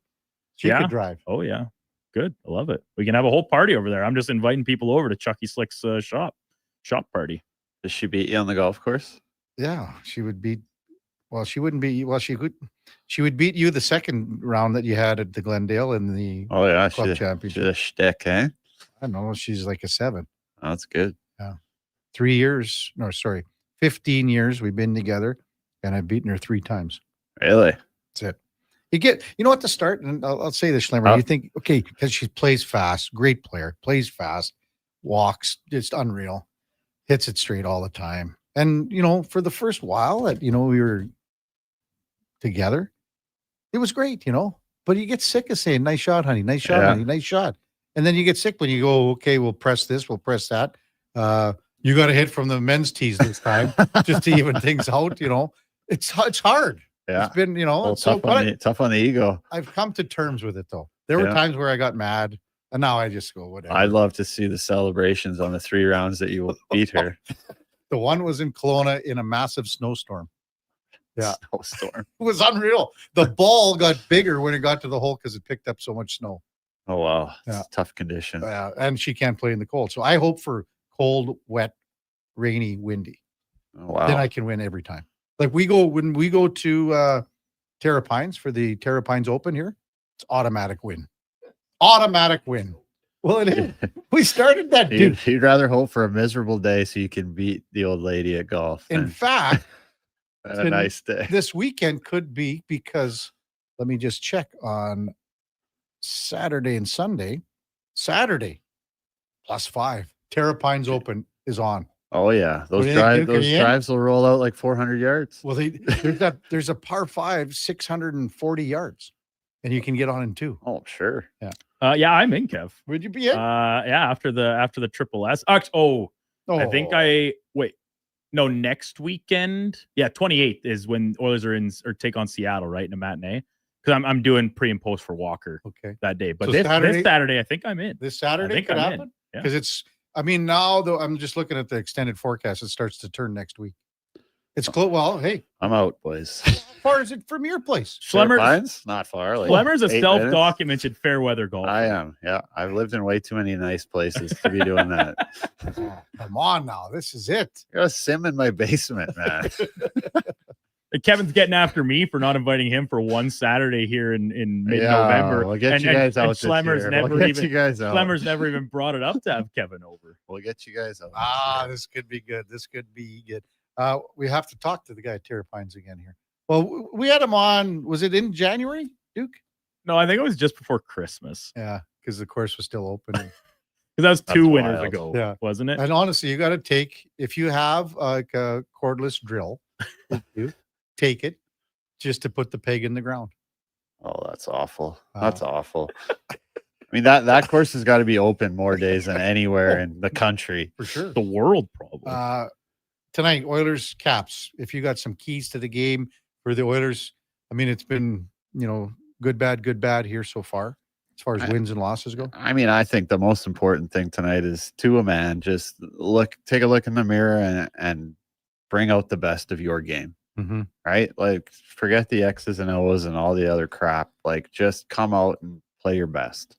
Come out with some juice, some jump, That's the whole thing, right? Some jam. Mm-hmm. Even That's in what I want to see. Even at the end of the Calgary-Chicago game last night, Klapka, at least, I don't know who he threw down, but I mean, a little Dennison. I can't remember who it was, but Number there was, 6. I mean, was it Coronado went after Bedard a little bit? I mean, just things, and you see it once in a blue moon here. Yeah. But I'm totally in with you on this, Schlemmer. Just, look at yourself in the mirror here and go, I got so much more I can give. Yeah. So much more. That's it, baby. Well, maybe we'll see you on Saturday out at Terra Pine, Schlemmer. Yeah. Don't hold your breath, pal. Good stuff. Have a great weekend, Schlemmer. Thanks, You buddy. too, buddy. That's David Schlemko for Cougar Paint and Collision, our co-host from 9 to 11 on Wednesdays. Coming up at the top of the hour, it is Fantasy Frenzy with the former Ross Chef T-Bird, Connor Halley, and the Duke of Delburne. At 12, it's the Lowdown with Alan Mitchell. Jason Greger drives us home at 2 o'clock, all the way up till, I guess it would be 4 o'clock today. The pregame show with Andrew Walker. No walks today. No walks today? No walks today. Gregor and Connor are going to just do pregame through, and then yours truly in for postgame tonight. Oh, wow. And then you got to go to Castor tomorrow. Couple of late nights consecutive here. Okay. Puck drop, and then you guys will be there for the post-game show after the Capitals and the Oilers. We'll have Fox Sports all night. We'll be back with you tomorrow morning at 7 bells. Up next is a Sports 1440 update brought to you by Loca Quality Market. Your next dinner is ready with Loca Quality Markets. Gourmet meals. Choose from over 200 chef-prepared meals. Shop local at Loca.ca. Have a wonderful rest of your Wednesday, everyone. We'll see you back here tomorrow morning at 7 bells. Until then, here is the Duke. This is a Sports 1440 update.